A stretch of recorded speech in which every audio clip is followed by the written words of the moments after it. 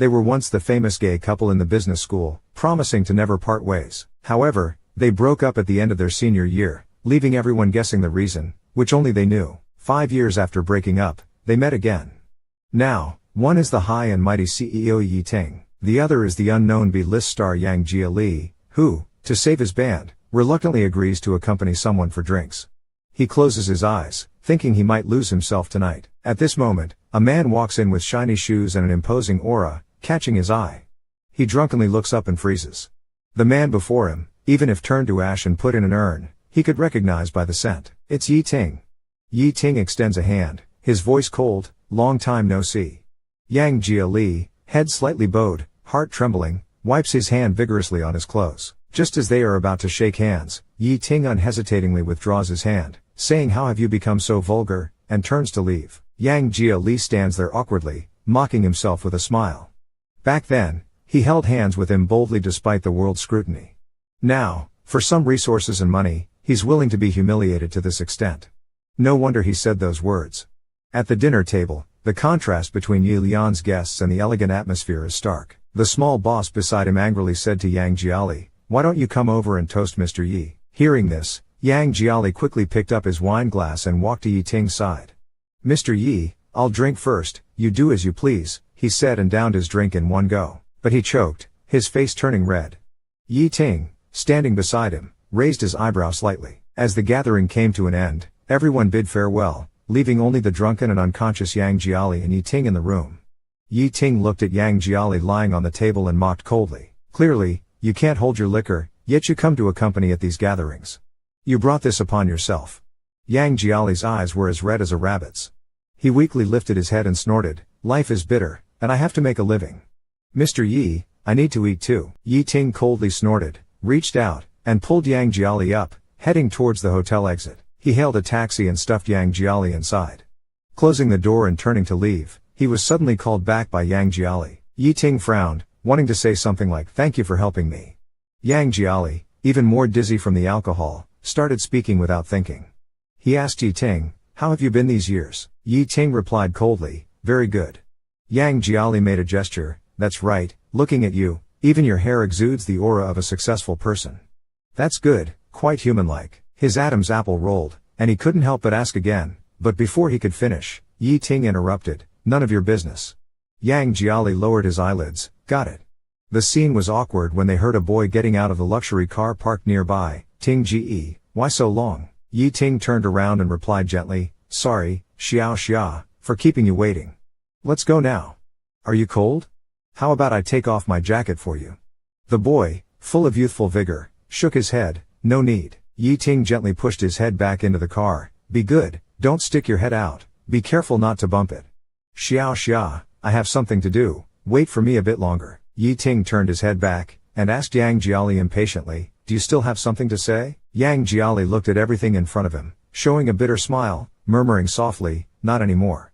Yang Jia dragged his tired body back home, and due to drinking too much, he leaned over the toilet and started to vomit. "It's great, everyone is moving forward, no one is waiting for anyone," Yang Jia said with a bitter smile. Suddenly, a hand touched Yang Jia's face, and Yi Ting was pressed closely in front of him. Yang Jia teased, "Awesome. Pretending to be serious on the podium during the day, secretly taking me to the hotel at night." Ting is awesome. Ting didn't answer, chose to be a man of action, and dominantly kissed him. Two young men ignited by love, tirelessly went at it until 4:30 in the morning. Yi Ting carried Yang Jia to the bathroom to shower. Yang Jia dramatically said, "I am no longer the pure boy I was at 20. My 20-year virgin barrier is broken today. Yi Ting, I feel so dirty." Yi Ting gently cupped Yang Jia's face, "I will always protect you." They were gazing deeply into each other's eyes when the phone started buzzing. It was a dream. Yang Jia opened his drowsy eyes and answered the phone, half awake. A voice came through, "Brother Yang, the boss gave the final notice. If we can't get resources, we'll be disbanded." Another voice chimed in, "If it doesn't work, try the foot massage business next door." Li Da and Li Gong kept talking one after the other. Yang Jia, hearing this news, was shocked awake, thought for a long time, and slapped his thigh, "I'll go find the boss." He went to the company, and the boss, with a cigarette in his mouth, firmly said, "I still say the same thing. If you can't get resources, there's no need for the company to continue the contract. Disband if you must. Don't be an eyesore." Yang Jiali, unwilling, can you really not give us another chance? Then I'll beg the president. Will that work? The boss clicked the mouse and brought up a web page. He's so young yet already the president. Yang Jiali looked up, and with just one glance, he was stunned as if struck by lightning. That face was too familiar. He recognized it instantly. Yi Ting. Yang Jiali massaged his temples and walked out with a gloomy face, thinking to himself, how the hell could it be Yi Ting? It could be Wang Ting, Li Ting, Pig Ting, Dog Ting, but it just can't be Yi Ting. Li Da and Li Er are still out there making fools of themselves like a couple of rotten stumps. Seeing Yang Jiali, the two of them hurriedly came up to greet him. He cleared his throat and pretended to be nonchalant as he said, I have a friend who's encountered a problem. Only his ex-boyfriend can help him with this problem, but they parted on bad terms. Do you think he should swallow his pride and seek out his ex-boyfriend? Li Da and Li Er exchanged glances. This friend you're talking about, is it really you? He glared, his eyes metaphorically tearing Li Er's mouth apart as he said, frustrated and embarrassed, forget it. I can't be bothered to explain it to you. It's so annoying. He made some perfunctory remarks and scurried off dejectedly. Returning to his cramped rental room, Yang Jiali dug out all the business cards of influential and resourceful bigwigs he had collected over time. He started making calls with a thick face. After much difficulty, he finally got through to one, but reality is, after all, reality. Unfortunately, reality is, after all, reality. Unexpectedly, the person on the other end wanted to take advantage of him, even hinting slyly that Yang Jiali must pick chrysanthemums beneath the eastern fence to see the southern mountain leisurely.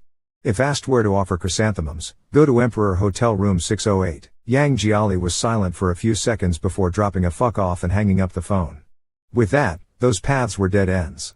He lay in bed, tossing and turning all night without sleep, laughing at himself mockingly. Might as well be cheap, what's the point of dignity? It's better than starving. He quickly picked up his laptop and started writing a business plan, then drove to the entrance of Guangwei Financial Investment Group, chugging several mouthfuls of white wine for courage. Yang Jiali entered the luxuriously decorated building somewhat nervously. The receptionist stopped him to ask for an appointment. Yang Jiali, having decided to come only that morning, had no appointment. He asked the receptionist with a flushed face if he could go up and wait directly.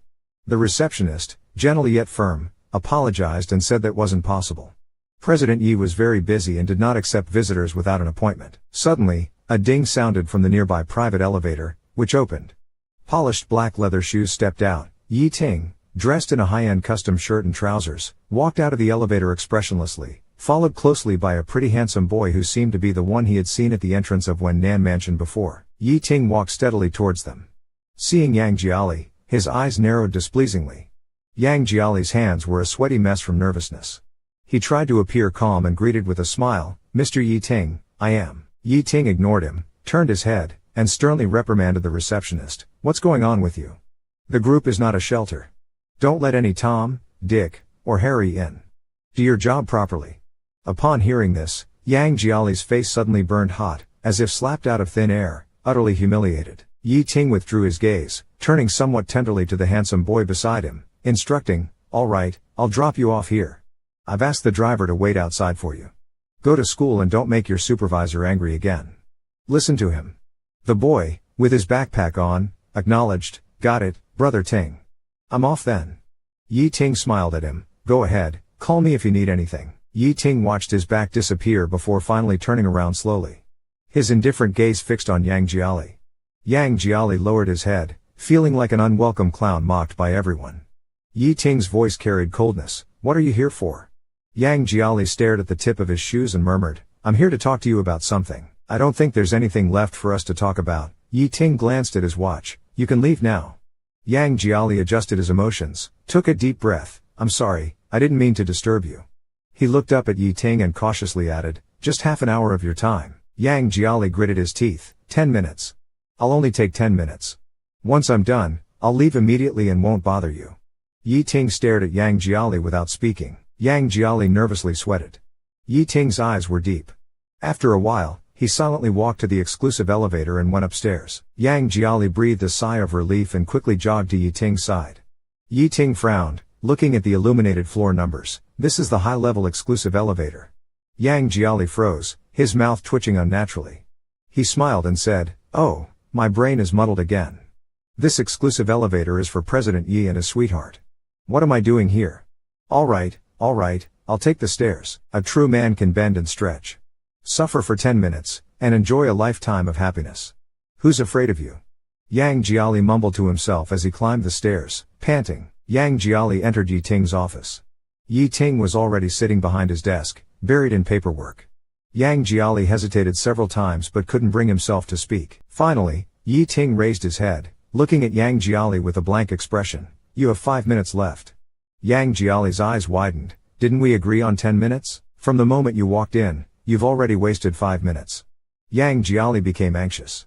You never said you started timing then. How could you do that? Yi Ting, you. Isn't this reneging? Yi Ting's face suddenly turned cold, his gaze sharp and merciless like swords, piercing towards Yang Jiali. I've already given you 10 minutes. Don't push your luck. And watch your language and manners. Don't get too full of yourself. Yang Jiali was stunned, meekly agreeing. After a long while, his eyelids slowly drooped, his head lowered, and he awkwardly chuckled twice, saying he understood. President Yi, he truly lacked restraint just now. He had thought that Yi Lian Ding could join him in. Incomprehensible text, Yi Ting observed Yang Jiali, who had suddenly fallen silent. His Adam's apple bobbed slightly. There are 5 more minutes. Get to the point. Yang Jiali fumbled with his fingers, stammering as he spoke. Yi Ting, expressionless, stated, 4 minutes left. Yang Jiali quickly blurted out his difficulties, hoping for Yi Ting's leniency. Yi Ting snorted, his mouth quick to respond. Just as he was about to speak, he suddenly caught a faint whiff of alcohol on Yang Jiali. His expression turned shockingly grim. You've been drinking again? Yang Jiali nodded dumbly. I had a couple of drinks before leaving. Yi Ting's face turned extremely ugly. I remember you used to hate people reeking of alcohol, his voice cold as ice. How have you become so vulgar now? Yang Jiali, enduring the sting in Yi Ting's words, smiled and said he was young and ignorant back then. People have to grow up. I can't be willful my whole life, can I? Yang Jiali pulled out his notebook and presented it to Yi Ting. Please. Take a look at this. This is a business plan I've written. Outlining our group's development direction for the next 2 years. I guarantee I'll stake my life to ensure it's on track, and the company won't suffer any losses because of it. What do you think? Yi Ting stared at the business plan in Yang Jiali's hand for a long time. He reached out, took the plan, and then mercilessly tossed it back to Yang Jiali. Take it back. I won't look at it. Yang Jiali pleaded faintly, please, just take a glance. Yi Ting extinguished his cigarette in the glass ashtray. He looked straight at Yang Jiali and said, I have a condition. If you meet it, I'll help you. Yang Jiali's eyes brightened. He took out his phone, opened the calendar to a page with a date circled in red, and asked, do you know what day this is? Upon seeing the date, Yang Jiali's heart skipped a beat. It was his birthday, a day Yang Jiali still remembers. It was the last birthday Yi Ting celebrated with him. On the eve of his birthday, they waited for the sunrise together at the top of Fengshan Mountain. On the eve of his birthday, they waited together on the summit of Fengshan for the sunrise. The sun slowly rose from beneath the horizon, its brilliant rays instantly illuminating the heavens and the earth. Yi Ting kissed Yang Jia's bright red ears and said earnestly, Happy birthday, baby, I love you. He snapped out of his memories, glanced at the date on the calendar, and mumbled awkwardly, this isn't mine. Right, Yi Ting suddenly laughed, his smile softening. This is the day of Xiao Xia's graduation ceremony. Yang Jia's heart tightened. Ah, Xiao Xia is the boy you just saw in the hall, Yi Ting said with a smile. It's his graduation ceremony. He's a senior and will be graduating soon. The ceremony is on this day. What should I give him? Yang Jia's expression slowly stiffened. Well, he muttered after a long pause. Yi Ting sighed with a hint of helplessness. Xiao Xia has a particularly lively personality and is a bit childish. He really cares about this graduation ceremony. If I don't give him something he likes, he'll probably be upset with me again. Yang Jia stiffened. He hadn't expected Yi Ting to make such a request. He had prepared himself for humiliation, to be beaten or scolded. He was ready to endure anything for just 10 minutes. Be a dog if I must be a dog. A real man is like his own manhood, capable of both grandeur and humility. That's the true nature of a man. But he had really not anticipated that Yi Ting, this heartless bastard, would force him, his ex-boyfriend, to shamelessly pick out a gift for his new lover to win his favor. Absolutely fucking unbelievable. Yang Jia, with a dazed spirit, turned his face away. I don't know how to pick gifts. You do, Yi Ting firmly said, still with a hint of a smile. Xiao Xia's personality is very much like you used to be. A rambunctious kid with a childish heart, thinking he can touch the sky because he has someone backing him. He's bound to like what you like. I trust your choice of gift. It won't disappoint me, right? Yang Jia was furious. He really wanted to tell Yi Ting that after being battered by society for so long, his personality had changed drastically. He no longer dared to cause too much trouble. Xia can now rely on having Yi Ting behind her. But as soon as he turns around, there's no one there. Who will help him? Yang Jiali, with his head down, thinks how good it is to be cared for. Not only does he not have to worry about food, but he also receives a bunch of carefully prepared gifts. He can be an ignorant fool without a care in the world. Yi Ting takes out a card from the drawer and slides it across to Yang Jiali. This is the fund for buying the gifts. Take it. Yang Jiali looks at the card without taking it. Yi Ting taps on the table twice, seemingly displeased. I'm asking you one last time. Are you taking it or not? Yang Jiali stares at the card, his fingers almost tearing the hem of his trousers. Seeing no reaction from him, Yi Ting nods. If you're unwilling, then forget it. I'm not forcing you. Go out. I'm very busy here. Yang Jiali clenches his fist, takes a deep breath after a long while, and fiercely grabs the card into his palm. He pretends as if nothing matters, forcing a smile. All right, since it's an order from President Yi, I'll do it. Rest assured, I will choose the gifts carefully. What's my face worth anyway? I can't let President Yi's beloved be unhappy, right? Yi Ting's gaze is profound and inscrutable. You'd better do so. Turning around, Yang Jiali retreats from Yi Ting's office in a somewhat sly manner. Yi Ting watches his back for a long time before withdrawing his gaze to look at the calendar on his phone. His finger repeatedly rubs over the circled date, his eyes suddenly becoming as deep as a lake. Yang Jiali leaves the corporate building. He checks the amount in the card at the bank and is almost shocked out of his wits. There's a full 2 million in the card. Yang Jiali, in silence, puts the card back into his pocket and sits at the entrance of the bank for a while. He should have realized it long ago. But that's just the kind of person Yi Ting is. When it comes to his beloved, he can casually throw out millions just to please them for a moment. Excessive indulgence. When dealing with insignificant things, like him now, he wouldn't get such good treatment. He thought that even if he knelt and begged Yi Ting for mercy, asking for a way out or even a bite to eat, Yi Ting wouldn't bother to take a second look. Yang Jiali felt a surge of bitterness in his heart, took out his phone, and called Li Da and Li Er. The lamb hot pot on the table was still sizzling with red oil, and a case of beer was placed next to it, with several bottles already empty. Li Da was scared. Yang Ji, what are you doing? Yang Jiali chewed on some lamb and then gulped down a large mouthful of beer, eating and drinking excessively. Don't drink anymore, Li Da quickly pulled him back. If you keep drinking like this, you'll throw up. Li Er also nodded, worried. Yang Ji, take it easy. Yang Jiali didn't react much, kept drinking till his ears turned red. I'm not unhappy, I'm very happy right now. Yang Jiali's eyes reddened from drinking. He chuckled, I just need to make President Yi's little lover happy, and we'll have a way out. Isn't that a deal worth celebrating? Come, drink. Since Li Da and Li Er exchanged glances. Yang Ji, Li Da forced a smile, stop drinking like this, it's too intense. Yang Jiali opened a bottle with his teeth, scoffing, if we're seeking intensity, let's see it through. Less talk, more drinking. Li Da and Li Er had no choice but to drink along. The three idiots inexplicably finished a case of beer. When they left the food stall, all three were dizzy and couldn't walk straight. Staggering, Li Da had to carry him. Yang Jiali wrapped his arms around Li Da's neck, still restless and mumbling, why do I have to make him happy? You're doing it on purpose, definitely on purpose. Li Da stopped, what did you say? Yang Jiali mumbled, Yi Ting. He slightly opened his eyes, drunk and red, with a childlike grievance, sniffing and said in a small voice, that day was my birthday, you knew it. Li Da sighed and bumped into someone. He looked up, coughed, bro, you're blocking my way. The man standing in front of him was tall and sturdy, dressed impressively, but with a cold and tough expression, looking hard to deal with. He pointed at Yang Jiali, give him to me. Li Da frowned, sorry, we don't engage in human trafficking. Yi Ting's eyes grew stern, I told you, give the person to me. Li Da looked up warily, who exactly are you? Yi Ting took out a business card and slipped it into Li Da's coat pocket. Without saying another word, he directly took Yang Jiali from Li Da's back.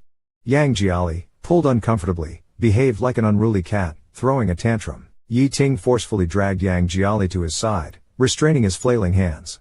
Yang Jiali slowly opened his eyes to a slit, saw it was Yi Ting, frowned, and, drunk and bold, said, damn it, why is it you again, you unlucky bastard?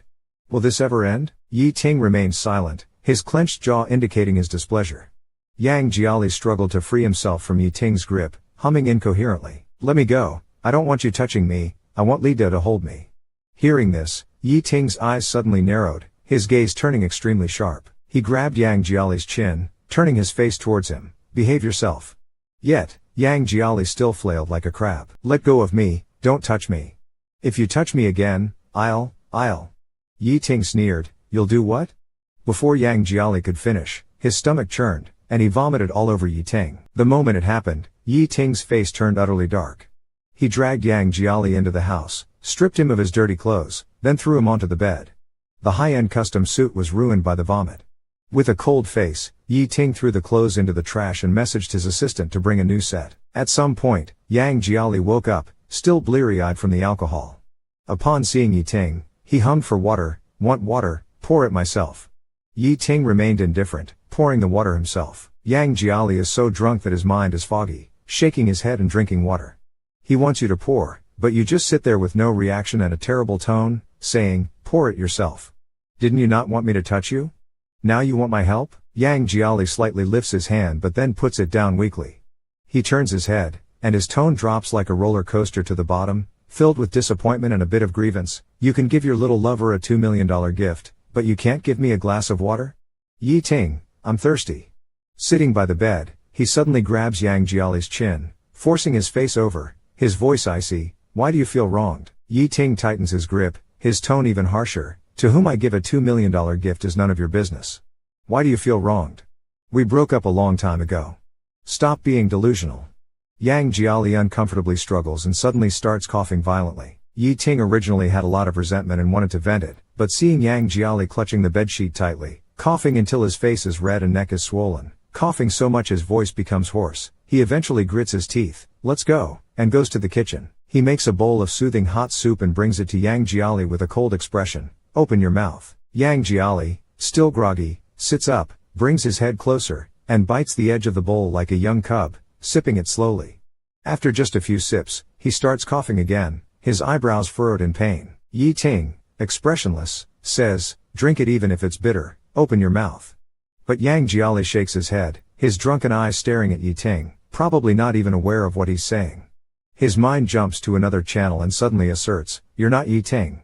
Yi Ting is bewildered. If he's not Yi Ting, who could he be? Yang Jiali grabs Yi Ting's sleeve. Can you help me find Yi Ting? I can't find him. Where is he now? Yi Ting's temples throb with irritation. You're drunk and confused. But Yang Jiali seems extremely serious, looking around blindly, continuously calling for Yi Ting. He lifts the blanket and looks under the bed, even removing the pillow to see if Yi Ting is hiding there. Yi Ting looked at this scene, reached out and grabbed Yang Jiali's collar. Wake up, I'm right here. Yang Jiali's eyes were hazy, he blinked and stared at Yi Ting for a long time, then resolutely shook his head. You're not Yi Ting. Stop pretending.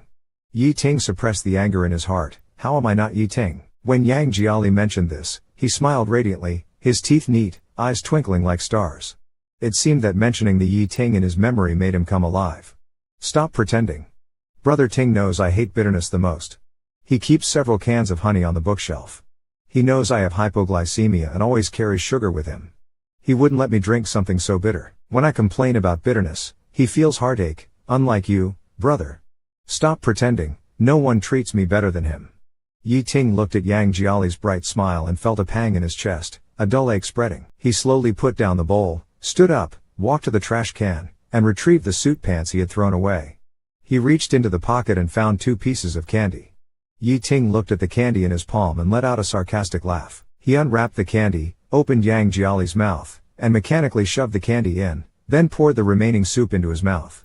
The bitter soup slightly dispelled the alcohol's effect. Yang Jiali, groggy, opened his bloodshot eyes again. Yi Ting concealed the storm in his heart, his face calm. Are you sober now? Yang Jiali rubbed his eyes, seeming to struggle to recognize him for a while before waking up as if from a dream. He sat up unsteadily. My brain is all muddled from drinking. I thought you were still the you from university. Being drunk makes me act crazy. Just ignore what I said. What did I say? Don't take it seriously. Have I changed a lot compared to back then? Yi Ting's eyes flashed coldly, and he asked with a half-bitter laugh, do you think I've changed a lot compared to when we were in university? Yang Jiali laughed twice. Not much, Mr. Yi, you're still so handsome, still excellent in every way. Of course, You're still so considerate to your lover. Yang Jiali hiccuped, then, with a smile that looked like crying, whispered, the only thing that's changed is that you don't love me anymore. Yi Ting suddenly clenched his fist, his nails digging into his palm, causing a slight pain.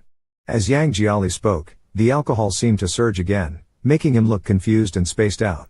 He has someone new by his side now, younger and better looking than me, who can make him happier. He stopped loving me a long time ago, doesn't even deign to look me in the eye. Ha ha, life is tight, coming and going, who would really wait for anyone? Who would actually wait for someone coming and going? Everyone leaves, everyone disperses. Yi Ting didn't respond, just stared at Yang Jiali, his fist clenched even tighter, as if he was struggling to endure something. As the bedroom fell into an eerie silence, there was a knock on the door outside. It was Yi Ting's assistant delivering clothes. Yang Jiali suddenly beckoned to Yi Ting. Can I ask you a question? Yi Ting asked indifferently. Yang Jiali hugged a big sheep pillow, laughing wantonly and mysteriously. Yang Jiali was intoxicated, half lying on the bed, staring and giggling foolishly at Yi Ting, who was changing clothes. Excuse me, Mr. Yi, how many types of spiciness are there in Chongqing hot pot? Yi Ting had already had enough of being vomited on and dealing with a drunk person tonight. He straightened his clothes and perfunctorily replied, I don't know, then turned to leave. But Yang Jiali panicked. Don't go, I haven't told you the answer yet. Yi Ting's breathing became slightly heavier, sparks in his eyes. Then hurry up and say it. Yang Jiali giggled, grabbed Yi Ting's sleeve, and lowered his voice as if sharing a secret not meant for others to hear. I'll tell you, there are 4 types, mild, medium, hot, and what? Yi Ting asked. Yang Jiali leaned close to Yi Ting's ear and whispered, there's also, I miss you spicy. Yi Ting's expression changed drastically. His mood had been unstable tonight, constantly fluctuating due to Yang Jiali's antics. He slowly pinched Yang Jiali's chin. You said you miss me? Yi Ting's smile gradually disappeared. He gripped Yang Jiali's chin even tighter, a storm brewing in his eyes, extremely dangerous. Yang Jiali, I didn't hear you clearly. Did you just say, you miss me? Yang Jiali's face hurt from Yi Ting's grip, and he couldn't help but struggle a bit. Yang Jiali panicked, opened his mouth, and bit Yi Ting's lip with his teeth. He leaned down and gently wiped Yang Jiali's lips, his voice low and magnetic, his tone calm yet each word weighed 1,000 pounds. Baby, between us, this is just the beginning. After waking up, Yang Jiali regretted drinking too much. Looking in the mirror, he fell deep into thought. Seeing his own swollen lips, he felt anguish that he had even kissed Yi Ting. What a damn mess. He always knew that once he was drunk, he turned into a complete fool. Like that year in his junior year, after getting drunk with his buddies, he returned to the dorm and mistook the gray-haired dog downstairs for Yi Ting. Without a second thought, he grabbed the dog and bumped heads with it, insisting they swear as husband and wife. Yi Ting, who rarely showed any warmth to Yang Jiali, gave him the cold shoulder for 2 whole days and ignored him. Yang Jiali wiped his mouth with a wet tissue, feeling a bit bitter inside. Struggling to gather his emotions, Yang Jiali left his house to pick out a gift. Yi Ting was reviewing documents in the office and without a glance at Yang Jiali, said coldly, sit down. Yang Jiali said, maybe I'll just leave the gift here. I've got other things to attend to, so I'll. Yi Ting finally lifted his head, his eyes dark and deep as a lake. Sit down and wait a while. Little Xia is coming soon. I want him to see it personally. Soon the secretary came in to report, President Yi, young Master Xia is here. Yi Ting immediately put down his pen, his eyes lighting up with a smile, his voice much softer. Let him in quickly. The secretary nodded, turned to invite the person in, but Yi Ting abruptly called out to her again, instructing, go get 2 cups of milk sago with extra honey. Yang Jiali, who had been left hanging on the side, felt his heart skip a beat upon hearing that. His favorite dessert in college had been milk sago, and having a sweet tooth, he often raided Yi Ting's cupboard to steal his honey, mixing it into a rich, fragrant cup. He would then sit on the back of Yi Ting's bicycle, with Yi Ting cycling leisurely along the school's tree-lined avenues. Yang Jiali snapped out of his memories and lifted his head again just as Yi Ting was quickly walking to the door, personally welcoming little Xia inside. Little Xia had fair skin, bright eyes, and was wearing a gray scarf. His entire attire was exceptionally luxurious and tasteful, as if enveloped in a sheen, clearly showing that he belonged to the pampered and favored side who had been urgently sought after. Yang Jiali glanced at his own faded jeans and discreetly covered them with his hand without making a sound. Yi Ting took 2 cups of sago from the secretary, placed one in front of himself, and handed the other to Xiao Xia. Your favorite. Xiao Xia's expression changed briefly but then quickly recovered with a smile. It smells good. The secretary glanced at Yang Jiali across the table and offered, "Shall I pour you a cup of coffee or something?" Just as Yang Jiali opened his mouth, Yi Ting coldly dismissed without even looking at him, "No need for him." Yang Jiali froze, awkwardly rubbed his knees with both hands, and forced a smile. "It's okay, I'm not thirsty, thank you." After Xiao Xia slowly finished his sago, Yi Ting finally spoke to him. "I asked you here for a surprise." "A surprise?" Yi Ting turned his head, his face still gentle. But as soon as he looked at Yang Jiali, his expression turned cold and distant. "Take it out." Yang Jiali grabbed his old backpack and took out a beautifully wrapped gift bag. He was about to open it when Yi Ting impatiently said, "Did I tell you to open it?" Yang Jiali paused, touched his nose, and chuckled dryly, "Right, it's not for me anyway." He handed the entire gift bag to Xiao Xia. "The rightful owner should open it." Xiao Xia looked at the gift bag, somewhat confused. Yi Ting patiently explained, "Your graduation ceremony is coming up soon. This is an early gift to wish you a happy graduation. See if you like it." Xiao Xia raised an eyebrow and then quickly opened the gift box. Inside the gift box was a watch with a dark gold dial and a shiny black strap, meticulously crafted. Yi Ting looked at the watch, his lips curving slightly, and asked warmly, "What do you think?" Xiao Xia touched the strap with his fingers and looked up, meeting Yi Ting's deep eyes. Yi Ting's smile remained, his tone gentle yet seemingly carrying an unknown depth. "Tell me, do you like it?" Xiao Xia hesitated for a moment. He secretly glanced at Yang Jiali and then looked at the expensive watch again. Frowning slightly, he said, "Not really."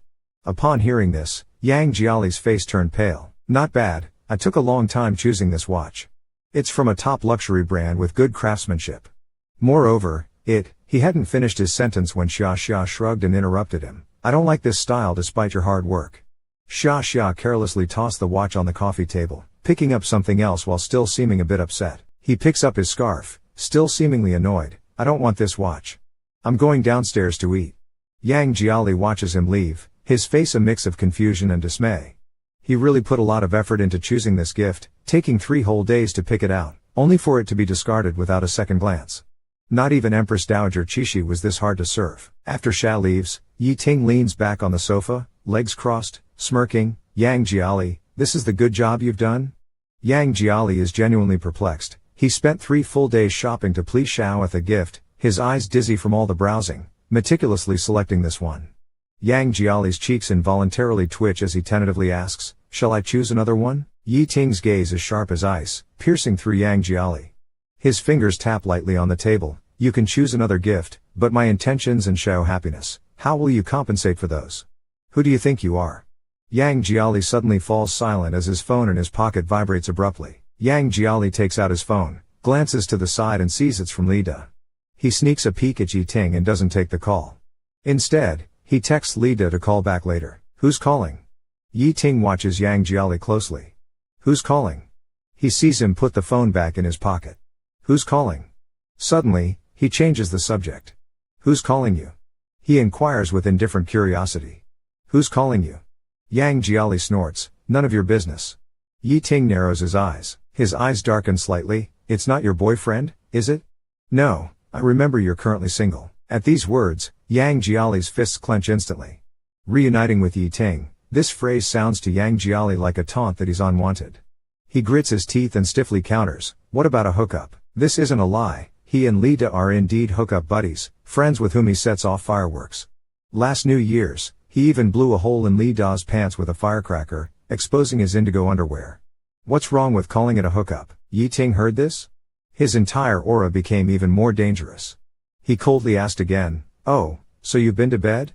Yang Jiali laughed and answered straightforwardly, "Of course, not going to bed is impossible. This person doesn't sleep, it's unbearable. As for the other kind of going to bed, that indeed hasn't happened." Yi Ting stared at Yang Jiali with even deeper eyes, like a bottomless black well, inexplicably making people scared. Yang Jiali didn't know why, but he always felt that this Yi Ting made him think of a beast hiding in the dark, baring its teeth, watching intently. He shivered and hastily pulled the topic back. "Yi, whether I've been to bed or not has nothing to do with you. The problem now is, I've chosen a gift, Xiao Xia isn't satisfied, and you won't give me a chance to reselect. What exactly do you want me to do?" Yi Ting's frosty face didn't change at all, still staring straight at Yang Jiali. His shoulders slumped in despair. He smiled bitterly, "Honestly, did you never intend to let me go?" Yi Ting slowly lowered his head, A pen between his fingers, nails tapping. What do you think? Hearing his tone, Yang Jiali pretty much understood. Yi Ting never intended to help him. From start to finish, he was just toying with him. Yang Jiali nodded. All right, I got it. He sniffed, turned around, and walked towards the office door. Just as he was about to reach the door, Yi Ting suddenly called out to him, wait a moment. Yang Jiali paused and turned his head. Yi Ting's eyes seemed to hide countless calculations, his lips slightly curved. Don't rush off, there's still something I haven't given you. Leisurely, Yi Ting pulled out a piece of paper from a stack of documents, walked up to Yang Jiali, and handed it to him. Yang Jiali frowned and took the paper to have a look. It was a bill for 83,000 yuan. Yi Ting's tone was calm and devoid of any emotion. 3 days ago, you vomited all over me downstairs at your place. Debts must be repaid. The price of that suit, calculated at the market rate for second hand, is 83,000 yuan. When do you plan to pay up? Yang Jiali was furious, raising his voice. That night, it was you who kept holding on to me, not letting go. That's why I threw up on you. Isn't this just shameless? Yi Ting faintly replied, oh, and sneered indifferently, if you have any objections, I can arrange for my financial lawyer to discuss it with you. Yang Jiali felt a surge of anger stuck in his chest. It took him a while to catch his breath. He took a few deep breaths. Did you plan to ruin me from the start? Yang Jiali laughed a few times, nodded, and suddenly his eyes filled with blood. You can spend 2 million to buy gifts for your mistress without blinking, but you won't leave me any way out. You are ruthless, Yi Ting. You can spend 2 million, your heart is truly cruel. Yi Ting neither confirmed nor denied, his expression unchanged, his aura still intimidating. What makes you think I would go easy on you? Yi Ting asked indifferently. Yang Jiali was stunned for a few seconds, then suddenly laughed and gave Yi Ting a thumbs up. You're right, absolutely right, and nodded vigorously. He roughly stuffed the bill into his pocket, wiped his eyes forcefully, and said with a smile, we are long done. I'm no longer someone worth your pity. Even if you force me to death, you wouldn't even blink. I understand now. Gathering his last bit of dignity, he said, since I ruined the clothes, I will definitely pay back the money. From now on, Yi Ting, I owe you nothing, not a penny. After saying that, he no longer looked at Yi Ting and turned to leave the office. Only then did Yang Jiali realize it was snowing, the first snow of winter. The cold wind, carrying tiny snowflakes, whipped around and immediately reddened Yang Jiali's face. He didn't have an umbrella, so he rubbed his hands together, braced himself against the falling snow, and walked into the snowstorm. He didn't know how far he had walked when he stopped, stood silently for a while, and suddenly cursed, damn it. He kicked the snow on the ground, but the snow was too slippery, and he lost his balance and fell into the snow. He clutched his aching foot, suppressing a few groans of pain. Only then did he realize he had twisted his ankle again. Damn it, how unlucky can I get? Is God just messing with me, giving me a whole package of bad luck? Yang Jiali silently covered his eyes, like a cornered, whimpering little animal. Only now did he fully understand. But now he finally understood thoroughly. Yi Ting wanted to force him to death. Jia Li just sat on the ground until it got dark and his body was covered with snow. Then he laughed at himself twice, stood up, and went home. After taking just one step, he felt something tugging at his pant leg. He looked down and to his surprise, it was a kitten biting his pant leg. Yang Jia Li squatted down and touched the shivering body of the little kitten. He then noticed a small cardboard box under the bench and instantly understood, this was an abandoned stray kitten. He put the kitten back into the box, patted off the snow on himself, and hurried back with the intent to go home. He hadn't walked far when suddenly behind him the faint meowing sounded again. Yang Jia Li turned his head and saw that the kitten had run out again. Braving the heavy snow, it followed him with hopeful eyes. Yang Jia Li frowned and couldn't help but say to it, don't follow me, I don't want you either. He continued to walk, but the meowing from behind didn't cease. In the end, Yang Jia Li couldn't resist running, trying to shake off the little kitten. After running a distance, he stopped and turned around to find the kitten stumbling into the snow several times but never giving up, struggling to run towards him. He ignored the kitten, ran back to his rented room through the heavy snow, and made a bowl of instant noodles in the lukewarm room. While eating the noodles, Yang Jia Li looked outside. The sky was getting darker, and the snow was getting heavier. It would surely freeze by midnight. The stray kitten in the dark cardboard box would most likely freeze to death. His movements eating the noodles suddenly halted, and he sat frozen as if he had been acupunctured, silent for a long time in the dim room. After who knows how long, he suddenly cursed, stood up, grabbed his keys, and ran outside. He ran back to that small park. Yang Jiali knelt in front of the bench, took the box from underneath, opened it, and saw the kitten shivering with cold. Yang Jiali looked into the kitten's moist eyes and felt it was crying. Yang Jiali stared at it for a while, finally sighed as if admitting defeat, and said, I have no money, I can't afford good cat food. With me, you will suffer. Do you understand? The kitten meowed softly. Yang Jiali reached out his trembling hand and opened it in front of the kitten. Even so, do you still want to follow me? He asked. The kitten's tiny paw landed in Yang Jiali's palm before the snowflakes did. As he looked at the small paw in his palm, his heart suddenly trembled. In the vast snow, under the lonely, dim streetlight, a stray kitten as lonely as he was put its paw into his hand. He picked up the box, quickened his pace, and ran home. He gave the stray kitten a bath and fed it something. Stroking its soft belly, he thought for a while and said, I'll call you Afu. Lately, he had been having a terrible time. Yi Ting's relentless pressure and malicious games were driving him to despair. Naming the kitten Afu might bring some luck. As he was deep in thought, his phone on the table started vibrating. Yang Jiali picked it up and saw it was a call from Li Da.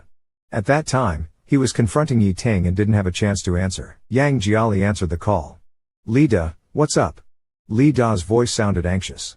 Brother Yang, why didn't you answer my call at noon? Never mind, let's not talk about it. Brother Yang, we got a gig. Which bathhouse is hiring singers again? Li Da, I've told you, we can't go to those shady places. It's not a bathhouse, Li Da hurriedly explained. The company told me this morning that a director took a liking to one of our original songs. The event team is inviting us to perform. Hearing this, Yang Jiali couldn't believe it at first and confirmed several times with Li Da. After hanging up, he was dazed for a long time until Afu meowed a few times, snapping him back to reality. They landed a big gig. Yang Jiali's smile grew wider and wider. Finally, he yelled Yahoo! And rolled on the floor with the toy lambs, laughing like a fool. This big gig would earn them a good sum of money, meet the boss's requirements, and might even save the group. The current predicament suddenly seemed to dissolve. Yang Jiali sat up, I must take good care of you. He placed Afu on the coffee table like a revered ancestor and bowed to it. Brother Fu, you brought me good luck as soon as you came. Awesome, truly awesome. I used to be blind to your talent. From now on, I'll take good care of you. Fish snacks and cat food will be in abundance. Yang Jiali was still not done rambling happily when his phone rang again. He glanced at it and saw it was Yi Ting this time. His smile froze, and after a few seconds of hesitation, he still answered the call, trying to stay calm. President Yi, do you need something? Yi Ting's voice was as indifferent as ever. Yang Jiali, I want to ask you when you can repay the debt you owe me. Clenching his fist tightly, Yang Jiali said, I won't owe you a penny, rest assured. Yi Ting chuckled, his voice implying something deeper. If you're really out of money, I actually have a suggestion. Do you want to hear it? Yi Ting's tone was so certain, as if he foresaw Yang Jiali would be forced to play into his hands. Holding the phone, Yang Jiali snorted coldly, thanks, but I don't want to hear it. Yi Ting was taken aback. What? I said I don't want to hear it, Yang Jiali said arrogantly, his toes tapping, take your suggestion and roll back to your little xia. Stop chirping in my ear, or I'll slap you both. Yi Ting's voice suddenly darkened. Yang Jiali, from now on my surname is Dad, and my given name is Dad. You can call me Daddy. Yi Ting fell silent for a long while then said, what's wrong with you? Yang Jiali emphasized, I've just realized that without you I can still walk out of adversity on my own. We've broken up. My status is not worthy of being compared with little xia. You are absolutely right, so from now on, I'll stay far away from you. A hint of chilling danger emerged in Yi Ting's voice. Is that so? Dare to say that again? Yang Jiali held his head high, full of life. President Yi, I wish you and little xia grow old together. I will live my own life, and we'll have nothing to do with each other anymore. I'll definitely repay the money, and don't call me again. From now on, we are strangers. If you keep harassing me, watch if I don't stab you then. If you keep messing with me with malicious intent, I'll smash your head, crush sunflower seeds on you until you have a pig's head and a dog's face. Never see your freaking face again. Say goodbye to your mom for me, he said without waiting for Yi Ting to respond, poking the screen to hang up. Venting his frustration, Yang Jiali threw his phone and with a loud cheer as if downing a big drink, felt an unprecedented sense of relief and satisfaction. After being mocked by Yi Ting for so many days, not dying from it. Finally, he scored a point. Yang Jiali stuffed Afu into his pocket and declared, Afu, you owe your good fortune today to the luck you brought. No more words, Daddy's going to buy you fish treats right now. As Yang Jiali took Afu to buy fish treats, little did he know that Yi Ting, after being hung up on, was confused for quite a while, frowning as if trying to figure out what was going on with Yang Jiali. After a long thought, His frown gradually relaxed, and a slow smile crept across his face, as if he had figured it out. He picked up his phone, thought for a few seconds, and unlocked a password-protected private album. He casually opened a photo. In the photo, Yang Jiali was hugging a big sheep plushie and making a funny face, lively and unrestrained. Yi Ting gazed at the photo for a long time, shook his head, and said with a deep chuckle, still as childish as ever. In the next scene, Yang Jiali, Big Z, and Z entered the rehearsal room together, igniting a passion that had been missing for a long time. They rehearsed intensely for 4 or 5 hours. By the end, Yang Jiali's voice was hoarse, but he didn't feel uncomfortable at all. He felt a surge of enthusiasm throughout his body, and all he could see was hope. Anxiously waiting for almost a week, he still had not received a response from the committee. Finally, Yang Jiali couldn't bear it anymore and mustered the courage to call the person in charge of the committee's review. The call connected quickly, and Yang Jiali politely stated his purpose, asking how the review was going and if there was anything that needed to be modified. The person on the other end hesitated. Well, how to say? Your performance. Yang Jiali's heart skipped a beat, and his palms began to sweat immediately. The person on the other end of the phone got more and more tangled and vague. It's not that I don't want to let you pass, but the higher-ups. Yang Jiali got anxious and kept asking what was going on. Just say it straight. The other side sighed and said, all right, I'll tell you. Your performance has been cancelled, the slot has been revoked, and another singer has taken your place. We don't need your final video anymore and won't watch it. The person in charge coughed a few times, hearing Yang Jiali getting almost to the point of tears. In the end, they couldn't bear it and lowered their voice, saying, all right, I'll give you a heads up, but don't spread it around. You were replaced because the major investor of the show pressured not to let you perform. Which investor? The person in charge whispered, I can't go into details, you'll have to figure it out yourself. After hanging up, Yang Jiali rushed to the computer, opened the list of show investors, and scanned from top to bottom. When he reached the first major investor, he froze. Guangwei Financial Investment Group, Yi Ting's company. Knowing that Yi Ting was behind the scenes messing things up, pressuring to cancel his slot, Yang Jiali got furious and dialed. He called Yi Ting several times in a row, but Yi Ting didn't answer. Unwilling to give up, he also sent messages to Yi Ting, but Yi Ting didn't reply to any of them, playing dead. Yang Jiali sat in the room in silence for a long time, looking at the still unreplied messages, grabbed his coat, and went out. He arrived at Yi Ting's company, entered the lobby, and was stopped by the receptionist with a faint smile. Sir, do you have an appointment? Yang Jiali scratched his head and said softly, I'm looking for your president Yi. I've been to his office before. The receptionist raised an eyebrow, suddenly remembering something. Her face changed. Sorry, I can't let you in. Please leave. President Yi specifically instructed not to let you step inside this building. The receptionist said seriously, please leave. Yang Jiali's face stiffened, but I haven't.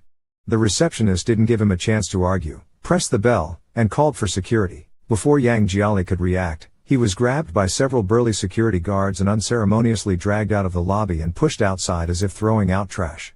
He stumbled a few times, finally steadying himself, but as soon as he took a step, the security guards blocked his way again, faces fierce. Get out. Yang Jiali and the others glared for a moment, clenched their fists, turned their heads, and walked away. Just as he reached the steps, he stopped. He was not willing to let it go. After a while, not caring about his dignity, he bit his lip and sat directly on the steps in front of the company. If Yi Ting wouldn't let him in, fine, he would just sit at the door and wait for someone. He had to clear this matter up. Snowflakes fell, landing in Yang Jiali's hair and on his shoulders. He rubbed his frostbitten ears, breathed out a white puff, and huddled up with his knees to his chest to keep warm. After about 10 minutes, he suddenly heard the sound of a car stopping. Yang Jiali hastily looked up to see the door of a black luxury car open. Xiao Xia, wearing a self-colored down jacket and a gray scarf, looked both warm and stylish. As soon as Yang Jiali saw him, he quickly gathered his strength to stand up and blocked Yi Ting's way. When Yi Ting saw Yang Jiali, he wasn't much surprised, his voice as cold as the temperature. What are you doing here? Yi Ting, one hand in his suit trouser pocket, slightly hooked his lips. I remember, half a month ago, someone told me to never call him again, never contact him again. From now on, we are strangers. How come it's only been half a month and you can't wait to find me? Yang Jiali held his breath, gnashing his teeth. He tried to calm himself down. I'm not here to talk about that. I just want to ask you, was it you who got me kicked out of the gala performance lineup?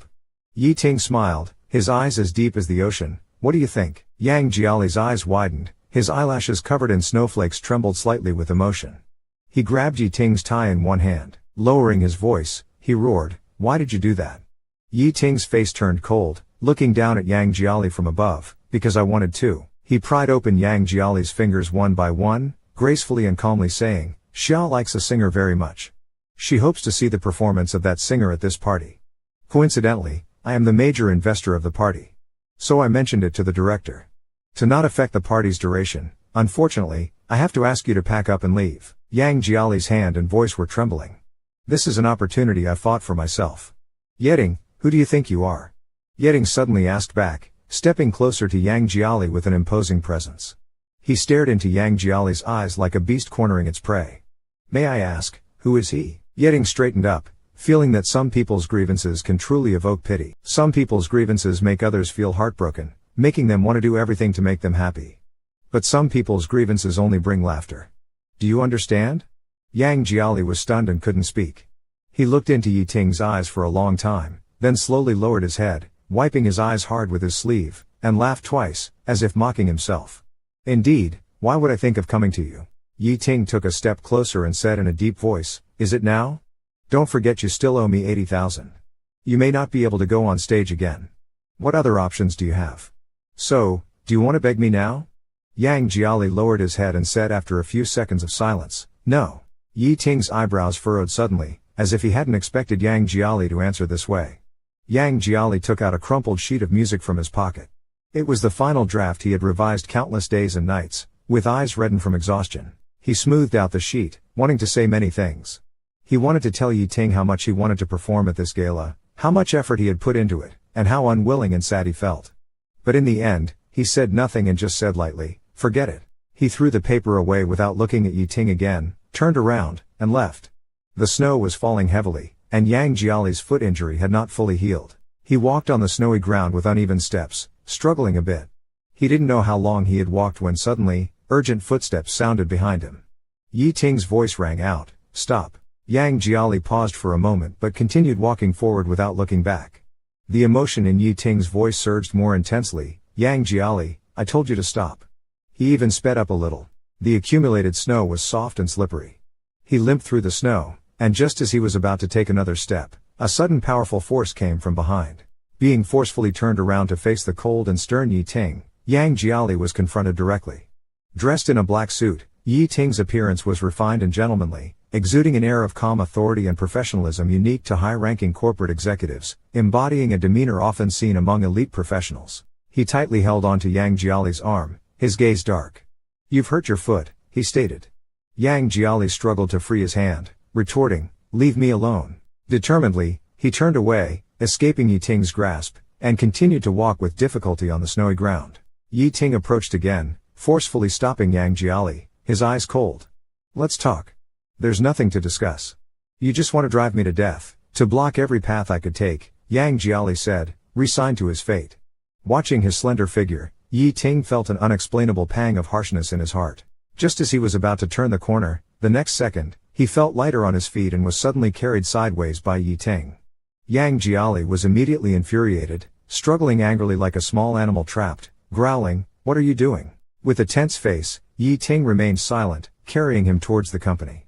Yang Jiali grabbed his tie, his voice filled with rage, "I won't talk to you. Put me down. Don't carry me into your company. Weren't you the one who said I couldn't step foot in it? Let me go. Help.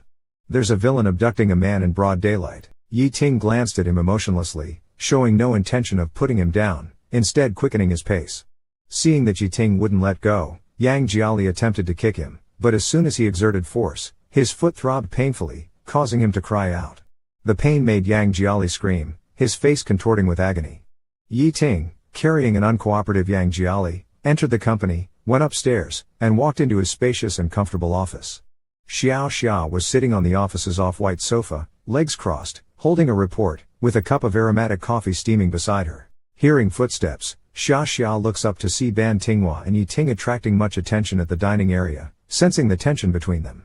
He raises an eyebrow, quietly sets down his coffee cup, and says, "I'll step out for some sun." Yi Ting glances at the heavy snow outside and nods in agreement. Xia Xia quickly steps outside, and thoughtfully locks the office door behind him. Yi Ting places a struggling and red-faced Yang Jiali on the sofa. Yang Jiali, supporting himself on the coffee table, attempts to stand and leave. Yi Ting forcefully presses down on his shoulder, his gaze dark and intimidating, his tone full of chill and authority. "Do you need me to lock you up in a room to behave?" he asks. Yang Jiali sneers with a twisted mouth, "If you dare to detain me illegally, I'll dare to call the police." Yi Ting laughs, shakes his head, stands up, and casually throws out, "Try it." He walks to the wooden cabinet on the left side of the office, opens a drawer to find a first aid kit, and takes out 2 tubes of ointment. Returning to Yang Jiali, he removes his shoes and socks under Yang's wary gaze, revealing a glaringly bruised ankle. Yi Ting stares at the bruise for a long time, squeezes out some ointment, and is about to apply it to Yang's ankle when he suddenly pauses. His expression unnaturally changes, and he tosses the ointment to Yang Jiali, saying coldly, "Apply it yourself." Tired of struggling, Yang takes the ointment thrown by Yi Ting and carelessly smears it over his ankle. After putting his socks and shoes back on, he says impatiently, "I'm done. Can I go now?" Yi Ting leans against the desk, lost in thought and unresponsive. Yang shrugs, stands up, and limps to the door, reaching out to open it. Little did he know the doorknob was locked tight. No matter how hard he pressed, the door wouldn't budge. Yang Jia was startled and turned around, only to see Yi Ting still leaning against the desk, with an almost invisible smile on his lips. "Why aren't you leaving?" exclaimed Yang Jia, pointing at the door, trying to suppress his emotions as he gritted his teeth. "Open the door." Yi Ting chuckled, still staring at Yang Jia without moving. Yang Jia felt a burning rage in his chest, his breathing grew rapid. "You dare to lock me in? I'll really call the police," he said, both shocked and angry. After hesitating for a moment, Yang Jia moved back to the sofa and sat down with a huff. "If you have something to say it quickly." Yi Ting was sitting in the boss chair, slightly turned it to face Yang Jia directly. "The lifeline of your group is still in my hands. You still owe me 80,000. When do you plan to repay the debt?" "You don't need to pay me back in installments," Yang Jia responded stiffly. Yi Ting's fingers lightly tapped on the desk, "No need to make it so troublesome." Yang Jia's ears pricked up. Yang Jiali's ears twitched slightly, as if he had a premonition. A hint of unease crept into his heart. Early in the morning, Yi Ting turned to look at the heavy snow outside the window, and there was a trace of tenderness and nostalgia in your dark eyes. "Back in the days, every morning in college, we would rent a house outside campus and live together. You always loved to make a kind of small pancake for breakfast. Do you remember?" Considering that it was inconvenient to have a same-sex relationship in the dorm, Yi Ting took it upon himself to rent a small villa outside campus.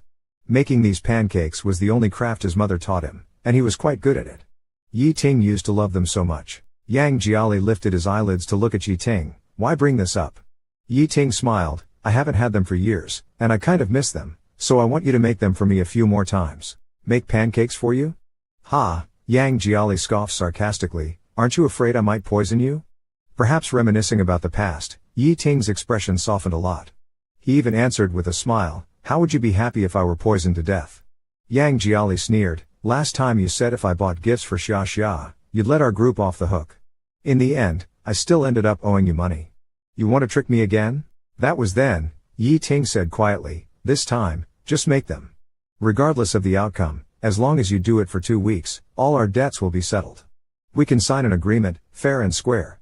"You can check." Yang Jiali looked, and the content of the agreement was indeed as Yi Ting had said. Yi Ting's personal seal was affixed at the bottom, no backing out. Yi Ting watched Yang Jiali reading the agreement intently, his skin as fair as ever, and his youthful eyes as bright as they were when he was younger, his gaze quietly becoming complex and deep. "What do you say? Want to consider it?" Yang Jiali returned home with a heavy heart. He lay on his bed, looking at the unsigned agreement, his mind racing with thoughts. He read the agreement Yi Ting had given him several times over, and it was clear. It didn't seem to have any traps. The more Yang Jiali read, the more puzzled he became, wondering if Yi Ting, the scoundrel, had been bathed in Buddha's light and had actually decided to show him mercy. That night, as expected, Yang Jiali couldn't sleep because of this. When he got up the next day, his eyes were red like a rabbit's, and he entered the kitchen listlessly. Yang Jiali leaned on the counter with both hands, not in a hurry to make breakfast, but lost in thought for a long time. Finally, as if having made up his mind, he pulled out his cell phone and, with gritted teeth, made a call to Yi Ting. This time, Yi Ting didn't put on airs, the phone was answered immediately with a beep. Yang Jiali couldn't be bothered with small talk and got straight to the point. "I'll make breakfast for you at your place for 2 weeks. No matter the quality, after those 2 weeks, everything will be settled." "That's what you mean, right?" Yi Ting replied indifferently, "Correct. Everything as per the agreement." You can't go back on your word or trick me. Yang Jiali took a deep breath and after a long while, said firmly, fine, I'll make your meals, just for 2 weeks. You also have to keep the promise. If you dare to break it, I'll damn well. Yi Ting, listening to Yang Jiali's threat, wasn't angry at all, even seemed somewhat intrigued as he countered, do what to me? Yang Jiali's eyes rolled as he put down the phone with the receiver facing the chopping board. He took out a small dried fish for Afu, his cat, and grabbed a gleaming kitchen knife, raising it high. With a fierce glare and a gesture as if he was cleaving mountains and parting rivers, he chopped down hard. The cutting board trembled with a thud, and with a snap, the dried fish split in two and shot out. Afu reflexively jumped, darting into a corner in terror, almost standing on 2 legs, trembling in fear. Yang Jiali dropped the knife, picked up the phone, and sneered, that's what will happen. Got it, you little bastard? He hung up the phone with a thud, and Yang Jiali let out a long sigh. He turned to look at the scared Afu in the corner, softened his demeanor, and with a smile and a wink, said, Afu, don't be afraid of daddy. He's only a little bit, just a little bit cruel. He reached out to pet Afu. Afu cried out as if his heart was tearing apart and darted out of the kitchen like a rocket. The person responsible for picking him up arrived in the evening. Urging Yang Jia to pack up, he opened the cabinet, silently folded a few sets of clothes, and threw them into the suitcase. When his gaze fell on a small drawer at the back of the cabinet, he suddenly paused, quietly opened the drawer, and took out several small white bottles. The packaging was already torn off, and it was unclear what it was. Only by unscrewing the cap could one see that it contained a few remaining small white round pills, emitting a sour and bitter smell. He stared at these pills for a long time, as if lost in thought. Someone outside urged loudly, are you done yet? Closing up, Yang Jia loudly responded, closing up, right away. He capped all the bottles and looked up. Looking at himself in the mirror, he forcefully smiled a couple of times. Then, he secretly threw these small pill bottles into the trash can, pushing them to the very bottom. Yang Jia was tricked by Yi Ting into moving into his villa, but leaving it turned out not to be so easy. Yi Ting's villa was in the suburban area. When Yang Jia arrived at the villa in the driver's car, it was already completely dark. The night sky, black as ink, was sparsely dotted with a few bright and cold stars. The night wind carried the chill of accumulated snow, penetrating to the bone. Yang Jia wrapped his clothes tighter and stood at the brightly lit entrance of the villa. He hesitated for quite a while before he made up his mind, opened the door, and walked in. The moment he stepped into the villa, he had the illusion that he was Mai Shiranui's reckless brother, like a sheep that's blissfully ignorant, stepping into the den of a wolf, targeted by a ferocious beast with bared fangs, yet utterly unaware. He gulped, thinking to himself that entering a haunted house wouldn't be as unsettling as entering Yi Ting's villa. Damn, he thought, I look calm, but I'm really not, as he walked into the villa's living room. Yang Jia Li, carrying his little bit of luggage, looked around. The place was brightly lit but no one was to be seen. Just as he was puzzled, suddenly, there came the sound of footsteps from the spiral staircase. Yi Ting appeared as if he had just taken a shower, his handsome face and slightly damp black hair enhancing his looks. He was wearing a loose bathrobe, with his strong chest partially visible beneath. He sized up Yang Jia Li's clothing and asked why he was dressed like that, with his pants both ripped and faded. Yang Jia Li covered himself awkwardly and snorted, this is fashion. You wouldn't understand, it's not like it's your money. Yi Ting's lips curved into a slight smirk. Without a word, he went downstairs and passed by Yang Jiali, who looked on guard. He walked to the villa's door and slammed it shut. The sound of the door closing made Yang Jiali shudder involuntarily. In such a big suburban villa, with the door closed, it was just him and Yi Ting left. Only. Yang Jiali sneaked a glance at Yi Ting, who was leisurely sipping red wine. If he took advantage of this perfect timing, on a night dark and windy, took a kitchen knife, crept into the bedroom, and then, seeing the chest muscles hidden under Yi Ting's bathrobe and a segment of his strong forearm revealed from the wide sleeves, he pursed his lips, thinking, better not, sleep, dreams have it all. Yang Jiali took his luggage into the room and quietly began to organize his things. Yi Ting finished replying to the last pending email of the day. He put down his tablet and quietly walked to the door of Yang Jiali's room. Only a small lamp was on in the room, warm yet somewhat dim. Yang Jiali had already finished packing his meager luggage and was sitting on the bed with his back to Yi Ting. Yang Jiali just sat there silently, not knowing what he was thinking. The light shone on his profile, motionless like a statue, lacking vitality. Through the doorframe, Yi Ting didn't disturb him and just watched from a distance. He looked for a long time, somehow feeling that the Yang Jiali who was alone now seemed, in some indescribable way, slightly different from the one he remembered. Yi Ting turned around, left quietly, went upstairs, and entered his own room to rest. He had a dream. It was dim, and within the haze, he saw Yang Jiali standing not far in front of him, with his back turned, walking step by step further away. Yi Ting wanted to catch up to him, but his feet felt as if they were filled with lead and couldn't move. He could only call out to the retreating figure of Yang Jiali, "Yang Jiali, I'm telling you to stop, don't go any further." Yang Jiali turned his head to look at Yi Ting, and a tear suddenly fell from his eyes reddened with blood vessels. His lips moved slightly, wanting to say something but ultimately not saying it. His steps had already entered the cemetery. His whole body was swallowed by the darkness. Yi Ting was startled awake by this nightmare. He has always had good sleep quality and regular habits, rarely having such nightmares. He was panting in the dark and, touching his forehead, found his hand covered in cold sweat. Yi Ting took a long while to regain his usual calmness. He lifted the blanket and went downstairs, walking quietly to the door of Yang Jiali's room. Yi Ting took out the spare key to the room and quietly opened the door. Yi Ting carefully walked in and sat by his bed, looking at his peaceful sleeping face. His heartbeat gradually calmed down. After a while, he walked to the cabinet, took out a tube of ointment, squeezed out a bit, and gently lifted a corner of the blanket. He applied a thin layer on Yang Jiali's ankle, put the ointment back in place, and sat back by the bed. He looked at Yang Jiali's drooping eyelashes and said with a chuckle, "Just like before, once you're asleep, you don't sleep comfortably. No matter how I call, you're not willing to wake up." He slowly lowered his head, getting closer to look at Yang Jiali's eyebrows and eyes. "It's been 5 years. Since we broke up before the graduation ceremony to you moving back into my house now, it's been 5 years. Yi Ting gently touched Yang Jiali's lips, his smile gradually fading, his eyes becoming deep and cold. "Baby, you knew how much I loved you back then. Why were you so quick to say the words break up?" He remembered the time they lived together off campus during university. After finishing classes at school, he would bring Yang Jiali back to their place. He would be busy with studying and handling business matters while Yang Jiali played around like a lively treasure. Every time night fell, with the millions of lights outside shining brightly, they would nestle in their private space undisturbed. Yi Ting stroked the short hair by Yang Jiali's ear, lowered his head, and asked, "But why were you so quick to say the words break up?" At this point, Yi Ting's gaze suddenly turned somber. He leaned in closer, a smirk on his lips but his eyes were cold and detached. "Baby, you've really made me angry now." Yi Ting slowly straightened up and took a deep breath, speaking in a low tone. "Now that you've moved into my place, locking you up might be a good idea. You won't be able to run away. You forced my hand with these methods, so don't blame me for what's happened before and what's going to happen. This is the punishment you deserve." Yi Ting tucked Yang Jiali in properly, bending down to kiss his lips a few times before standing up and leaving the room. When Yang Jiali woke up, it was 7:30 a.m. He hurried out of bed, washed up, and as per their agreement, went to the kitchen to make pancakes. It had been many years since he last made pancakes, and his skills were inevitably rusty. He flipped them a bit too late and they got burnt. Frowning, he tossed the charred pancake into the trash can.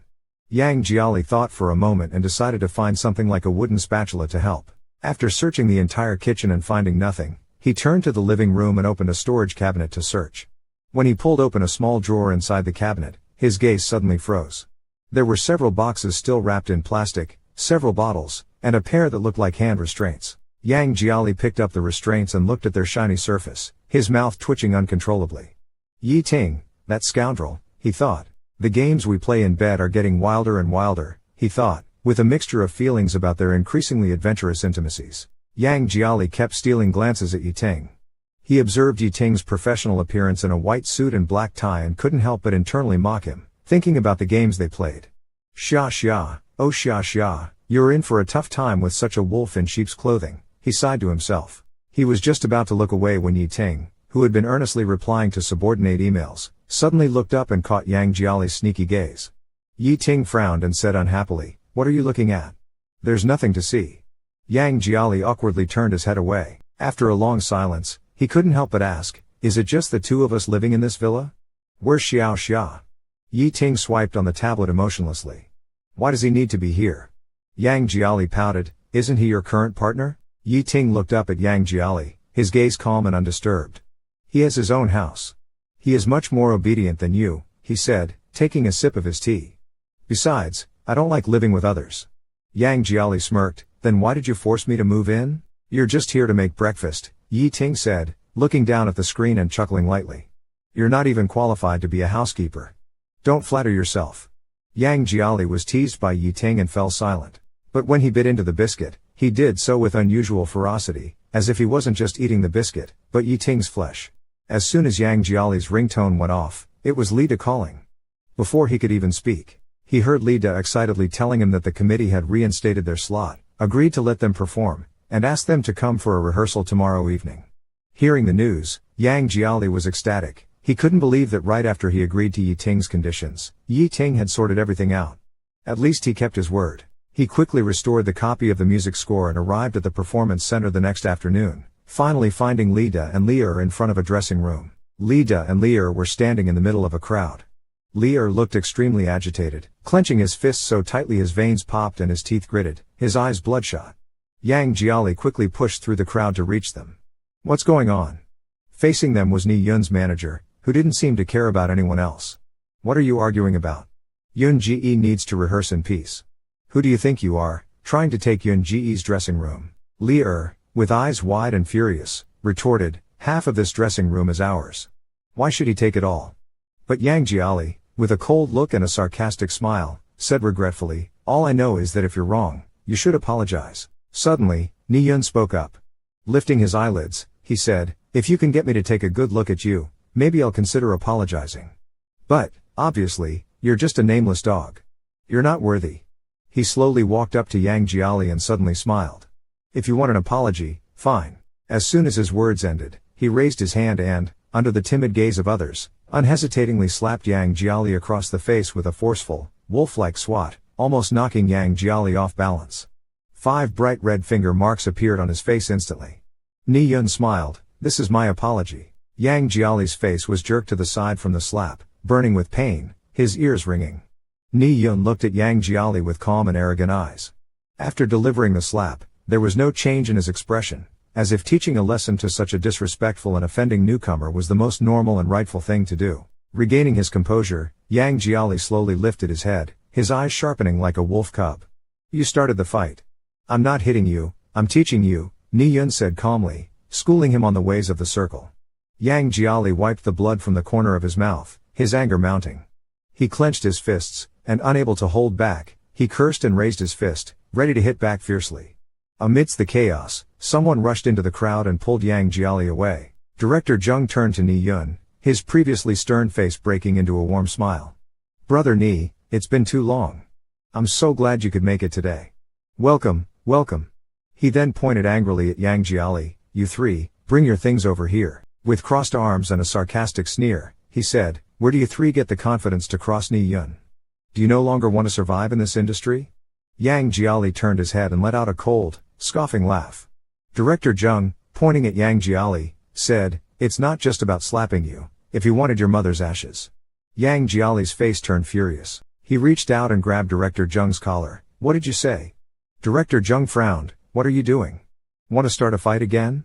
Say that again. Yang Jiali lunged forward, pushing him against the wall with a murderous look in his eyes. What about my mother's what? Director Zheng, a bit intimidated by Yang Jiali's sudden aggression, struggled to break free and subtly moved away. All right, let's not get into that. He straightened his collar with a fox-like slyness and continued to lecture, in any case, you all better be careful. Don't mess with the wrong people. Starting today, you're no longer allowed to use any of the break rooms or the makeup room. With that, he hurriedly quickened his pace and left. Yang Jiali stared at his retreating figure, his eyes darkening to the extreme. Lear patted Yang Jiali's back and quietly said, Brother Yang, I'm sorry, I was impulsive. Before he could finish, Yang Jiali suddenly stood up, I'm going to the restroom. With his head down, he walked through the corridor and into the nearest restroom, where he punched the porcelain wall several times. He stood silently in front of a white porcelain wall in the bathroom. After venting his anger violently, he walked to the sink.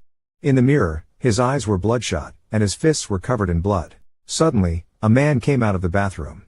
The man spoke, his voice pleasant and gentle. Hurting yourself is not the best way to release your emotions. Yang Jiali's heart trembled. He looked up. The man beside him was wearing a white shirt with a dark blue tie, gold-rimmed glasses on his nose, and had a handsome, gentle demeanor. The man didn't say anything further. He took out some band-aids and gently placed them on Yang Jiali's bleeding wounds. Yang Jiali looked at the band-aids on his hand, his eyes welling up. With his head down, he said, Thank you. The man replied softly, You're welcome, it's just a small thing. Yang Jiali forced a smile, took a deep breath, and smelled the man's light cologne. The man sighed softly and said, "The person you dislike will never feel remorse because you are hurt. Take good care of yourself for those who care about you." The man smiled, took out his card holder, pulled out a business card, and handed it to Yang Jiali. "Here's my card. Take it if you need it. I hope to see you again." Yang Jiali accepted the card and took a closer look. Executive President of Ronghai Entertainment Investment Company, Limited, Zhao Shanghai. He looked up at the man's back for a long time. A black business car stopped in front of the mansion. The driver opened the rear door and bent down to talk to Yi Ting, who was reading documents in the back seat. "Mr. Yi, we've arrived at Wennan Mansion. There's light snow outside, please be careful." The driver asked, "Should I wait here until your social engagement is over?" Yi Ting put on his suit jacket, tightened his tie, and instructed the driver to go to the arts center. "Wait for Yang Jiali to finish the rehearsal and bring him over here. Wait downstairs at the mansion." The gathering ended at 10, and all the bosses left one after another. Yi Ting, with his suit jacket over his arm, walked to the entrance of the mansion and saw that the snow had indeed gotten heavier. Just as he opened his umbrella, he heard Ni Yun catching up from behind, speaking to him in a somewhat gentle tone. "The snow is so heavy, and I forgot to bring an umbrella. The snow is heavy, I forgot to bring an umbrella. Director Yi, could you give me a lift? My car is over there." Yi Ting remains expressionless, nods his head. Ni Yun moves closer to Yi Ting, quietly grabs his sleeve and squeezes under the same umbrella with him. Yang Jia silently sits in the car. Perhaps sensing something, he looks out the window. When he sees Ni Yun beside Yi Ting, smiling radiantly and looking intimate, his gaze sharply changes, and after a long while, he lowers his head again, sinking into the darkness. He quietly closes the window, puts on a mask. Yi Ting escorts Ni Yun to his car. Ni Yun opens the door, doesn't rush in. "I really owe you thanks for today, Director Yi." Yi Ting nods calmly. Director Yi has just returned to the country and might not be too familiar with this place. Ni Yun's eyes gradually curve into a smile, his eyes brimming with laughter. "If you need anything, you can contact me anytime. I know many interesting places. You are the person I admire the most. It would be my honor to accompany you and make you happy." The pocket of his suit pants moves slightly. Yi Ting looks down. Ni Yun has quietly slipped a business card with his contact information into the pocket of Yi Ting's suit pants, his fingers discreetly, without making a sound, tracing his leg through the fabric. Yi Ting says nothing and turns back to his car. After getting into the back seat, Yi Ting looks at Yang Jia's profile, frowns and asks, "Why are you wearing a mask all of a sudden?" Yang Jia turns his head slightly, looks at the falling snow outside, and replies, "Cold." Seeing his reaction, Yi Ting knows something is off. His eyes narrow, his presence suddenly becomes more imposing, his voice deep, "Take off the mask." Yang Jia glances at Yi Ting, his tone seemingly prickly, "I would love to take it off. If by doing so, it could infect and kill you, I wouldn't hesitate for a second." Yi Ting's expression cools slightly, and he reaches out to directly pull off Yang Jia's mask. Yang Jiali instantly became furious. "What are you doing?" he shouted, then immediately turned his head and buried it in the dim corner, not letting Yi Ting see. "Lift your head up." Yi Ting couldn't be bothered to waste words anymore. With a cold face, he directly reached out and grabbed Yang Jiali's chin, forcing his whole face towards him. The light in the back seat was very dim, making it hard to see details, but even in the faint light, Yi Ting could see it clearly. There was an unusual red mark on Yang Jiali's originally clean cheek, with a scratch that looked like it was made by a nail, particularly glaring. Yi Ting stared at the scratch on Yang Jiali's face and asked coldly, "What happened to your face?" He pinched Yang Jiali's face so hard that Yang Jiali hissed in pain and forcefully removed Yi Ting's hand from his face. "What are you doing getting physical?" Yang Jiali slapped Yi Ting's hand away, turned his head to the side, gritted his teeth, and still kept his head down, not intending to respond. The curve of Yi Ting's mouth slowly fell, and his face darkened. "I'm asking you, who hit you?" Yang Jiali was getting impatient with Yi Ting's relentless questioning and raised his voice. Ask, aren't you annoyed? What does it have to do with you?" "The person who hit me is the same knee guy you were just walking in the snow with, all cozy under an umbrella." Yi Ting withdrew his hand. "Why did he hit you?" "Because he thinks I overstepped my bounds, that I'm not worthy to share the same rest room with him, and for daring to contradict him in public. So he slapped me in front of everyone, said it was a lesson." Yi Ting listened to the anger and faint resentment in Yang Jiali's tone, and slightly curled the corner of his mouth. "Your tone is so confrontational, do you feel wronged?" Yi Ting looked at him and suddenly laughed. "What do you have to feel wronged about?" His tone carried a hint of coldness, as if mocking him. "This is a dog-eat-dog world with clear rules. You don't understand your own identity, status, and power. You blindly charge forward with a foolish impulse. Who do you think you are? As these words came out, Yang Jiali's face stiffened for a moment. It took a while for his expression to recover, and he snorted as if he didn't care. I never felt anyone would have my back anyway, he said, twisting his body, his head turned towards Yi Ting, falling into a long silence. When the car reached the front of the villa and stopped, Yang Jia immediately got out of the car, disregarding the heavy snow outside. Listening to Tingen's movements aside, when Jiali sends a different time, the child's hand slightly trembles as he looks inside the bag. It wasn't until Yang Jia had slammed the door of the villa shut that he withdrew his gaze. He took out the small business card Ni Yun had secretly slipped into his suit pocket, looking at the vigorous and powerful name Ni Yun written on it. He suddenly smiled, but the smile did not melt the iciness in his eyes. He crumpled the card in his palm, his fist tightening more and more until the veins on the back of his hand bulged out terrifyingly, throbbing visibly. Only then did Yi Ting take a deep breath, nodding his head calmly as he took out his cell phone from his pocket and made a call. As the phone connected, he said into the device, "Find someone to do something for me." The night grew deeper. Yi Ting, a light sleeper, was awakened by a slight noise in the middle of the night. He slowly opened his eyes, supported his body to sit up, and lifted his eyelids to look at the clock. It was 4 a.m. He frowned, put on his slippers, and walked lightly out of his bedroom. When he reached the top of the stairs on the second floor and looked down, he saw Yang Jia, usually a heavy sleeper, still awake at 4 a.m. Yang Jia was sitting on the sofa, staring blankly with his head drooped, motionless like a statue for a long time. He didn't turn on the light and just sat there in the dark living room. He silently filled up some water and cat food for Ah Fu. Yi Ting looked at him in this state, feeling a sudden pang in his heart, causing his breath to hitch. His heart felt a kind of oppressive pressure. He reached out and pressed the switch on the wall. The light came on, startling Yang Jiali, who raised his head suddenly.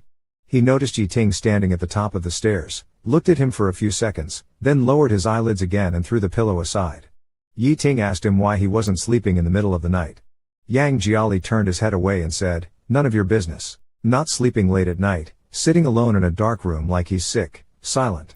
Yi Ting moved closer to Yang Jiali's face and asked, "Are you trying to gain my sympathy?" Yang Jiali's body stiffened, and he slowly raised his head. He slowly raised his head to meet Yi Ting's gaze and, after a moment, spat out fiercely. Seeing his reaction, Yi Ting didn't get angry but laughed instead. It seemed it was indeed about that slap. Feeling aggrieved, he pinched Yang Jia's hand and pressed the struggling Yang Jia down even more firmly. Yi Ting pressed Yang Jia's hands tightly against the wall, leaning in so close, almost pressing his body against Yang Jia. As if suddenly thinking of something that mattered a lot to him, he stared at Yang Jia closely and asked, "Do you have any regrets now?" To this day, being bullied with no one to help, having to swallow the humiliation. "Do you have any regrets?" "What regrets?" Yang Jia countered. "Regretting breaking up with me." Yi Ting increased the pressure of his grip. "You're well aware if we were still together, if Ni Yun dared to touch a hair on your head, I'd make him suffer 10 times more, pay 100 times over to atone to you, to let you vent your anger." Yang Jia sneered and continued his words, "But we broke up. So you won't stand by my side. Instead, you're happy to stand by and watch my misfortune, to see how miserable I am without you, right?" Yi Ting didn't speak, his smile just deepened slightly. His fingers gently brushed over the slightly healed scars on Yang Jia's face, his hot breath on Yang Jia's ear. His voice was complex and unclear, softly saying, "Baby, be good and tell me, do you regret it?" Yang Jia got angry, his voice slightly trembling. "What does my regret have anything to do with you? Just want to hear how much I regret leaving you, how miserable and unsatisfactory my life is without you, just to satisfy your vanity and gloat over my misfortune." Yang Jiali responded with a cold sneer, suddenly raising his leg aiming to shove Yi Ting's crotch with his knee, hoping to make him roll away. Yi Ting, catching a glimpse of Yang Jiali's movement from the corner of his eye, was already on guard. As Yang Jiali's leg came up, he exerted a fierce force, pinning Yang Jiali between the wall and himself, tightly restraining his body and rendering him immobile. Yi Ting narrowed his eyes, his voice cold and cutting. "I remember you being quite clingy in college. Why are you now so reluctant to be in my company?" Yang Jiali replied, "But the past is the past. You are nothing but a scoundrel now, and I don't want to spend a second by your side." Yi Ting's smile initially lingered at the corners of his mouth, but upon hearing these words, his expression gradually darkened. He coldly said, "Say it again, I don't want to spend a second with you." At this point, Yang Jiali didn't want to beat around the bush with him and tore off the pretense, letting out all the discomfort from the bottom of his heart. Through clenched teeth, he forced out, "I don't want to have anything to do with you." I would rather touch a random person on the street than be touched by you. Yi Ting's expression finally turned completely dark. He lowered his head to look at Yang Jiali's lips, trembling with anger and excitement, and laughed in fury, picking just any man on the street, you dare say that? Yang Jiali, dizzy, lifted his chin. Yi Ting took a deep breath and said, you might not have realized one thing. He tightened his grip on Yang Jiali's hand. Right now, I hold the upper hand. You might end up crying and begging me to fuck you. Yang Jiali retorted with 3 simple and crude words, in your dreams. Using all his strength to push Yi Ting back slightly, Yang Jiali dashed into his own room, slamming the door shut and turning the lock. Yi Ting didn't move, he just emotionlessly watched Yang Jiali's closed door. After a long while, he finally patted his robe and muttered to himself, I didn't plan to act so soon, but now it seems there's no need to wait. The assistant director approached Yang Jiali and told him that the investors were going to have dinner at Juntan Hotel this weekend, and he should come too. Yang Jiali was surprised and pointed at himself. Me? The assistant director, losing patience, said, someone wants to talk to you. Stop the nonsense and hurry up. With that, he left. Yang Jiali stared dumbfounded at his retreating figure, unable to snap back to reality, wondering why someone like him, with no status or fame, was being invited to a dinner with major investors. Though he thought this way, Yang Jiali still went to Juntan Hotel and was led into a private room. There he saw the investors enjoying their drinks amidst a lively atmosphere, with laughter and chatter everywhere, except for him. Yi Ting was seated at the main seat with Ni Yun pouring him wine affectionately and engaging in intimate conversation, while Yi Ting was talking to a boss next to him, not sparing a glance in his direction. Yang Jiali silently took the last empty seat. Just after sitting down, an entrepreneur beside him struck up a conversation, asking, you sing well. What's your name? How come I've never seen you before? Yang Jiali politely nodded, it's natural you haven't heard of me due to my lack of fame. The man nodded, smiled, and said, young man, let's drink. Yang Jiali had attended similar gatherings before and knew that competing in drinking was normal in such settings, so he didn't refuse much. As he drank, the chubby boss smiled even wider, bringing a few other small bosses around him to continuously fill Yang Jiali's cup. Yang Jiali, confident in his drinking ability and skillful in dodging or sipping stealthily, plus the alcohol seemingly not very strong, relaxed and drank more than usual. With his face turning a bit red, Yang Jiali shook his head and heard someone toasting Yi Ting, thanking him for hosting such an event and treating them to such expensive wine, saying Yi was very generous. Someone nearby joked and flattered Yi, mentioning that Yi had officially taken over the group, basking in endless glory. Look, the wine served is all collectible, each bottle starting from tens of thousands, with a rich taste and strong after effects, all treasures. Yet, Yi Ting sneered, drink up, drink more. At this point, Yang Jiali was already feeling dizzy and staggered up, making an excuse to go to the restroom to escape the drinking. The alcohol hit him in waves, each more intense than the last. Leaning on the wall, he entered the restroom and stood at the sink, leaning against the wall, his body going limp as he held onto his last bit of consciousness, took out his phone from his pocket, shakily found Li Da's number, and called. The call connected quickly, and without caring if Li Da understood, he mumbled, Li Da, it's me. I can barely walk. Come pick me up, will you? I'm at Junting. But just as he was halfway there, tripping over something, his legs gave way, and he was about to fall uncontrollably when suddenly someone caught him in their arms. Suddenly, someone hugged him, supporting him to prevent him from falling. A man's voice sounded above his head, look at how drunk you've become. Yang Jia managed to open his eyelids and saw it was the fat boss who had been urging him to drink at the table. Yang Jia couldn't care less, grabbed the fat boss's sleeve, and slurred, I want to go home. The fat boss was quite patient and friendly, all right, don't rush. I'll take you home now. Let's go.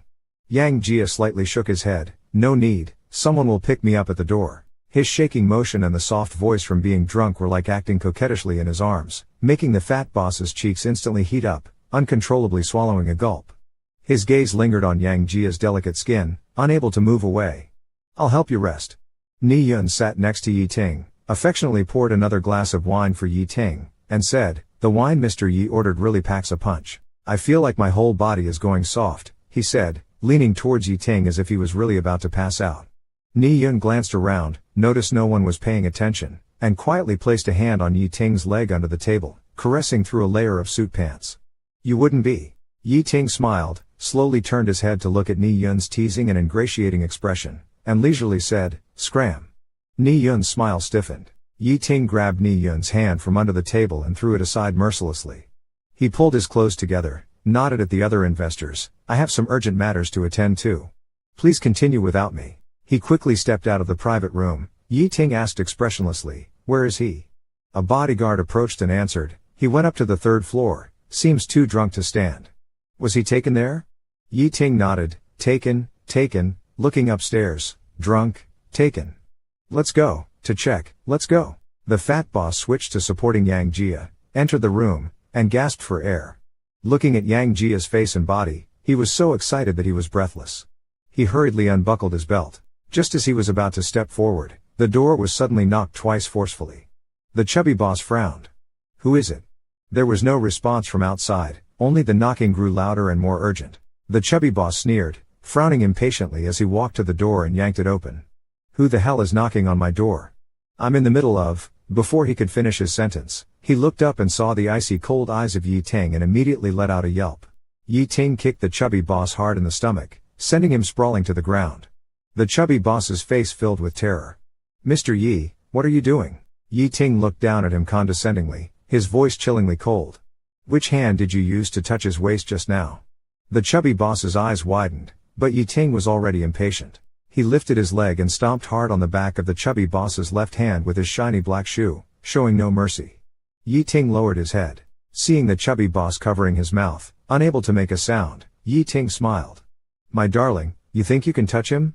He gave a signal to the bodyguards, who understood immediately. They grabbed the chubby boss and dragged him out, thoughtfully closing the door behind them. Once the door was shut, the suite returned to silence.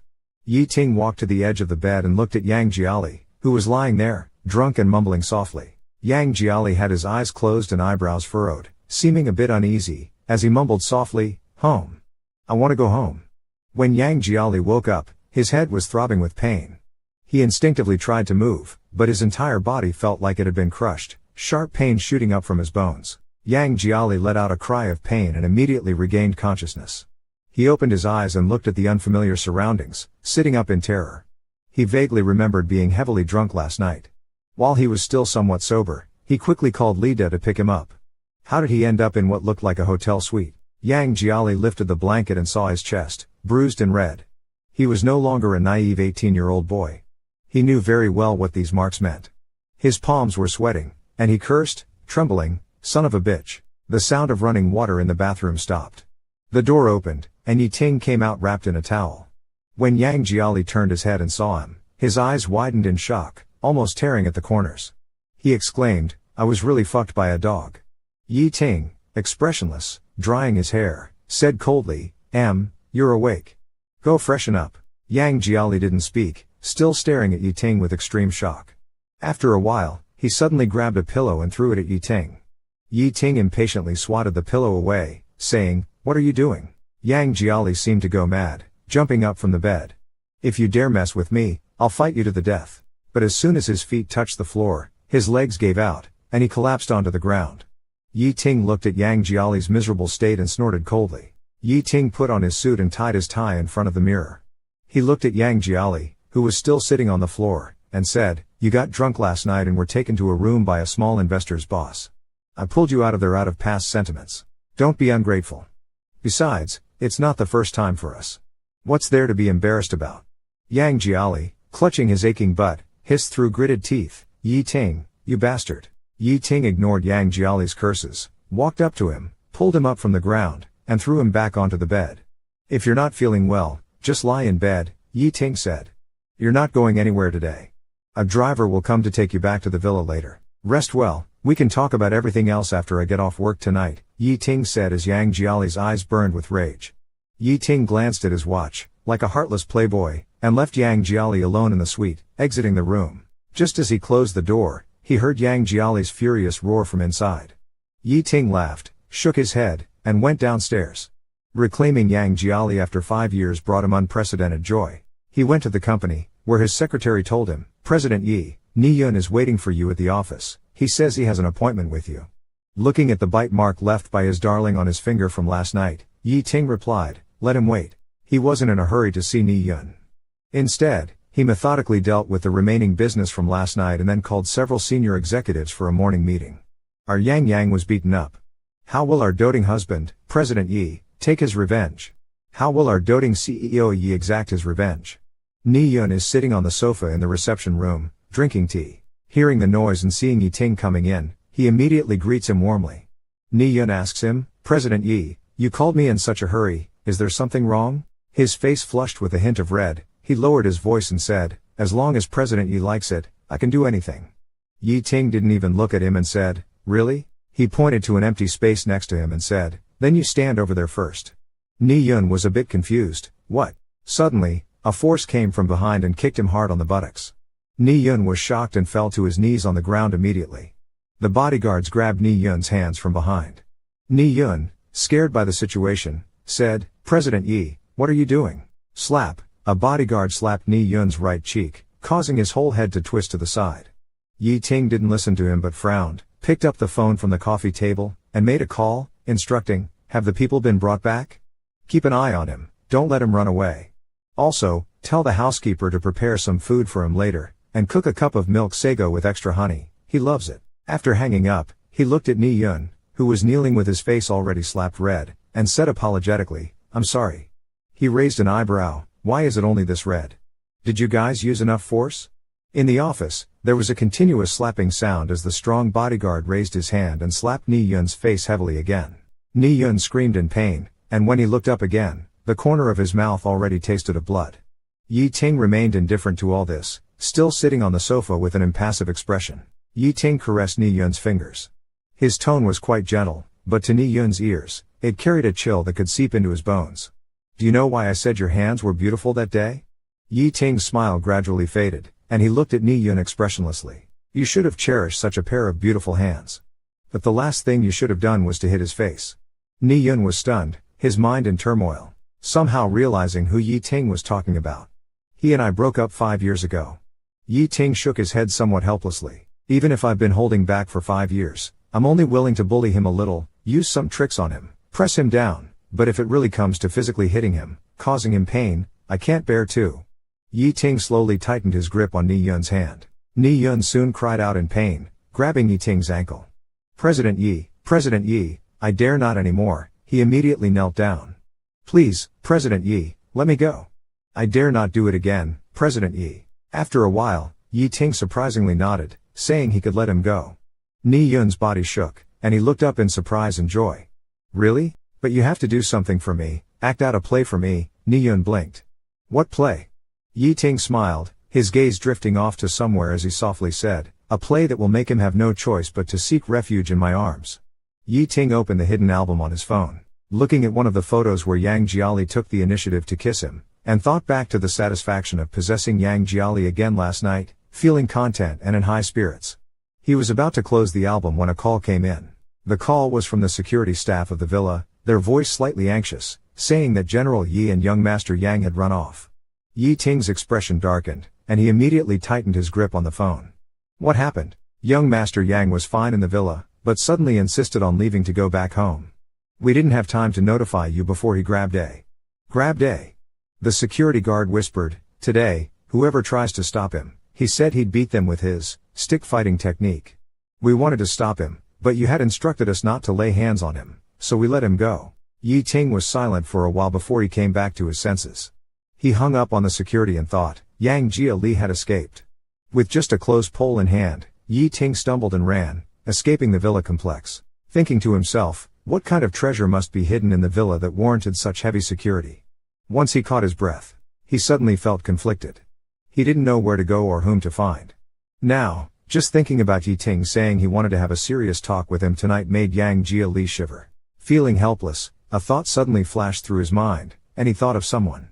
The call connected quickly. Just like that day, the gentle male voice came through. Hearing this, Yang Jiali stuttered for a long while, barely making sense. Hello, I am. Zhao Xianghai, however, was very patient, chuckling softly, don't rush, take your time, it's okay. Yang Jiali's ears turned red. He took a deep breath, steadied his emotions, and finally managed to explain his situation. After hearing him out, Zhao Xianghai fell silent for a moment. So, you're saying you've run into some trouble and need a place to lay low for a while, is that right? Yang Jiali nodded. Is 6 o'clock okay? Zhao Shanghai suddenly interrupted him and asked. Yang Jiali was startled for a moment, not reacting. I have a meeting today, I probably won't be free until 6, Zhao Shanghai said. You tell me a place, and I'll drive there at 6. Let's talk first. Do you think that's okay? Upon hearing this, Yang Jiali hurriedly nodded, speaking with a trembling voice from excitement. That's fine, thank you. After hanging up, Yang Jiali wiped his eyes and looked up at the gloomy sky, his nose suddenly sour. With a bittersweet and helpless chuckle, Yang Jiali left. He put on the mask he had just bought and sneaked back to his rented room. He had arranged to meet CEO Zhao at 6 o'clock at a nearby intersection. Before that, he wanted to go back and pack some things. Fumbling for the light switch, he turned on the room's light, and the sight in front of him left him astonished. Yi Ting was seated steadily on a chair not far away, legs crossed, holding an English report, with thin-rimmed metal glasses perched on his nose, expressionlessly watching him. Meeting Yang Jiali's gaze, Yi Ting slowly broke into a smile and said, "Still have the energy to plan an escape? Seems like I wasn't harsh enough last night." Yang Jiali's body shook, and without a word, he turned to run. He had barely reached the foyer, his hand not yet touching the doorknob, when someone slammed the door shut from the outside. Yang Jiali panicked, pulled the doorknob hopelessly, banging and shaking it fiercely. "Open the door. Who's out there? Open it." He yanked at the doorknob with all his might. He pulled the door handle with all his might, but unfortunately, it seemed as if someone outside was holding the door tightly shut. No matter how hard he tried, the door didn't budge, not even a crack. It was tightly closed, determined to trap him inside. Yang Jiali's heart skipped a beat. When he turned around, he saw that Yi Ting had already put down the report and stood up. "Why panic?" Yi Ting said, "Am I going to eat you or something?" Yang Jiali leaned against the door, thinking, "You bastard, aren't you just trying to eat me up, leaving nothing behind?" Yi Ting walked step by step towards Yang Jiali, raising his hand without saying a word, reaching for Yang Jiali. Yang Jiali's face changed, instinctively dodging. Yi Ting took off Yang Jiali's mask and calmly asked, "Why don't you listen?" Yang Jiali frowned, not understanding what he meant. Yi Ting continued to ask, "Why did you try to run away?" Yang Jiali glanced to the side, let out a cold laugh, and replied, "You already dragged me to bed to play. Should I wait to be forced to death by you in a few days if I don't escape? If it wasn't for me last night, you would have been taken by a stranger. I was helping you." Yang Jiali spat and said fiercely, "Helping my ass, that's called drugging." Yi Ting let out a light sound, not refuting. He stared at Yang Jiali for a while, then grabbed his arm, trying to drag him to the other side. Calmly, he took out a wallet and pulled out a card. "This card has 100,000, Yi Ting said indifferently. "Last night indeed happened when you were drunk. So, take this 100,000 as compensation." Yang Jiali squinted his eyes, not having time to get angry. Yi Ting pulled out another card and pushed it in front of Yang Jiali. "This card has 5 million, Yi Ting said with a slight smile at the corner of his lips. "Last night felt pretty good. Although I've had you before, I haven't gotten tired of it after 5 years. The taste still makes me nostalgic. So this 5 million is your fee. If you think it's too little, I can add more." Yang Jiali looked at the card, incredulously raising his head. "You? What do you mean?" Yi Ting smiled, not beating around the bush, and got straight to the point. "Simply put, I want to keep you." Yang Jiali suddenly stood up and slapped him. "Keep your sister." His face turned red with anger, his eyes filled with the rage of being humiliated. "Who are you insulting?" Yi Ting didn't mind and leisurely responded with a "hmm." He looked at Yang Jiali's indignant expression and chuckled. "You've already been with me, so what's there to be embarrassed about? This is a realistic society. I give you what you need, and you give yourself to me. It's a fair trade." Yang Jiali sneered twice. "Keep him a fair trade?" Yi Ting could say such shameless words. Damn, his face is thicker than Jupiter.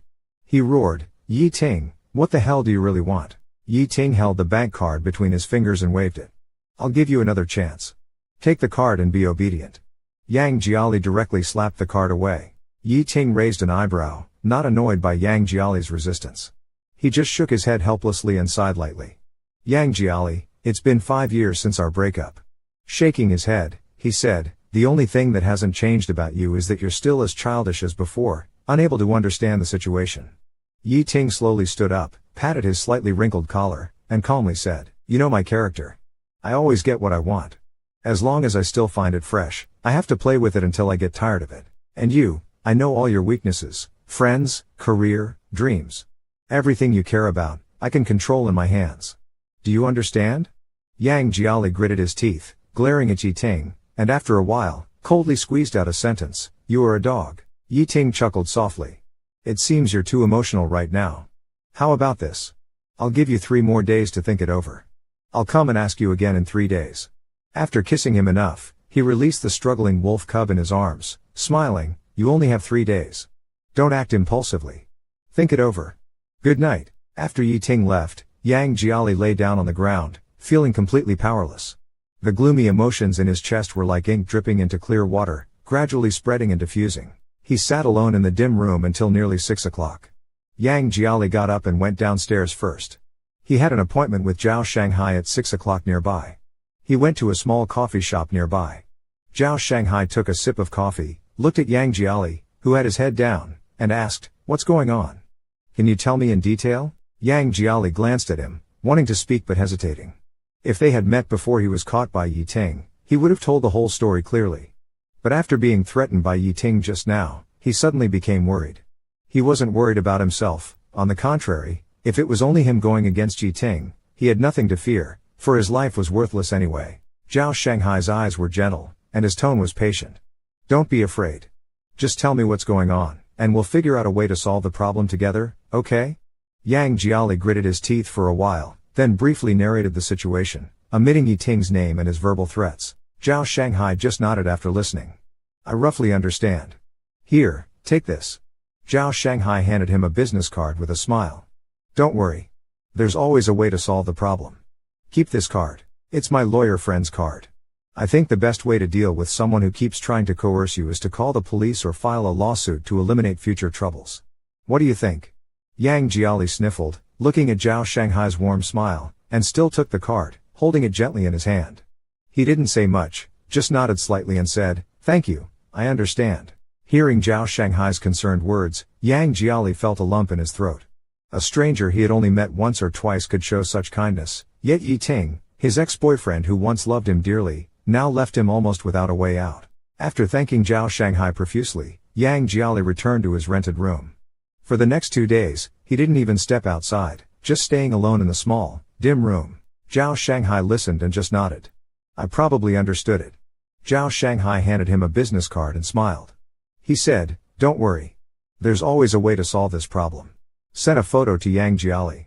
The content of the photo was simple, 2 contracts. They were the contracts of Li Da and Li with a signing period of 8 years. Yang Jiali understood the intention behind Yi Ting sending this photo. Yi Ting was using Li Da and Li to force him to comply. Yang Jiali closed the message box and immediately called Yi Ting. Neither of them spoke upon connection. They could only hear each other's breathing, like a silent contest. After a long time, Yang Jiali finally spoke with a hoarse voice, "Are you happy if you drive me to death?" Yi Ting laughed.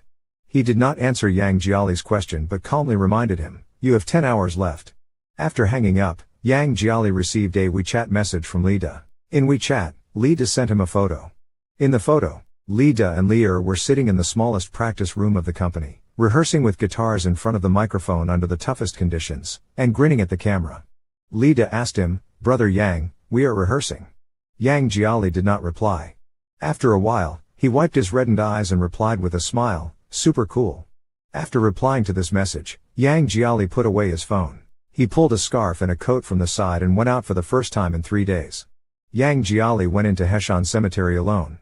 The sky was still dark, and the hazy mist had not yet cleared. The entire cemetery was silent and solemn. Yang Jiali's slender figure moved through the morning fog, familiarly walking to a tombstone. It was a simple granite tombstone with a photo of a short-haired woman who had a warm smile. Yang Jiali looked at that photo for a long time without saying a word.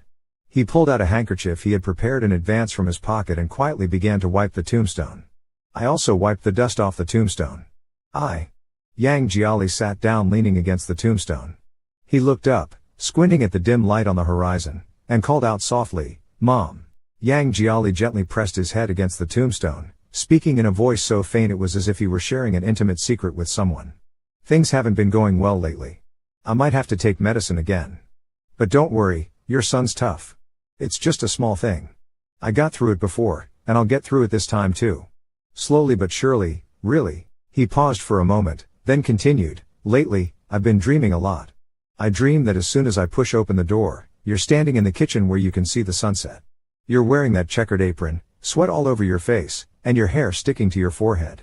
You're busy cooking dumplings, scolding me for coming home so late, and telling me to come and eat dinner. The whole house is filled with the warm steam from the dumplings. Yang Jiali sniffled and said, there's one more thing. I have to tell you, but you can't blame me. Remember that guy you wouldn't let me be with a few years ago? He's back. It's not because he still has feelings for me, though. He hates me now. He's doing everything he can to humiliate and deflate me. He's even forcing me to be his bedmate. He has immense power now. What can I do, Mom? Don't scold me. I guess I'm sacrificing myself for righteousness. Anyway, it's just this wretched life of mine. No one would miss me. If I die, it's on him. I'm not afraid anymore. Yang Jiali murmured to himself until noon. When he left the cemetery, his face was even more ashen. The driver took him to Yi Ting's villa. Yi Ting was sitting comfortably in a wicker chair, wearing gray loungewear that was simple yet stylish. He wore gold-rimmed glasses, holding a cup of rich coffee in one hand and a report in the other. Yang Jiali silently walked up to him. Yi Ting's eyes remained on the report as he took a sip of coffee and said, "You're fairly punctual." Yang Jiali said, "If you really want to keep me, you'd better tell Xiao Xia. I don't want to be the third party." "Don't worry," Yi Ting chuckled, "you definitely won't be the third party." Yang Jiali said nothing more and headed toward the room. He had only taken a few steps when Yi Ting turned his chair and called out to him, "Stop right there." Yang Jiali halted his steps. Yi Ting looked at his lean figure from behind. "Previously, you were cooking, so I let you live downstairs. Now that you are my bed partner, you know the duties you need to fulfill without me having to remind you, right?" Yang Jiali turned his head and glanced at Yi Ting, his eyes like two clumps of dead ashes. He silently changed direction and went upstairs to Yi Ting's bedroom. Watching Yang Jiali go upstairs, Yi Ting didn't say a word but murmured, "Interesting. Now he's using silence to show resistance?" Yang Jiali went straight back to the room without paying any attention to Yi Ting. He adjusted his glasses, stood up without saying anything, and slowly made his way upstairs, gently pushing open the door. Looking at Yang Jiali's lifeless demeanor, Yi Ting's tone suddenly turned cold. "What's this now, showing me attitude to let me know how reluctant you are?" Yang Jiali replied dryly, "No." "Then don't put on this pitiful act," Yi Ting said. "Things are different now. I'm not as easily softened as before."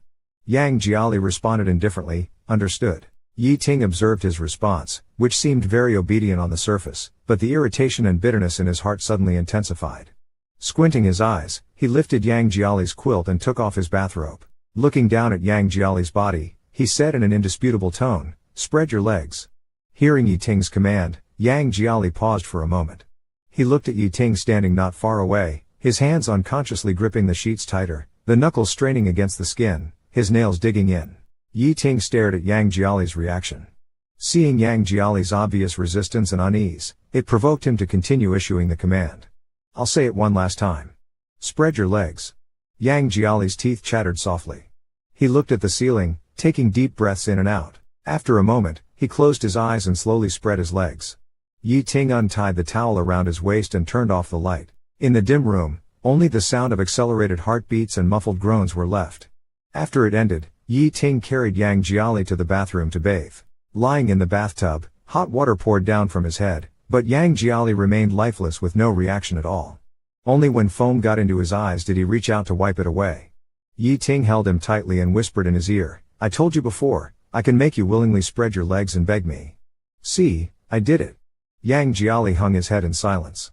Yi Ting narrowed his eyes and said nothing. Yang Jiali didn't speak and left the bathroom directly. Yi Ting watched his back, feeling as if a cat was clawing at his chest. Following his pace and plan, using some means to bring Yang Jiali back and keep him by his side, he considered it a major part of his success. He's already more than halfway to success. What remains is to push Yang Jiali to open up, to make him belong to him both physically and mentally. But now, although he has tied him down under the pretext of a kept relationship, he is not at ease. Yi Ting always feels that the current Yang Jiali seems to be slowly turning into a young poplar tree immersed in winter cold, shedding all its vibrant leaves, leaving only gray branches standing silently in the wind, decayed and silent. Around 2 a.m., Yi Ting was woken up by a dense and tight rustling sound beside him. He opened his eyes and glanced sideways. Yang Jiali was still asleep. He just wasn't very still, his head moving slightly, his lips opening and closing as if he was saying something. Yi Ting leaned in a bit closer, guessing that Yang Jiali might just be having a nightmare. He felt slightly relieved, gently kissed his forehead, and said, "Baby, it's just a nightmare. Go back to sleep. Just as he was about to lie back down, his body had just started to move when Yang Jiali's faint whimper floated into his ears. He heard Yang Jiali softly say, "I don't want to die. Save me." Yi Ting's body stiffened sharply. He was very afraid that Yang Jiali had contracted a terminal illness. The next morning, after washing up and coming downstairs, Yi Ting saw that Yang Jiali had already made pancakes. Yi Ting sat at the dining table, watching Yang Jiali bring the pancakes out on a plate and place them in front of him. His eyes narrowed slightly, and after a while, he casually said, "Why does your face look so lifeless? Are you feeling unwell somewhere?" Yang Jiali's motion of eating the pancake paused for a second. He said, "No." The two of them ate breakfast each with their own thoughts. Watching Yang Jiali's back, Yi Ting still felt a bit uneasy. Yi Ting took out his phone and called his personal assistant. On the other end, he calmly instructed, "Find a reliable hospital for me and arrange for a full medical checkup." The assistant briskly replied, "Yes, Mr. Yi." After hanging up the phone, Yi Ting half lay in his seat. It felt like something was gripping his heart tightly. During work, he kept thinking about Yang Jiali's state. This feeling of irritation affected Yi Ting's work efficiency all day. Yi Ting was leaning back in his boss chair, resting when the phone on his desk vibrated. He picked it up and saw it was Ni Yun. Ni Yun cautiously reported to him over the phone, "President Yi, I have performed the scene you instructed in front of him." Yi Ting looked at the distant cityscape through the floor-to-ceiling window and tapped his fingers on the wooden desk. What was his reaction? Ni Yun paused and quietly answered, "No reaction." He just sat there. Yi Ting's fingers paused, and his gaze suddenly turned dark. He hung up the phone, his brow still furrowed. He had a gut feeling that Yang Jiali was hiding something from him. In the evening after work, Yi Ting canceled all his engagements and drove straight home. Opening the door, he didn't see Yang Jiali's figure in the living room. Yi Ting squinted slightly, feeling a bit displeased. He hurried upstairs, opening every door and searching each room carefully, but still couldn't find Yang Jiali. A bad premonition suddenly rose in Yi Ting's heart, his chest tightened slightly, and an overwhelming sense of agitation surged from his chest. He hurriedly took out his phone from his pocket, about to instruct his subordinates to immediately track Yang Jiali's whereabouts and bring him back. At that moment, he caught sight of a figure quietly sitting on the second-floor balcony out of the corner of his eye. Yi Ting put down his phone and walked toward the floor-to-ceiling window for a closer look. Yang Jiali was sitting upright on the balcony, motionless. Yang Jiali and the cat sat there like sculptures, silent and lonely. Yi Ting slowly pushed open the floor-to-ceiling window and walked up to Yang Jiali. Yang Jiali sensed a shadow looming over him, looked up briefly, then lowered his head again. Yi Ting squatted down. He asked, looking at the side of Yang Jiali's face, "Didn't you hear me calling for you? Why didn't you respond?" Yang Jiali replied indifferently, "I didn't hear." Yi Ting cupped Yang Jiali's face, forcing him to look directly at him. "Answer me." Yang Jiali was silent for a moment, then stood up and brushed off his clothes. His voice was devoid of emotion. "Do you want to do it?" Yi Ting's brow slightly furrowed. Yang Jiali brushed off Yi Ting's hand and turned around. "I'm going to take a shower." He walked gloomily towards the floor-to-ceiling window and was about to go inside when Yi Ting quickly caught up to him, turned him around, and pressed him forcefully against the wall. Yi Ting looked into Yang Jiali's dull eyes, emotion swirling inside him. "What do you mean?" Yang Jiali calmly replied, "Didn't you come looking for me to do it? I'll comply." Seeing him like this, Yi Ting felt irritated and conflicted, suddenly unable to go through with it. The next morning, the car drove straight to the hospital entrance. Seeing the hospital, Yang Jiali's expression finally showed some panic. "Why are we at the hospital?" Yi Ting didn't look at him, his voice heavy. "A checkup." Yang Jiali stiffened. "I'm fine, I don't need a checkup. I want to go back." Yi Ting held him down with one hand and said with an unyielding tone, "It's not up to you." Yang Jiali's complexion changed, and he instinctively tried to open the car door to escape. Yi Ting trapped him in his arms, suppressed Yang Jiali's struggles and resistance, and coldly took him into the hospital. At the private hospital, Yi Ting's assistant had already made arrangements in advance, so a nurse dedicated to guiding them through the medical examination process greeted them with a smile, all the way to the last procedure which required drawing blood. Upon seeing the needle for blood drawing, Yang Jiali's face turned pale instantly. The nurse patiently persuaded him, "Mr. Yang, it's the last step. Once the blood is drawn, the physical examination will be complete." Fear was evident in Yang Jiali's eyes, and his voice trembled, "No drawing." Suddenly, Yang Jiali dashed towards the hospital's main entrance, but Yi Ting quickly caught up and grabbed Yang Jiali's arm. Yang Jiali struggled fiercely, his complexion growing even more determined as he resisted, shouting, "No drawing, no drawing." The more violently he struggled, the more Yi Ting felt something was amiss. The blood must be drawn. He ordered his subordinates and the nurse to hold the person down. Without any mercy, he grabbed Yang Jiali's arm, and through gritted teeth, told the nurse at the window, "Draw his blood." Yang Jiali's entire arm began to tremble, and the nurse quickly picked up the blood-drawing needle. Before even starting, Yi Ting forcefully pressed Yang Jiali's head against his chest. Leaning close to Yang Jiali's ear, he said the most gentle words he had uttered in these days, "Baby, be good, it's just a moment. It won't hurt, don't be afraid." The moment the needle pierced Yang Jiali's arm, Yi Ting could clearly feel Yang Jiali's body shudder. Yang Jiali's body trembled. For some reason, Yi Ting suddenly felt uncertain. He suddenly became a little afraid to see Yang Jiali's medical report. Yi Ting spoke up, "The medical report will be out soon." Yi Ting grabbed his wrist, "Is there anything you need to tell me before then?" "Really, nothing hidden?" Yang Jiali's Adam's apple moved slightly as he said, "No." After work, Yi Ting went to a nearby private boxing gym. When he entered the VIP area, he happened to see his buddy, who had boxed with him for many years.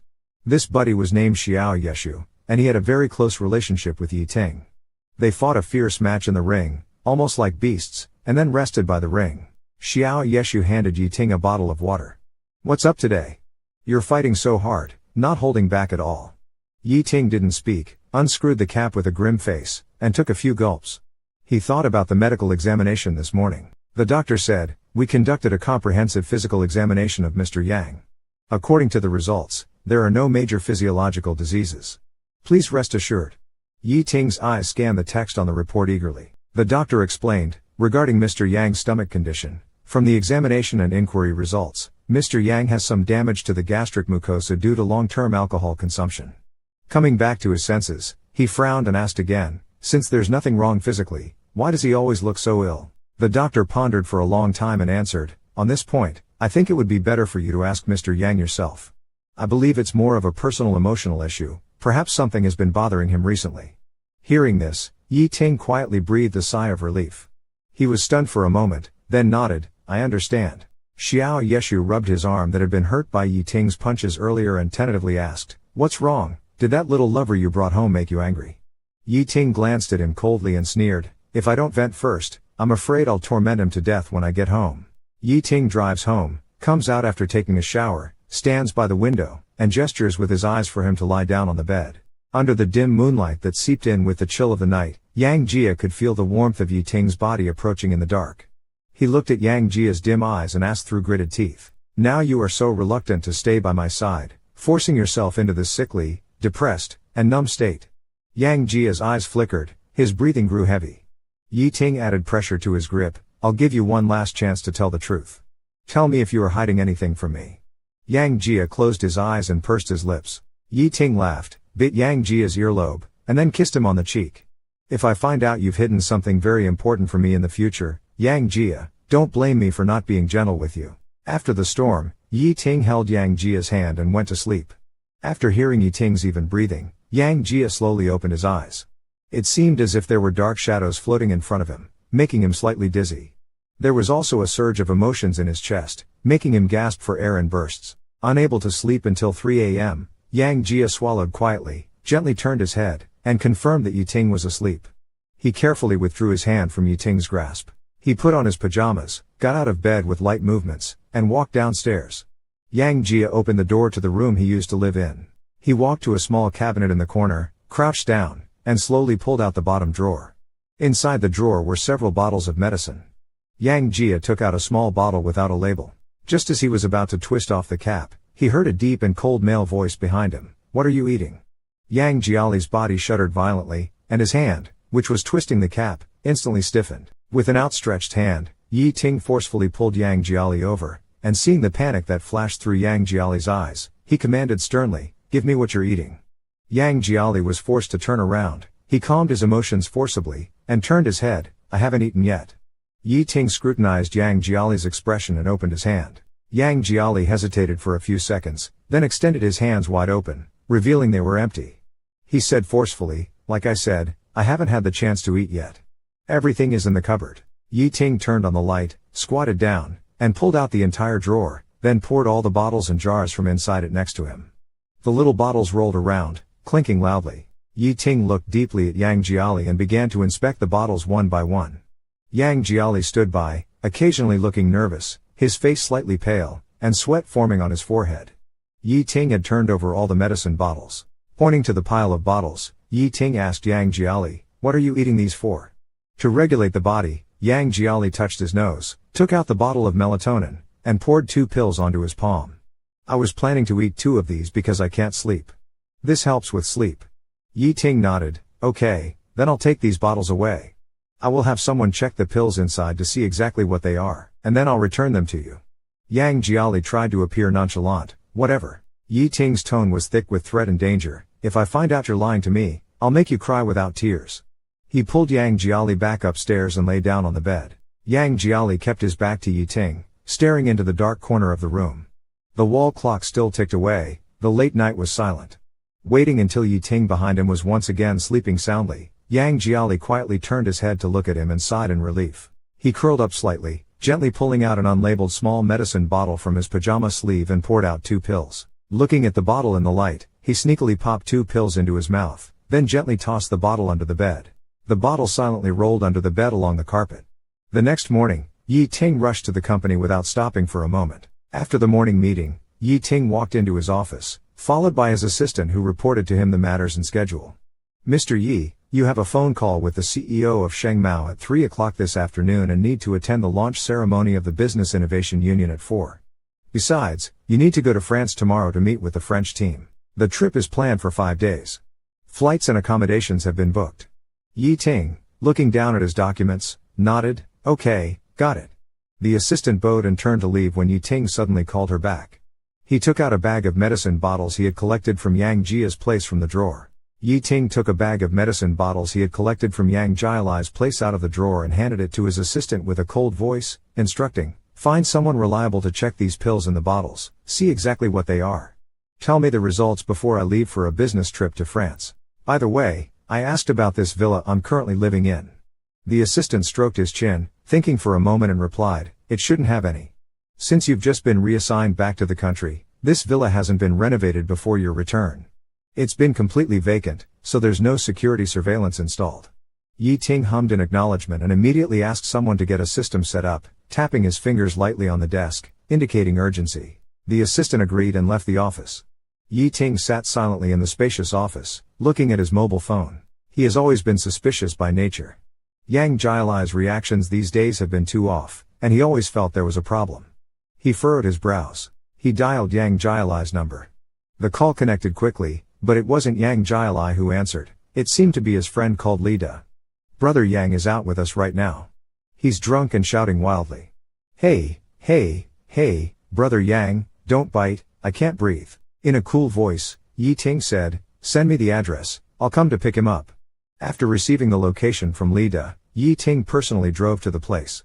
Before even reaching the corner, Yi Ting saw from afar that Yang Jiali was clinging tightly to Li De, refusing to let go. Yi Ting's expression turned even colder. He stopped the car and opened the door. Li De seemed not to expect that the person coming to pick up Yang Jiali would be such a formidable and imposing man. He was stunned for several seconds before coming to his senses. To Yang Jiali, who was lying on him, Li De said, "Brother Yang, wake up, your friend has come to pick you up." Yang Jiali struggled to open his eyes, murmuring incoherently, refusing to leave. "Hand him over to me." Yi Ting's face was tense. "Hand over the man to me." Li De reached out his hand. "Hand him over to me." Li De obliged with a sound of agreement and was about to push Yang Jiali towards Yi Ting. He held Li De even tighter, like a lifeline. Li De scratched his head awkwardly. "Brother Yang, can you let go, please?" Yang Jiali shook his head slightly, his voice tinged with drunkenness. "I won't go." Seeing Yang Jiali clutching another man tightly, a rage burned in Yi Ting's chest, heading straight up. He narrowed his eyes, his expression icy cold, not wasting any more words. He directly grabbed Yang Jiali's arm, forcibly pulled him away from Li De, and dragged him into his own embrace. Yang Jiali was indeed severely drunk. Being forcibly pulled into Yi Ting's arms, he was still very restless, constantly looking in Li De's direction with desperation in his drunken eyes, muttering "I won't go" under his breath. Yi Ting's expression turned icy cold. He held Yang Jiali's wrist, preventing him from getting any closer to Li De. Yi Ting firmly pressed the struggling Yang Jiali against his chest, sniffed the heavy scent of alcohol on him, and his eyes immediately filled with displeasure. He asked Lida, why did he drink himself into this state all of a sudden? Lida sighed lightly. It's like this every year, his mother's death anniversary is coming up soon. This event has hit Brother Yang hard. Every year around this time, he always ends up drinking like this once or twice. Yi Ting snorted lightly and said no more. Yi Ting took him home, forcibly bathed him, and then got him into bed. Yang Jiali's body was still as thin as before, not having gained much weight despite 5 years apart. His skin as self-cleaning as ever. At this moment, with the alcohol effect and after soaking in hot water, a slight redness appeared on his fair, soft skin. Yi Ting stared at him for a long time, then removed his clothes. He leaned down to embrace Yang Jiali in his arms and said softly with a warm breath, I'm going on a business trip to France tomorrow, and I don't want any unpleasantness. So be a bit more compliant today, and listen well. Yang Jiali's hands are restrained, and she seems very uncomfortable, slightly turning her head away while still whispering and moaning in a low voice, Mama Lida. Yi Ting heard Yang Jiali's moans and couldn't help but frown. He stopped kissing and leaned in to listen more carefully. Yang Jiali kept murmuring, but other than Mom and Lida, she didn't call anyone else. A fire of unknown origin flared in Yi Ting's heart, mixed with a bit of sourness and reluctance.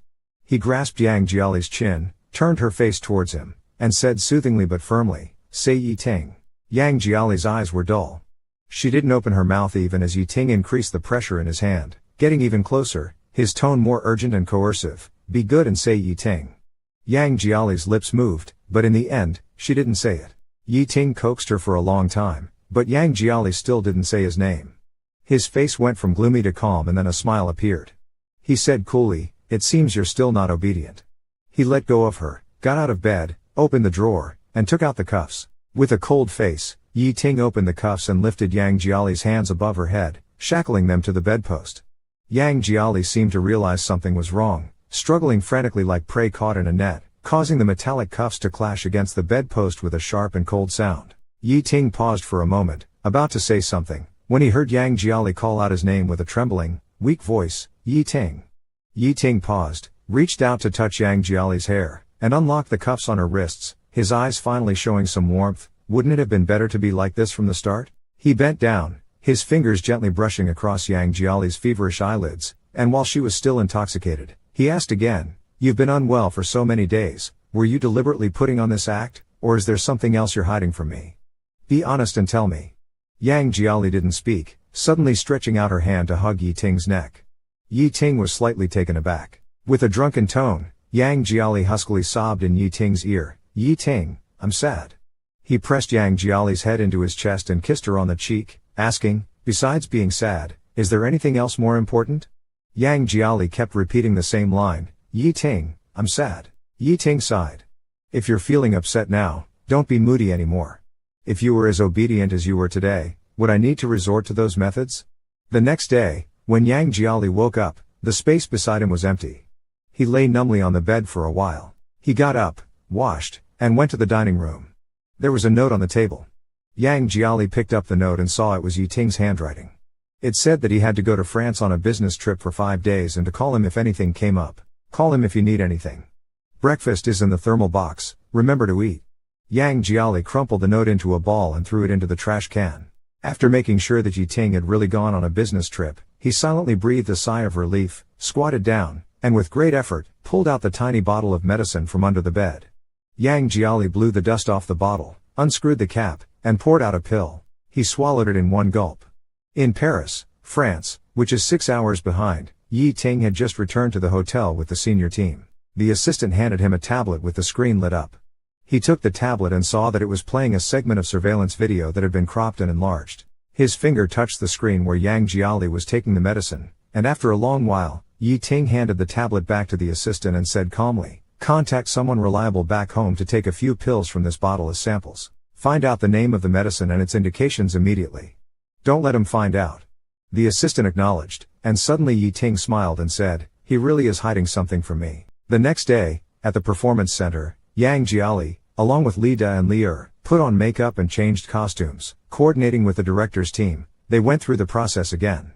They squeezed in the corridor, waiting until 8 o'clock, when the staff called them to the backstage to prepare for their performance.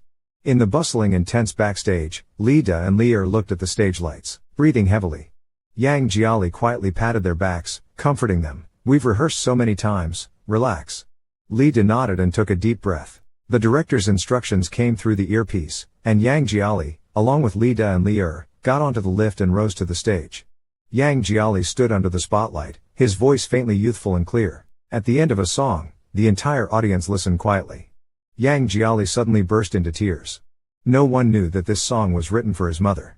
When he was young, his mother would wash dishes and sweep the floor, and he would often cling to her leg like a clingy little cat, singing counting ducks and blowing bubbles with his childish voice. Back then, he thought that one day he would write a beautiful song and sing it for his mother. But by the time he grew up and wrote beautiful songs, his mother didn't have many days left. No matter how hard he worked to earn money for her treatment, his mother never opened her eyes again. After the song, Yang Jiali listened to the applause from the audience.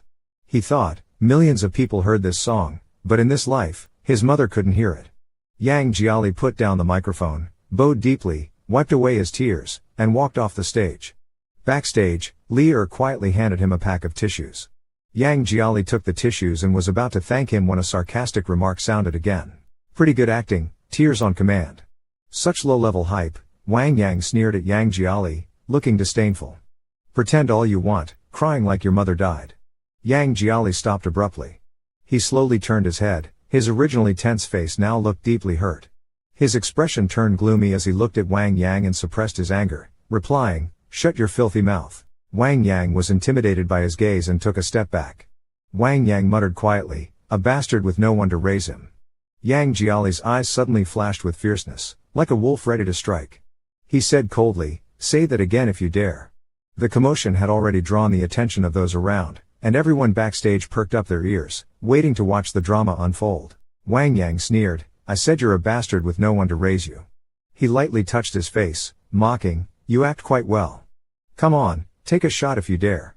Just as Wang Yang finished speaking, before he could react, Yang Jiali had already swung his fist, landing a punch squarely on Wang Yang's face. Wang Yang was punched so hard that he staggered back a few steps, almost falling onto someone else. Chaos erupted backstage. Yang Jiali, with eyes burning red, looked ready to beat Wang Yang severely. Fortunately, Li Da and Li held him back with all their strength. It wasn't until the staff surrounded them and the event director scolded them harshly that the commotion ceased. Before the event ended, Yang Jiali, along with Li Da and Li were thrown out of the performance center. Standing at the main entrance, Li Da looked at Yang Jiali's expression and worriedly asked, "Yang Ji, are you okay?" Yang Jiali gritted his teeth with determination, and with red, strained eyes, he shook his head. In a hoarse voice, he said, "You all go back first. I'm fine. I'll take a cab back to the villa." As soon as the door was opened, Yang Jiali hurriedly rushed to the bedroom, silently washed his hands, brushed his teeth, and climbed into bed. He fished out a bottle of medicine from under the bed, stuffed a pill into his mouth, and gulped down water. When he finally calmed down, he opened his hand and realized it was still trembling.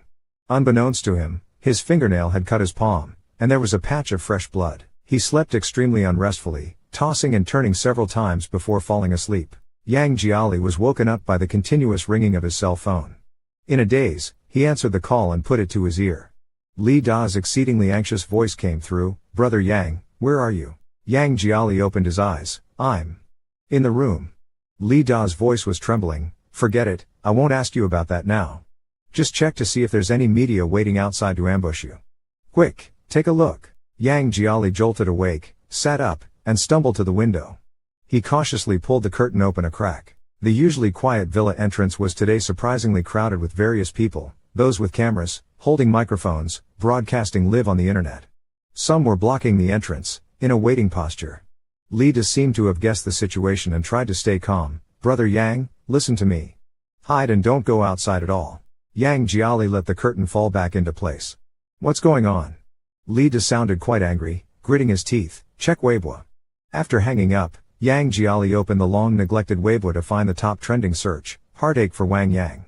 A video clip shot from behind by an onlooker has gone viral, pushing the heat to a climax. The video was cleverly edited to show Yang Jiali swinging a punch at Wang Yang's face and seemingly going berserk trying to beat him harshly. As soon as the video came out, it caused a sensation. Wang Yang himself then posted a public announcement video. In the video, with a band-aid on his face, he spoke to the camera, "Thank you to the fans who care about me, and please stop spreading the video. Please stop spreading the video. I don't want anyone else to be hurt by this. Thank you." Yang Jiali could feel his teeth clenching. Holding his breath, he opened his Weibo, which had very few followers. His Weibo comment section was completely dominated by Wang Yang's massive fanbase, filled with unspeakable insults. Putting down his phone, Yang Jiali's breathing suddenly grew heavy, his complexion turning ashen. A spasm in his stomach changed his expression, and he rushed into the bathroom, slipping along the way. He vomited violently into the toilet, then huddled next to the chilly porcelain wall, closed his eyes, and the buzzing in his ears began, as if he could hear the mocking laughter and insults from all around. In the dim light, Yang Jiali took deep breaths, visibly agitated in an abnormal way. It felt like a dark emotion was stuck in his chest, rising to his throat, about to overwhelm him. As if everything was being swallowed by darkness, Yi Ting was called out of a meeting by his assistant in Paris, France. Yi Ting left the meeting room and adjusted his tie, somewhat irritable. "What's the matter?" he asked. The assistant handed him a tablet and whispered a few words. Yi Ting's gaze darkened as he looked at the chaotic public opinion on the tablet. He said to contact relevant media to suppress the discussion and shift the focus. The assistant blinked. "What else shall we do?" Yi Ting paused for a few seconds, then suddenly smiled and waved his hand. "Don't take any action just yet." The assistant looked puzzled. Yi Ting handed the tablet back. "Last time with Ni Yun's incident, you had it resolved behind my back before I even knew it. This time, let's wait." The assistant whispered, "The online abuse is quite severe." Yi Ting hummed softly in response, "A little hardship will do him good. He's been too emotional lately, always with a deathly pale face, not knowing how to bow his head nor how to listen." Taking a deep breath, Yi Ting chuckled, "I'll wait for him to ask me for help personally." Yang Jiali still sat on the floor. Despite the warmth of the room, he felt cold all over, with his lips and fingers trembling continuously, like a shivering, stiff-stricken stray dog on a winter's night. He closed his eyes, and the buzzing in his ears didn't stop for a moment, the noise coming from all directions. His phone on the floor rang again, startling him. He grabbed the phone in a panic. It was an incoming call from an unknown number. Subconsciously, he answered the call. Before the phone even reached his ear, he heard a cold, resentful voice from the other end, loudly cursing, "Bug, go die. If you punch Wang Yang, countless people will punch your corpse. Just wait, you won't die a good death." Yang Jiali abruptly hung up. Right after the call ended, his phone started vibrating continuously, non-stop. Text messages from various unknown numbers kept flooding his inbox, all filled with unbearable insults. Yang Jiali knew his mobile number must have been exposed. He didn't dare to open a single message, hastily turned off his phone, and even removed the SIM card. He leaned against the headboard, feeling waves of nausea and a suffocating pain in his chest, lying on the ground in agony. He glanced at the calendar on the desk. That date was circled in big. It was the anniversary of his mother's death. Yang Jiali eventually ended up with severe depression. This day was the anniversary of his mother's death. He would visit his mother's grave and talk to her, never missing a year.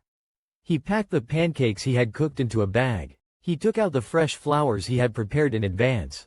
Yang Jiali changed his clothes, put on a black down jacket, wore a mask and a black baseball cap, and left the villa from the backyard, tiptoeing around the front gate. Just a few steps out of the villa, he heard an extremely excited shout from behind, "He's come out." Yang Jiali turned his head to look. The media, paparazzi, and even some live streamers who had waited almost all night, holding various devices, rushed towards him with excitement on their faces like swarms of locusts. Yang Jiali took to his heels and flagged down a random taxi by the roadside. Not until the car door was shut did Yang Jiali take a deep breath, pulling out a carefully hidden bag of pancakes and a bunch of flowers from his embrace and placing them beside him. After a moment's pause, he told the driver to detour to Heshan Cemetery. In Paris, France, after 6 hours of business talks, Yi Ting and the representatives of the French consortium signed the cooperation agreement, and a round of warm applause erupted in the spacious meeting room. As everyone left the meeting room, Yi Ting inquired of his assistant if he had received a phone call. The assistant, taken aback at first, then realizing what was meant, shook his head. Yi Ting's lips curled up, a coldness in his eyes, still not behaving. He shook his head with a light sigh. Is it so hard for him to lower his head and beg me? Must he always be so emotional? After a while, the assistant brought over the glowing phone screen and Yi Ting asked if it was him. The assistant replied, "No, it's not a call from Mr. Yang. The voice suddenly trembled, from the domestic drug testing personnel. The test report for the pills Mr. Yang secretly took has come out." Hearing this, Yi Ting felt a sudden pang in his heart. He took the phone and tried to remain calm as he listened to the person on the other end. Initially, his face remained composed, but as the conversation progressed, Yi Ting's expression changed drastically. The assistant looked down, and when she looked up at Yi Ting again, she was startled. Having worked by Yi Ting's side for 3 years, this was the first time she had seen such a panic-stricken look on his face. The taxi stopped at the intersection, and Yang Jiali got out with his belongings. He wrapped his coat tighter around himself, sniffled, and looked into the distance. The cemetery lay ahead.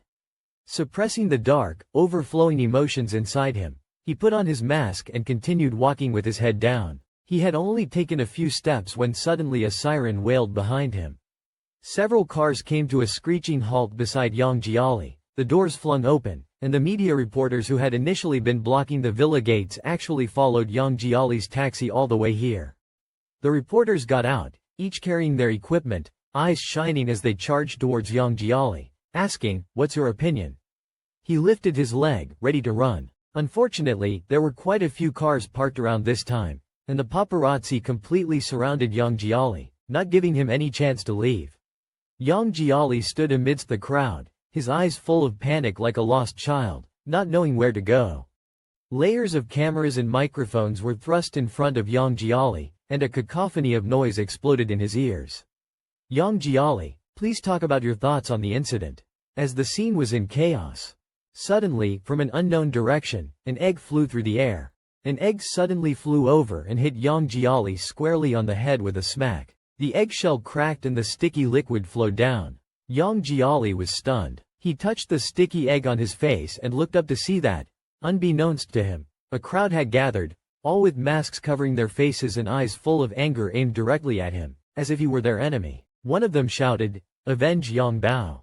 Smash him!" Suddenly, several more eggs and tomatoes were hurled fiercely at him. Yang Jiali could hardly breathe. He gasped for air, his face turning pale as he tried to push through the crowd, only to find the paparazzi standing firm like a wall, trapping him inside. In the chaos, someone's hand reached out and forcibly pulled off Yang Jiali's mask, forcing his whole face to be exposed to the crowd and the camera lenses.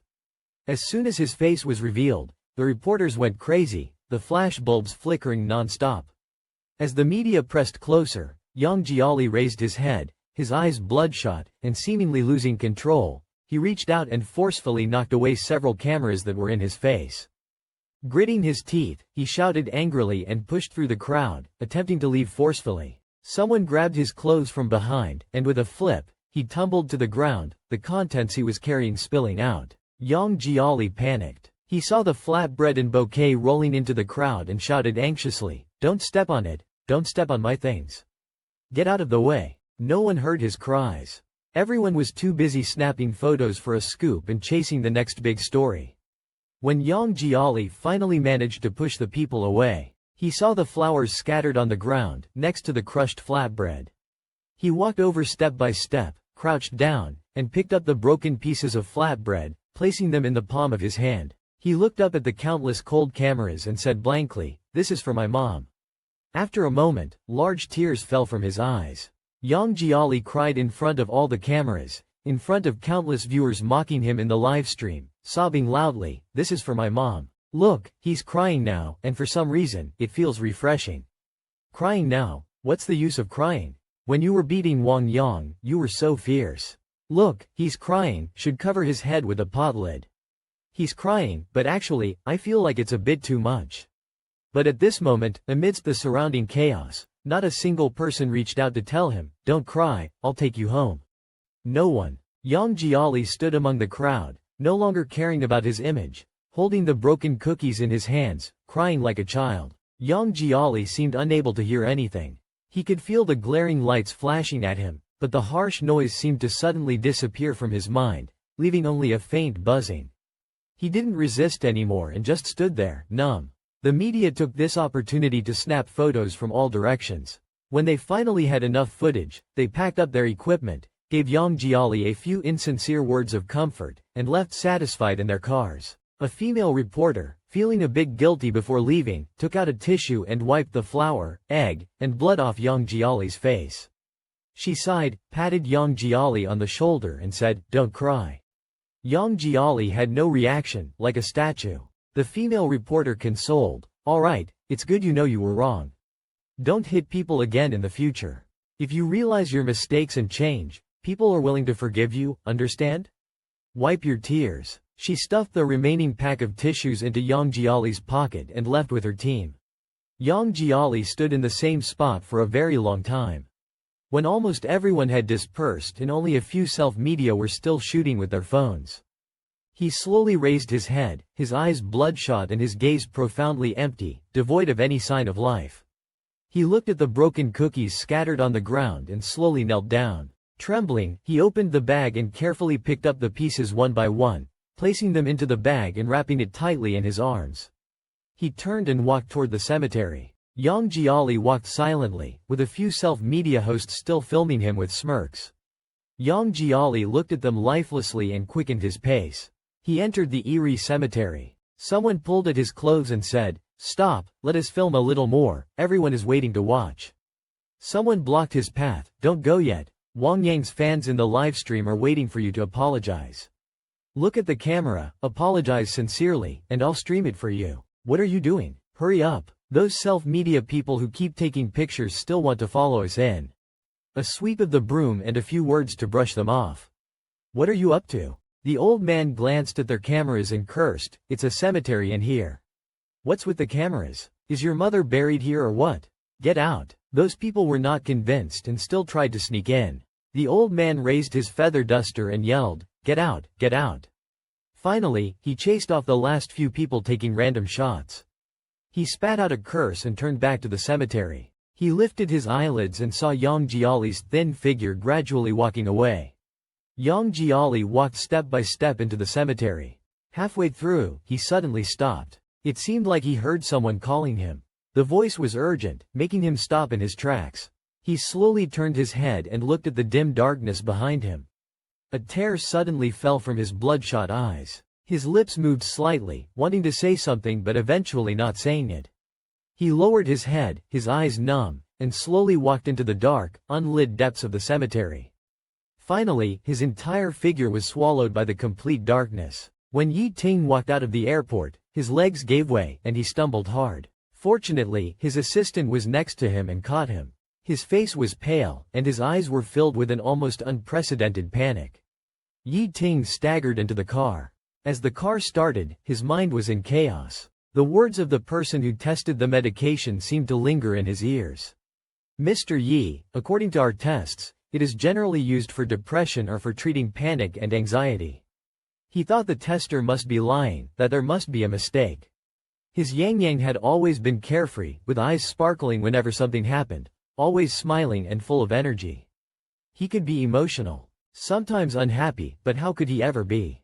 Suddenly, he thought of Yang Jiali's recent gloomy appearance and those fiery eyes. Suddenly recalling Yang Jiali's recent despondent and gloomy demeanor, and those dull eyes, Yi Ting froze, overwhelmed by a surge of intense emotion that fermented and exploded within him, nearly leaving him breathless. The assistant sat next to Yi Ting, finishing a phone call. "President Yi, I found out that Mr. Yang has gone to Heshan Cemetery." Yi Ting's fingers trembled, his voice quivering, "Hurry, hurry." In the dimly lit car, the assistant gently handed the phone to Yi Ting, whispering, "President Yi, take a look at this." Yi Ting watched the glowing screen, his breath shaky as he reached out to take the phone. He opened the video, listening to the noisy voices in it, watching the shaky footage, his gaze tightly focused on the person at the center of the frame. Yang Jiali's crying voice came through the phone, and as Yi Ting listened, his face turned white. It was as if a severe pain at his heart spread a piercing sensation throughout his body. Yang is crying. My Yang is crying. It's not just a tantrum, it's depression, it's an illness. Yi Ting braced himself against the seat, his breathing heavy and labored. The car raced to Heshan Cemetery at top speed. Yi Ting got out of the car, his steps disordered and hurried as he reached the cemetery entrance. He asked the old man if he had seen the person from the phone. The old man nodded. "Oh, he's still inside." He's been there since this morning, almost a whole day without moving. He didn't budge even when it began to snow. The child seems to be in a daze, as if something's wrong. I didn't dare to talk to him. You go and see for yourself. Yi Ting barged into the cemetery. The pitch-black graveyard was silent. Deep inside, Yang Jiali sat in front of a tombstone lifelessly, a thin layer of snow already accumulated on him. Without a word, without moving, Yang, his hands clutched a few crumbled pancakes close to his chest. Only when Yi Ting got closer did he see Yang Jiali's head bowed, tears dripping from his face. Yi Ting's chest felt tight, his voice hoarse with anguish. Yang, it's me, I'm back. Yang Jiali didn't lift his head, his fingers didn't move an inch, as if dead in this dark snowy night. Yi Ting, panicked, tremblingly supported Yang Jiali's arm. Yang. Still, Yang Jiali remained motionless, numb and stiff. Don't scare me. Panic spreads across my chest. Yi Ting extends his hand to pick up Yang Jia. Yang, let's go. I'll take you back. Stand up. Suddenly, Yang Jia shows a reaction. He slowly raises his head, his eyes empty and unfocused, looking at Yi Ting. Yi Ting looks into his eyes, and suddenly, a sharp pain takes his breath away. Yang Jia stares blankly for a while, then slowly lowers his head, leaning against the cold tombstone. When Yi Ting tries to touch him again, he hears Yang Jia say in a very weak voice, "It started when Xiao Huang died." Yang Jia's eyes are empty as if recalling something. A small dog raised by my grandma, with black eyes. It would wag its tail and even smile when it saw me. It grew up with me until I was 8. It was very clingy. Every time I went to school, it would lie by the door and watch the road in the village.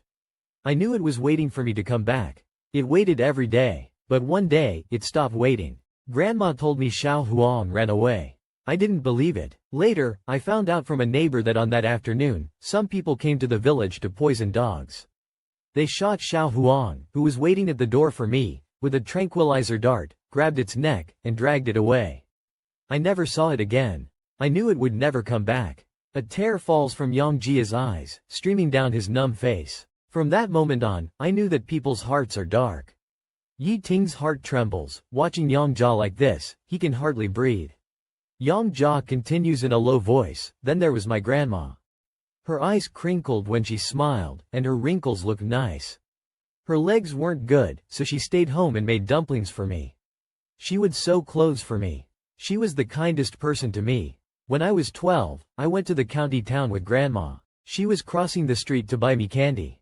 As she staggered back, she was hit by a car and flung into the air. Grandma hid the candy in her bosom. Her kind face was covered in blood. I cried terribly. I wanted to take revenge for my grandma. I asked my mom every day if the bad person was caught. Yang Jia's emotions suddenly become uncontrollable. Later, I found out that the one who killed my grandma was a rich and powerful second generation. He wasn't punished at all. He was still going to school, laughing happily. But what about my grandma?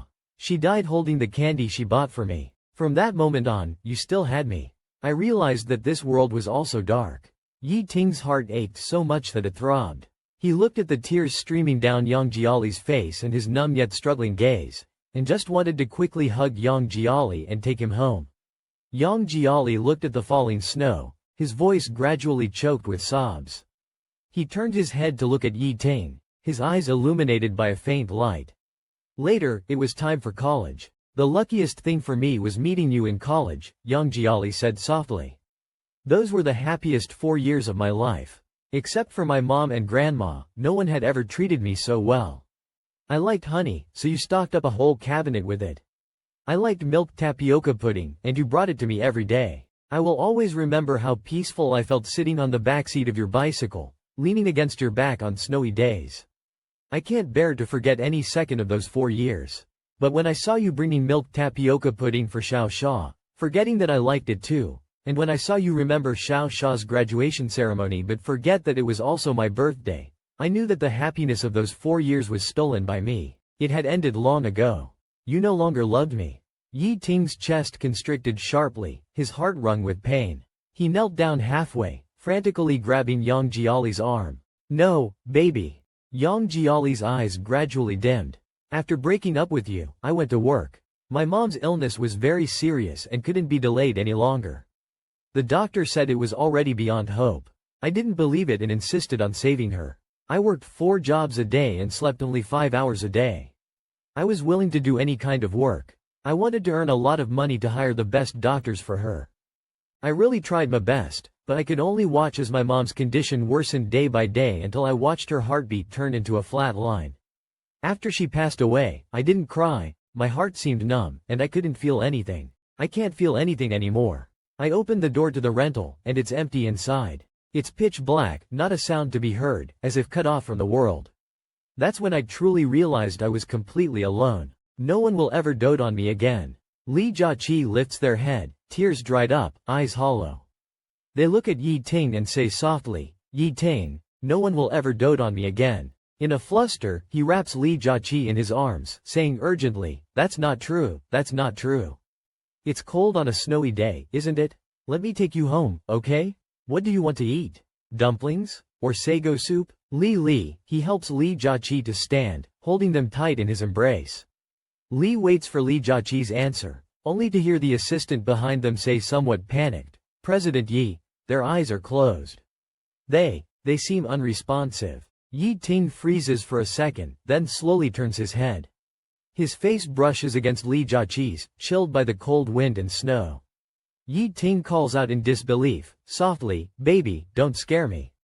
Li Jiaqi makes no move, eyes shut tight. Yi Ting's palms are trembling violently on Li Jiaqi's back. He tries to appear calm, but can't. "Baby, be good, say something to me. Don't scare me, I'll take you home, it's all right." Yi Ting holds Li Jiaqi, breathing rapidly. Call an ambulance, call an ambulance." He holds Li Jiaqi close, standing amidst the dark snowy night. It seems as if there's no sound around them, the night so long it feels like it will never end. The snow chills one's heart and bones. Yi Ting is in the hospital, head bowed, eyes red, silent. It's not until the doctor comes out of Li Jiaqi's ward that Yi Ting suddenly snaps back to reality. The doctor, holding some reports and speaking in a gentle tone, says, "The patient has awakened from shock. We've checked their condition. Their emotional state is a bit off. They've been calmed down and are now resting." Yi Ting clenched his fists tightly, his palms sweating as he continued. The doctor pushed his glasses up, his expression slightly grave. Based on his medication intake and assessment results, it can be diagnosed as depression, ranging between moderate to severe. A sharp acidity surged from his chest to his nostrils. Depression. He remembered forcing Yang Jia to get a medical checkup once, where the doctor told him there were no major physical illnesses. He had carelessly relaxed about mental health, even thinking Yang Jia's sickly and worried look was just for show or moodiness. He always felt that someone as carefree and always happy as Yang Jia couldn't possibly suffer from such an illness. If anyone could avoid depression, it would be Yang Jia. Yang Jia was like a little sun, being able to shout, vent, and radiate vitality. That bright smile seemed to carry light, shining straight into people's hearts. He had never expected this. When he hadn't noticed the supposedly indestructible, filled with optimism strong heart of Yang Jia he thought he knew had already been crushed by darkness from all sides, trampled into a pit of gloomy mud. After the doctor left, his eyes were filled with extreme panic. My Yang, he always felt this was like a nightmare, but it was all happening right before his eyes. He walked unsteadily into Yang Jia's ward. Yang Jia lay on the bed, breathing shallowly, his eyes tightly shut, his face pale and lips dry. The corners of his mouth drooped, seemingly having lost his smile long ago. Seeing Yang Jia like this, Yi Ting knew for the first time what it felt like to have his heart wrenched. Yang Jia was not sleeping peacefully, moving his head slightly in his sleep and murmuring, "This is for my mom, please don't step on it, I beg you, I won't dare anymore." Yi Ting's nose suddenly felt sore, and tears fell. He squatted down, touched Yang Jia's hair, and softly soothed, "Baby, don't be afraid, I won't let you be bullied again." Yang Jiali gradually calmed down, and at the moment his eyebrows relaxed, he whispered, "Take me home." Before he knew that Yang Jiali was ill, he forced Yang Jiali to submit by handcuffing him to the head of the bed. Ignoring his struggles, indifferent to his pain and the tears that fell, exerting force to almost make him cry out in pain. Yi Ting suddenly couldn't bear it anymore. He took deep breaths. Emotions surged, and with a loud slap, Yi Ting fiercely slapped his own face. It's only now that Yi Ting realizes he cares about Yang Jiali, but everything is too late. Yang Jiali has awakened, staring blankly out the window at the aggressive snowfall. The ward is quiet, the light is soft, and Yang Jiali is sitting on the hospital bed. His thin body wrapped in a coat, lips tightly pressed together, exuding a loneliness that seems out of place in this world. At this moment, Yi Ting suddenly feels genuinely that Yang Jiali is indeed like what the doctor said, coiled up in a dark room that no one can enter. Yi Ting silently walks to Yang Jiali's bedside, pours the medicine into his palm and calmly says, "Take the medicine." Yang Jiali makes no move, his eyes empty. Yi Ting feels a twinge in his heart, leans closer, close enough to kiss with a slight bow of the head. Yi Ting continues to coax patiently, "Be good, open your mouth and take the medicine." Yang Jiali silently turns his head away, ignoring him. Yi Ting pauses for a few seconds, slowly reaches out, uses a bit of force to turn Yang Jiali's head towards him, and brings the medicine to his lips. "You won't recover from your illness if you don't take the medicine. Be obedient, now." Yang Jiali feels uncomfortable being pulled by Yi Ting, frowning in discomfort and humming. He frees himself from Yi Ting's hand and sits in silence. Yi Ting looks at his lonely and silent figure, filled with distress. He takes a deep breath, suppressing all emotions. "I tried everything to coax Yang not to be mad at me. As long as you take your medicine obediently, I will give you whatever you want, okay?" However, Yang Jiali still did not respond. Yi Ting bit his teeth, a thought struck him. "How about this? I'll take revenge for you. Just take the medicine and I will deal with Wang Yang." Initially, Yang Jiali was numb and silent, but upon hearing the words, "Wang Yang," his whole body trembled violently like a frightened rabbit. His face turned pale with fear, and he said, I won't dare to do it again." Seeing this, Yi Ting felt as if he was struck hard in the chest. Yi Ting felt as if his chest had been struck hard, a severe pain spreading through him. He closed his eyes tightly, suppressing the sting in his nose. He lowered his voice and said, "You can do whatever you want. If you wish, I can bring him here to kneel and kowtow to you." The thought of Wang Yang's rampant behavior that day, forcing Yang Jiali into his current state, filled Yi Ting's eyes with hatred. "Or I can have someone slash his face, break his legs, make sure he never gets on stage again, and ruin his reputation." Yang Jiali lifted his eyelids slightly and looked steadily at Yi Ting. Yi Ting, trembling, softly pleaded, "Baby, take your medicine." It seemed as if Yi Ting's reddened eyes moved Yang Jiali. Slowly, he leaned his head out, like a young cub licking water, and took the pill from Yi Ting's palm into his mouth. After Yang Jiali took the medicine, Yi Ting breathed a sigh of relief. Yang Jiali was resistant to staying in the hospital, so Yi Ting consulted the doctor and decided to take Yang Jiali home to recuperate. When the car arrived at the villa with Yang Jiali and Yi Ting, Yang Jiali refused to go inside. Yi Ting patiently persuaded him, "We're home. It's cold and snowy, let's go inside." Yang Jiali shrank back a few steps, and Yi Ting was at a loss. He heard Yang Jiali softly muttering, "This is not home." Yi Ting forcefully pulled Yang Jiali over, saying, "Be good and come back with me." There was resistance and struggle in Yang Jiali's eyes. "There will be people forcing me inside." "No." Yi Ting inhaled sharply. He never imagined that the time he handcuffed Yang Jiali, forcing him to submit and serve him, would leave such a traumatic shadow on Yang Jiali. With difficulty, Yi Ting said, "If not here, then where do you want to go?" Yi Ting followed him to an old building. This was a small place Yang Jiali had once rented on his own. Yang Jiali went upstairs, opened the door as if only here did he consider home, the only place that could give him peace of mind. Yi Ting watched him curl up under the covers for quite some time before slowly recovering. He nodded and said, "You want to live here, okay." He whispered in Yang Jiali's ear, "Baby, I'm here with you." Yi Ting originally wanted to move in as well, but Yang Jiali also had a very strong resistance to him. As soon as he approached Yang Jiali's small bed, Yang Jiali would curl up and burrow into the corner, his eyes flashing with wariness, extremely tense, like a little lamb hiding from a wolf. Yi Ting tried several times back and forth, but Yang Jiali just wouldn't let him stay here. Sighing deeply, Yi Ting raised his hand. Okay, I won't stay in your room." Helpless, Yi Ting smiled and left the room. Yi Ting instructed his men to rent a room nearby. After he finished the call, he walked to the door of Yang Jiali's room, tap, tap, about to enter when tap, tap, tap, the steady sound of footsteps echoed in the hallway. A man in a suit with a refined demeanor walked up. Yi Ting squinted at the man, frowning. Zhao Shanhai. Zhao Shanhai was also particularly surprised to see Yi Ting here. Yi Ting, what are you doing here? Yi Ting didn't speak, just looked coldly at Zhao Shanhai. I came to find Yang Jiali. Does he live here?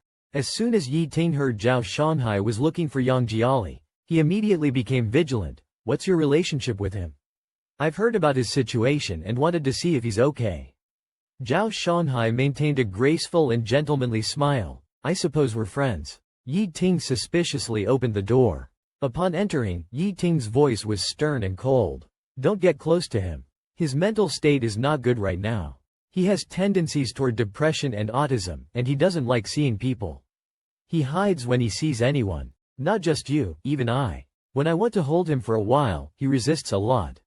You'd better not go in, so as not to startle him. After saying that, Yi Ting turned to the coffee table in the living room to prepare the medicine Yang Jiali would need to take. When he looked up again, Zhao Shanhai had already approached Yang Jiali. Yi Ting was startled, his eyes immediately turning cold and extremely furious. He was about to scold Zhao Shanhai for entering without permission. When he looked into the bedroom, he saw Zhao Shanhai slowly sitting by Yang Jiali's bed in the quiet room.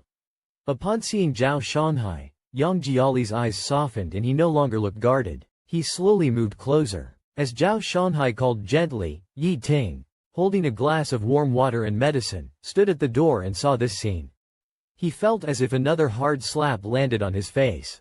A strong sense of jealousy exploded in his chest, almost causing him to lose control of his emotions. Yi Ting felt as if his heart was being squeezed, a sharp feeling of bitterness and pain rising in his chest. His breathing became heavier in an instant. The veins on the back of his hand holding the water cup bulged, and the glass cup nearly shattered under the pressure. His eyes turned red, and waves of intense emotion surged within them. Walking to Yang Jiali's side, Yi Ting tried to speak more gently, handing over the medicine and warm water. Take the medicine. Yang Jiali didn't respond. Yi Ting's eyes darkened, reaching out to pull Yang Jiali back to his side. Yang Jiali struggled as soon as Yi Ting touched him, clearly showing resistance. Zhao Shanhai softly reassured, It's okay, it's okay. Yi Ting's nails dug into his palms, dark anger churning inside him, but he couldn't explode. He took a deep breath, sat beside Yang Jiali, and patiently coaxed, Be good, take the medicine, open your mouth. Yang Jiali didn't touch the medicine Yi Ting handed over. Seeing this, Zhao Shanhai sighed, Let me try. Taking the medicine and hot water from Yi Ting's hand, Zhao Shanhai smiled at Yang Jiali. As a CEO who always presents an imposing figure, he looked especially gentle and approachable when he smiled. He raised his hand and said, Take the medicine, okay? Come on. Yang Jiali hesitated for a moment and lowered his head. Just as Yi Ting breathed a sigh of relief, thinking Zhao Shanhai wasn't that impressive, Yang Jiali suddenly raised his head, took the pills from Zhao Shanhai, swallowed them, and then took the hot water, drinking it in one gulp, behaving very obediently. Yi Ting's face turned extremely dark. Zhao Shanhai patted Yang Jiali's back, saying, Slow down, slow down. He spoke to Yang Jiali for a while, but Yang Jiali didn't respond, maintaining his silent, withdrawn demeanor. Zhao Shanhai could only sigh and say, I'll come to see you next time. Zhao Shanhai turned and left.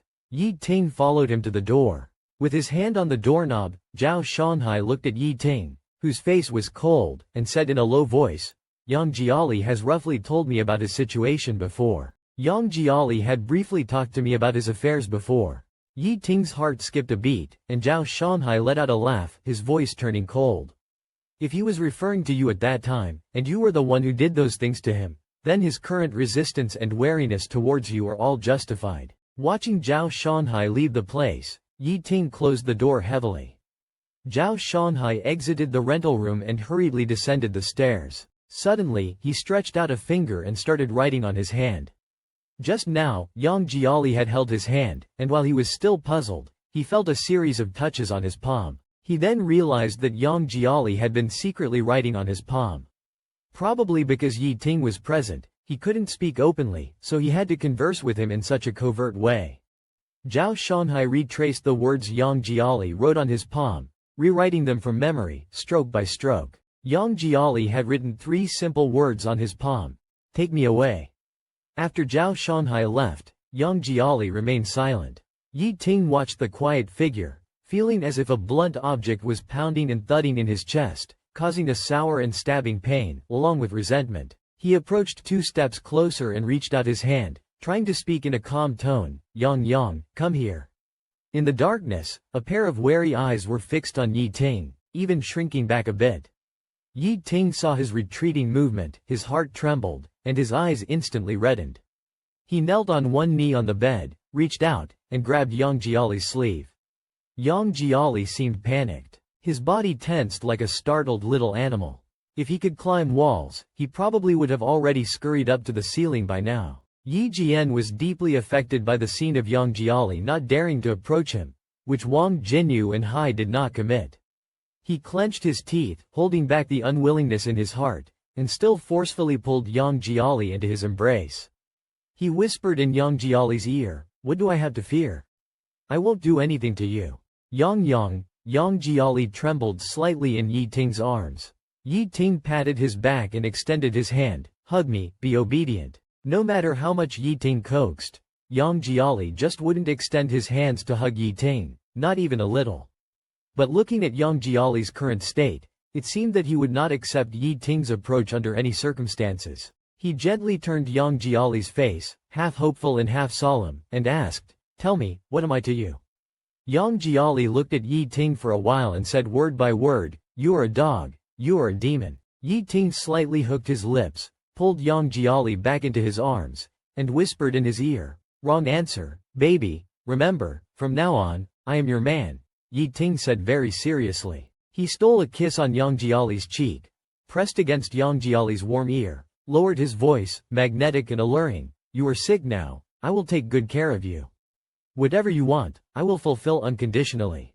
As long as you wish, I will give, but if you throw yourself into someone else's arms, I can't bear to do anything to you. But I can't guarantee about others." Yang Jiali seemed to understand, his breathing tightened. In the end, Yi Ting kissed Yang Jiali's forehead, sighed softly, "You are mine. You are not allowed to run away or make me suffer like that again, okay? Be good." The next day, Yi Ting entered the office, just sat down on the chair, and his assistant handed him a document. Opening the document, the first page, the first line read, "Wang Yang, male, 2 years old," with a photo of Wang Yang next to it, his eyes smiling, innocent and naive. The assistant said softly, "This is the information compiled after our people thoroughly investigated Wang Yang in the past few days. Please review it." Yi Ting hummed in response, slowly turned the page, his eyes cold. "Have you prepared everything I asked for?" The assistant turned to leave, but paused and asked tentatively, "President Yi, do we really have to do this? Isn't it a bit too radical?" Yi Ting lifted his eyelids to glance at the assistant. That glance alone frightened the assistant, breaking out in cold sweat. Remembering the state Yang Jiali was pushed into by Wang Yang, the assistant wiped his sweat, dared not say more, and quickly exited the office. Yi Ting quietly flipped through Wang Yang's information. After finishing, he leaned back in his chair, silent for a long time. He reached out, pulled out the page with Wang Yang's photo, put it into the shredder, and whispered with a smile, "Baby, shall we kill him? Is that okay?" When Wang Yang arrived at Wennan Mansion, it was already 6 o'clock. It was pitch dark, and snow was falling. His assistant gently reminded him, "Brother Yang, the company said that at the dinner later, you have to toast the bosses in order. Don't forget." Wang Yang frowned, his annoyance at the traffic jam suddenly surged. He turned around and slapped the young girl across the face with a smack, cursing. The girl was hit with a slap out of nowhere, tears instantly welling up in her eyes. She didn't dare to speak, quietly wiped away her tears, and shut her mouth. Wang Yang opened the car door, cursing again, "Didn't you see it's snowing outside? Hand me my coat and umbrella. You're as unresponsive as a dead pig. What are you even good for?" Wang Yang got out of the car with a sour face, entered the private room under the guidance of the mansion's head waiter. As soon as he pushed open the door, Wang Yang's expression changed. His lips curved into a smile, instantly changing his demeanor, revealing neat teeth, and his eyes became clean and clear, as innocent as a child. Wang Yang looked around. The place was filled except for an empty seat next to Yi Ting. He took the seat, his heart slightly pounding. Yi Ting was holding a glass of wine, and when Wang Yang came over, he glanced at him out of the corner of his eye without saying a word. Wang Yang, feeling bold, picked up a glass of wine and with a smile, said, "President Yi." Yi Ting turned his head, looked at him deeply, and after a long while, clinked glasses with him. This pleasantly surprised Wang Yang. He had always heard that Yi Ting, the newly appointed president of Guanhu Finance who was handsome and wealthy, was extremely cold and indifferent, someone who was naturally aloof and didn't care about anyone. Wang Yang held his breath, his ears flushing with honor. Throughout the dinner, Yi Ting maintained his reticent demeanor, but when Wang Yang toasted him, he didn't refuse. When Wang Yang occasionally struck up a conversation, he even responded gently. Ni Yun, seeing this from afar, snorted coldly. Ni Yun's agent, a bit worriedly, said to him, "Wang Yang is quite adept at his tactics. This kid Wang Yang is quite capable. Why does it feel like President Yi treats him differently? Could it be that they are hooking up?" Ni Yun curled his lips. That day, he only slapped Yang Jiali once, and Yi Ting almost disfigured him and crushed his hands. He raised his hand and looked at the scars on his fingers that hadn't faded yet.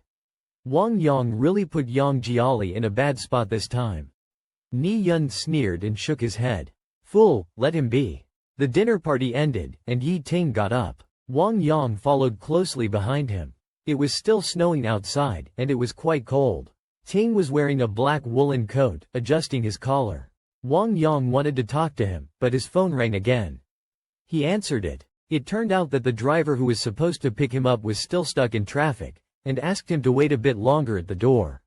Yi Ting finished adjusting his collar, looked at Wang Yang who had just hung up the phone, and suddenly said, "I'll take you home." Wang Yang was taken aback. "It's really congested outside. You'll probably have to wait another 10 minutes. Yi Ting calmly said, "It's so cold. Get in my car first, I'll take you." At first, Wang Yang didn't react. When he did, his eyes widened. Sitting in Yi Ting's luxury car, Wang Yang felt a bit uneasy. He often heard people say that Yi Ting had no interest in the unspoken rules of the circle. Since his return to the country, he had never seen him bring any beautiful men or women back. To this day, no one had ever been in his car. Today, Yi Ting took the initiative to drive him.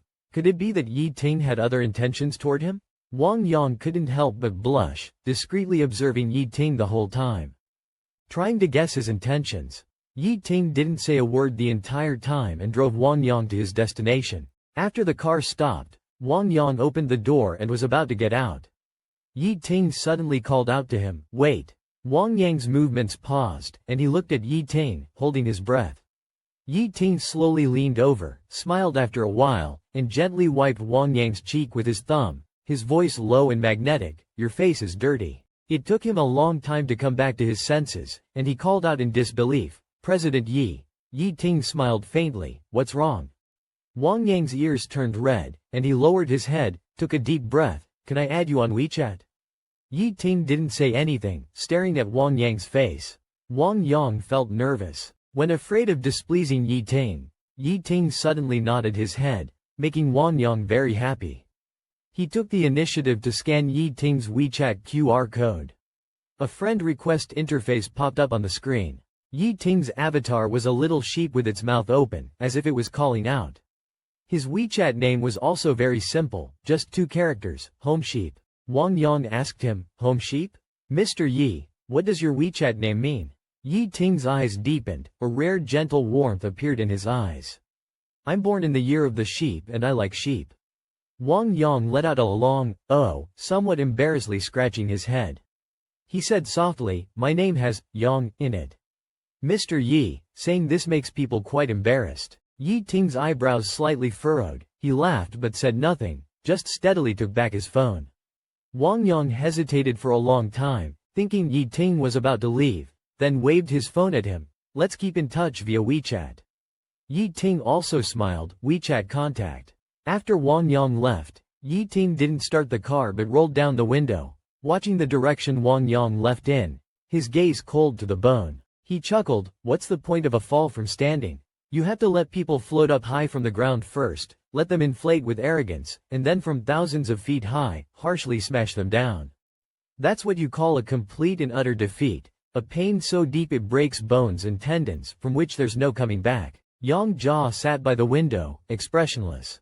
A knock sounded from outside, and the caregiver in charge of watching Yang Jia opened the door. A man in a suit and leather shoes stood outside, saying, "I'm Assistant Wang, Mr. Zhao's assistant. Mr. Zhao has instructed me to deliver something. Is Mr. Yang inside?" Assistant Wang walked into the room, saw Yang Jia sitting by the window, and approached with a smile.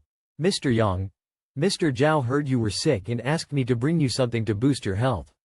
Is it okay if I leave it here?" He placed a handful of items beside Yang Jia's legs. As he straightened up, he whispered into Yang Jia's ear, "Don't worry," Mr. Zhao said, to just wait a bit.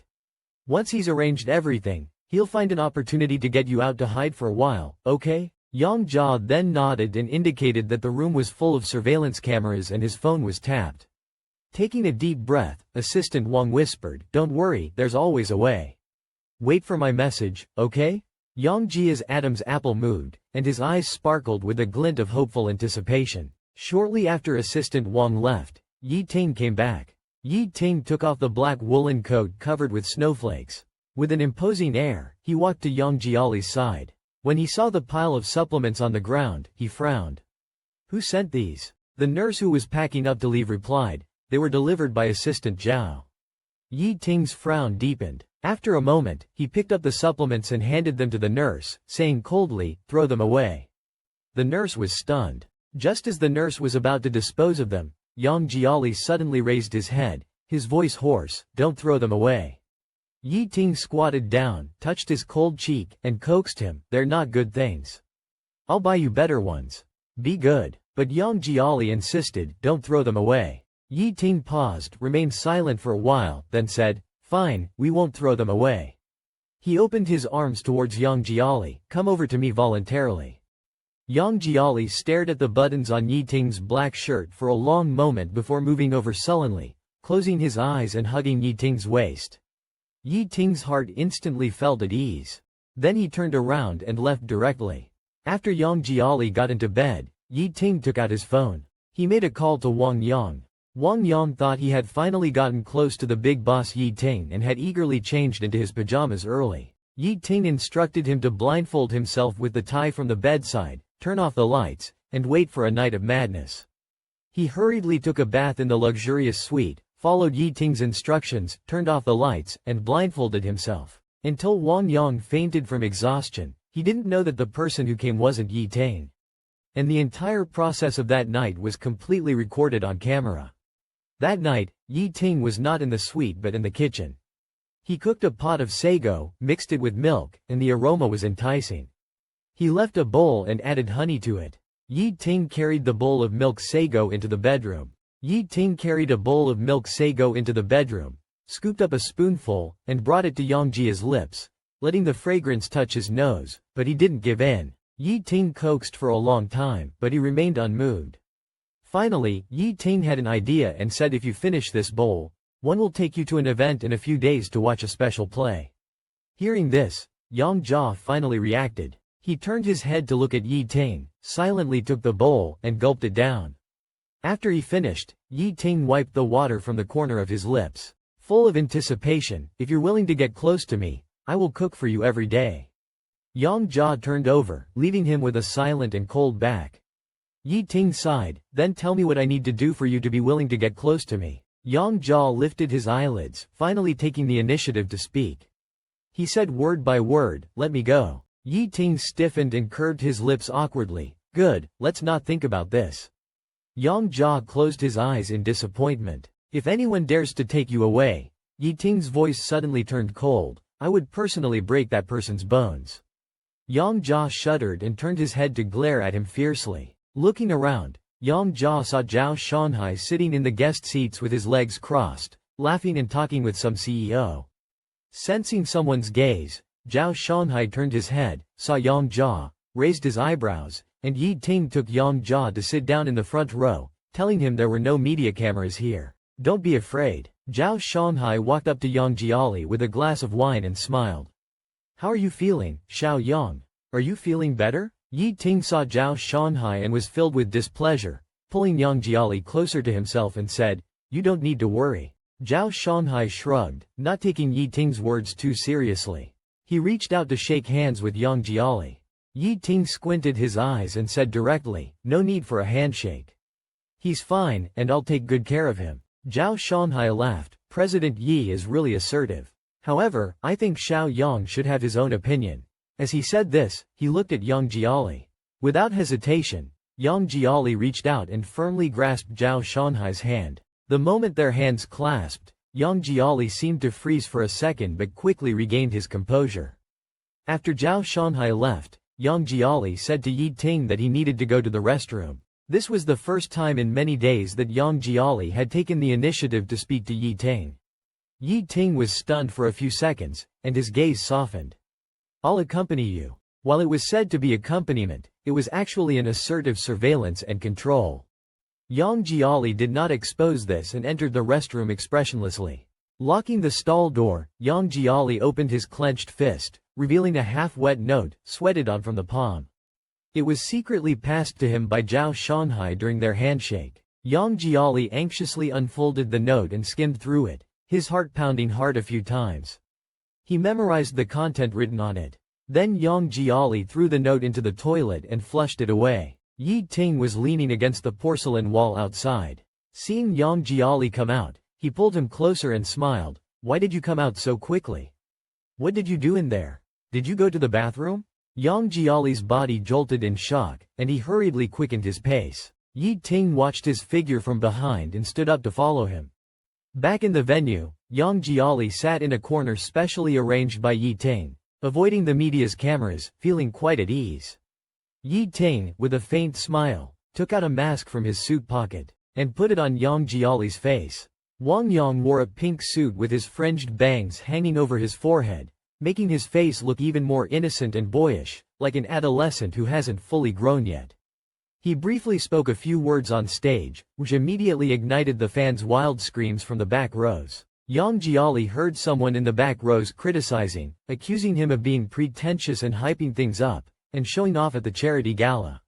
Suddenly, a lengthy post appeared, written from the perspective of an insider, detailing how Wang Yang and others had. Someone impatiently hissed, "He's being really popular now. His fans are rampant all over the internet. Who dares to criticize him will just be waiting to be torn apart. Better not talk about it, to avoid trouble for yourself. Isn't it just because he has a financial backer? The circle's opinion of him is so poor now. Once the backer doesn't want him anymore, I think he's done for." Looking up, there seemed to be a disturbance at the main stage's entrance. A shadow broke free from the staff's control and charged straight onto the stage. Wearing a cap and a black mask, holding a bottle, he approached Wang Yang and suddenly splashed the contents of the bottle all over Wang Yang. Wang Yang, still lost in the song, was wiping the few tears from his eyes. Looking up, his whole head was drenched. The thick black liquid dripped down along his hair, staining his entire face. Wang Yang's expression froze in an instant, and the venue erupted in chaos. Wang Yang's manager hurriedly wrapped the shocked Wang Yang in a blanket and quickly retreated backstage as he wasn't in good condition. Yi Ting sat amid the uproarious crowd, watching the scene unfold, chuckled, and whispered in Yang Jiali's ear, "Baby, the show has just begun."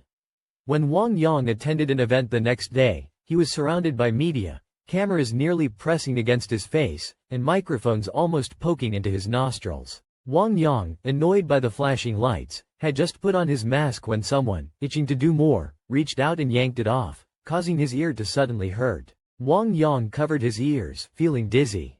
A woman's voice tinged with sobs then rang out, "Wang Yang, you deceiver, betraying our emotions." Suddenly, an egg flew towards him. With a smack, it hit Wang Yang's face. Stunned, after shaking his head for 2 seconds, he reached up to touch it, and the foul-smelling egg yolk rolled down. Wang Yang looked around in shock, his legs went weak. Amidst the chaos, someone stepped hard on the back of his hand a few times, causing him to immediately scream in pain. Yi Ting said with a smile, "Baby, is this scene good to watch?" Yang Jia stared intensely at the screen, clenching his fists tightly. While all the media were drawn to the company's foyer, Wang Yang slipped out the back door and took a car to Yi Ting's company. Even though he was fairly certain that the video was leaked from Yi Ting's side, he had no other choice. Whether it was crying, begging, or selling his body, Only Yi Ting could help him now. Upon entering Yi Ting's company, Yi Ting's assistant, as if expecting him, led him into a room. They brought him into a room where one wall was a huge custom-made glass wall, opaque from the other side. Wang Yang was touching the glass when suddenly the door was slammed open by several fierce-looking bodyguards. Wang Yang was startled and angry. "What are you doing? Get out!" Yi Ting held Yang Jiali as they sat behind the glass wall, witnessing the scene. Yi Ting turned to Yang Jiali and whispered, "Baby, do you feel better watching this?" Yang Jiali didn't respond. Yi Ting heard a bodyguard asking through his earpiece, "Should we continue?" Watching Yang Jiali clench his teeth in a mix of hate and sorrow, Yi Ting gently covered Yang Jiali's fists with his broad palms and instructed, "Continue." In another room, Yi Ting, holding Yang Jiali's hand, asked softly if he felt any better. Yang Jiali looked complicated and felt a chill all over. Glancing at the gently smiling Yi Ting, he suddenly shivered. Yi Ting, feeling Yang Jiali's slight trembling, paused his smile and sighed. He kissed Yang Jiali's ear like a dragonfly skimming water and said in a low voice, "Don't be afraid of me. You're mine, how could I bear it? Just stay by my side, will you?" Yang Jiali looked at the fresh bloodstain on the floor inside the glass wall, took a breath, and hurriedly stood up. Without looking at Yi Ting, he walked into the dark resting room. Yi Ting sat beside his bed, touched his face with the back of his hand. Yang Jiali glanced at him and said hoarsely, "You, go back." Yi Ting was silent for a moment and then softly said, "All right, you sleep. I won't disturb you anymore. If you wake up and can't sleep or feel upset, you can come find me next door, no matter the time, as long as you want." As he spoke, Yi Ting lowered his head, his nose almost touching Yang Jiali's. He leaned towards Yang Jiali's lips and slowly bent down. Yang Jiali didn't resist much. He let Yi Ting kiss him lightly at the corner of his lips, the warmth fleeting. Yi Ting's eyes deepened and finally, he said, "Baby, you can come to me. I'll treat you well, but you're not allowed to go see other men and make me worry. Remember that?" Yang Jia tightly closed his eyes, neither agreeing nor arguing. Yi Ting smiled, turned off the light, and walked out of Yang Jia's room in the dimness. Hearing the click of the door closing, Yang Jia's heart relaxed, and he finally breathed out. The wall clock tick-tocked. Yang Jia lay in the dark with his eyes open, sleepless. At midnight, all was silent. The night deepened. Yang Jia quietly got out of bed and opened his backpack in the dark. He quickly packed a change of clothes, a medical appointment, important documents, and other essentials.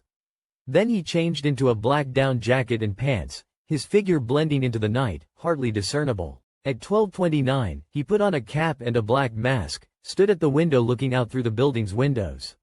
The dilapidated neighborhood was peaceful. At the back gate of the neighborhood, a row of trees was planted, and a car was parked far away under their shadow.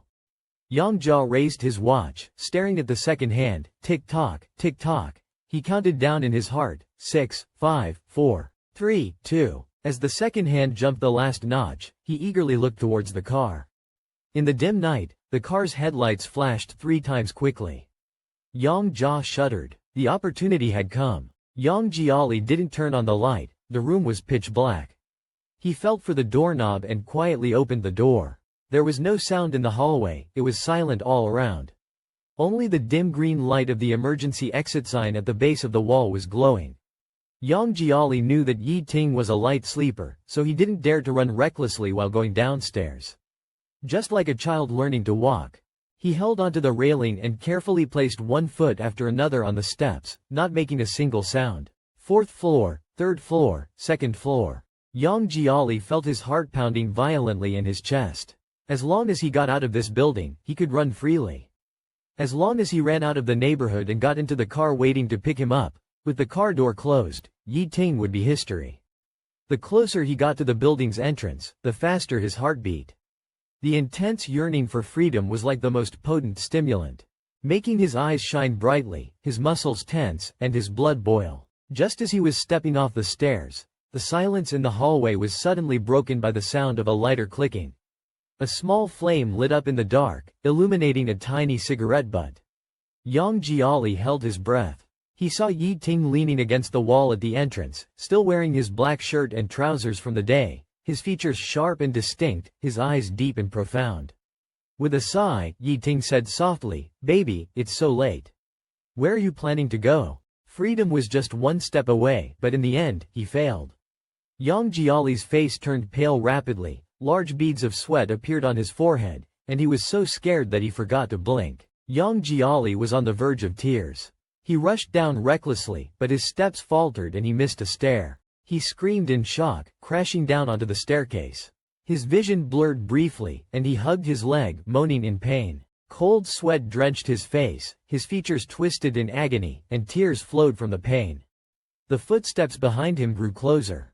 Desperation burned inside him. Despite the searing pain in his leg, he forced himself to endure it. Like a fugitive, he scrambled and crawled towards the exit. The door was tightly closed. Yang Jiali didn't care about anything else. He used all his strength to bang on the door. He put every ounce of energy into it. His heart filled with panic and the fear of imminent capture, driving him into a frenzy. Like a wild beast trapped in a cage, he pounded on the door, crying and screaming desperately. With his forceful efforts, the door finally cracked open. Outside stood 3 expressionless bodyguards in suits and leather shoes, who called out, "Good evening, Mr. Yang." Yang Jiali's body stiffened, as if his soul had been sucked out, leaving him completely deflated. Yi Ting, unbeknownst to Wen, had stopped walking and was watching him from the corridor not far away. Yang Jiali, in a rush of emotion, tried to break past the bodyguards, but his 2 fists were no match for their 6. The bodyguards quickly blocked him inside. Yang Jiali burst into tears, clutching at the sleeve of one of the bodyguards. "Big brother, please let me go. I'm begging you, big brother." From a distance, Yi Ting watched him, feeling a sharp thorn piercing his heart. The unceasing flow of blood carrying a strong tang of sourness and heartache, along with a variety of complicated and indescribable emotions. It struck his entire body like an electric current, nearly knocking him off balance.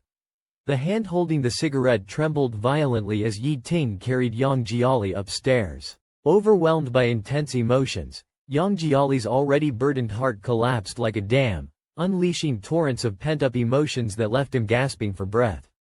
His chest heaved with each breath, his sobs mixed with choked whimpers. Despite his chest's violent rising and falling and the desolate cries escaping his throat, he was still carried upstairs. Lying on the bed, Yang Jiali had no strength left in his body, as if his soul had been drained, lifeless and motionless. Yi Ting sat by the bed, his eyes bloodshot. He went to the cabinet, poured a cup of hot water, tore open a sachet of antidepressant and sedative granules, and mixed them well. Yi Ting blew on the steaming medicinal liquid, took a small sip, his atoms apple-bobbing slightly, then said it wasn't too hot, the temperature was just right. "Be good, open your mouth and drink the medicine, then I'll treat your wound." Yang Jiali stared blankly ahead, his lips unmoving. Yi Ting's phone started to ring, a call was coming in. "Did you get the license plate number?" he asked the person on the other end. "Did you note it down?" But these words scared Yang Jiali pale with shock. You've had someone waiting at the door all this time. You want to?" With a bitter smile, Yi Ting curved his lips. "Rest assured, I can't bear to do anything to you. I only despise those who try to take you away." Without saying anything more, he picked up the medicinal liquid that had cooled off significantly. Immediately, Yang Jiali took the liquid and gulped it down, the sound echoing in his throat, the brownish medicine trickling down from the corner of his mouth. After finishing, he held up the empty bowl, saying, "One drank it, I drank it all." Yi Ting put the bowl aside, lost in thought. Yang Jiali assumed he was still intent on investigating further. The ruthless decisiveness Yi Ting showed when dealing with Wang Yang rose in his mind, stirring up fear and anxiety. He stumbled to Yi Ting's side. His arms trembling, he wrapped them around Yi Ting's waist and rested his head on his chest. "Don't look into it anymore, Yi Ting. Let's just leave it at that." Yi Ting lifted Yang Jiali's head and looked into his reddened eyes. Yang Jiali was trapped in Yi Ting's embrace, his breathing ragged and restless. Yi Ting lifted Yang Jiali's chin with his fingers, sighed, and asked, "Baby, then answer me, are you still going to run away?" Yang Jiali was speechless. The words stuck in his throat. After a while, he closed his eyes, his voice trembling with a thick bitterness and resignation. "If I stand up, can you let me go?" Yi Ting didn't answer, silently taking a medical kit from the cabinet, pulling out iodine and band-aids. He gently treated Yang Jiali's bruises and scrapes from tumbling down the stairs. The cool iodine on the raw, red skin made Yang Jiali flinch. Yi Ting immediately grew anxious, propped Yang Jiali's leg on his own, and blew gently and evenly before continuing to apply the medicine. Yang Jiali opened his eyes slightly and asked hoarsely, "How long do you plan to keep me?" He pulled Yang Jiali closer and pecked his lips. "I'm not keeping you." With dim eyes, Yang Jiali said, "You had it all planned, didn't you? From the moment you returned to the country. Disbanding the team, making me in debt, forcing me to live with you. You've played so many tricks just to drag me back by your side, to turn me into one of your playthings." Seeing Yang Jiali's despondent and dismal state and thinking of his illness, Yi Ting couldn't harden his heart. He pulled Yang Jiali into his embrace and said softly, "You're not a plaything. You're my treasure." Yang Jiali's eyes brimmed with bloodshot veins, his gaze drifting. "Yi Ting, we clearly agreed to break up under that rowan tree. I haven't forgotten, and you shouldn't have either. What's the point of clinging onto me like a mad dog now? At the beginning, the reasons that led to our breakup, how many of them are still unresolved? Count them yourself." Yang Jiali's heart trembled, she tilted her head. "We have already broken up for 5 years. Whatever should be over, is over." Upon hearing this, Yi Ting's eyes suddenly became gloomy. He hooked his lips, touched Yang Jiali's face, and said, "If I say it's not over, it will never be over." Yang Jiali was speechless, her words stuck in her throat. Yi Ting brought the topic back, and in a low voice said, "So answer me, are you still running away or not?"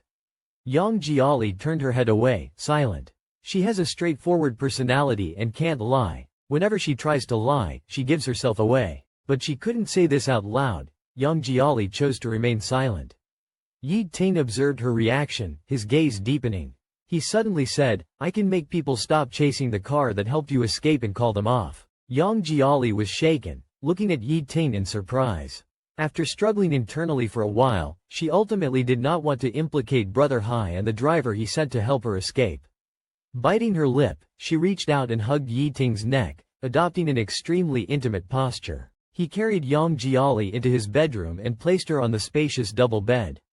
He tucked her in without saying anything and closed his eyes. Until dawn, Yang Jiali was playing with Ah Fu, while in her mind she went over the events of last night again, quietly pondering how Yi Ting could have guessed that she was planning to run away, and had been waiting at the entrance early in the morning. She was so deep in thought that she didn't notice the doorbell ringing several times. When she finally snapped back to reality, she quickly put down Ah Fu, went to the door, and opened it. Outside stood a somewhat familiar young man with short hair, round eyes, and a youthful look that couldn't be hidden. Seeing that it was Yang Jiali, the young man scratched his head and asked somewhat embarrassedly, "Excuse me, is Yi Ting, who lives here, in? I just wanted to ask him something." The boy became shy again, his clean face suddenly flushed.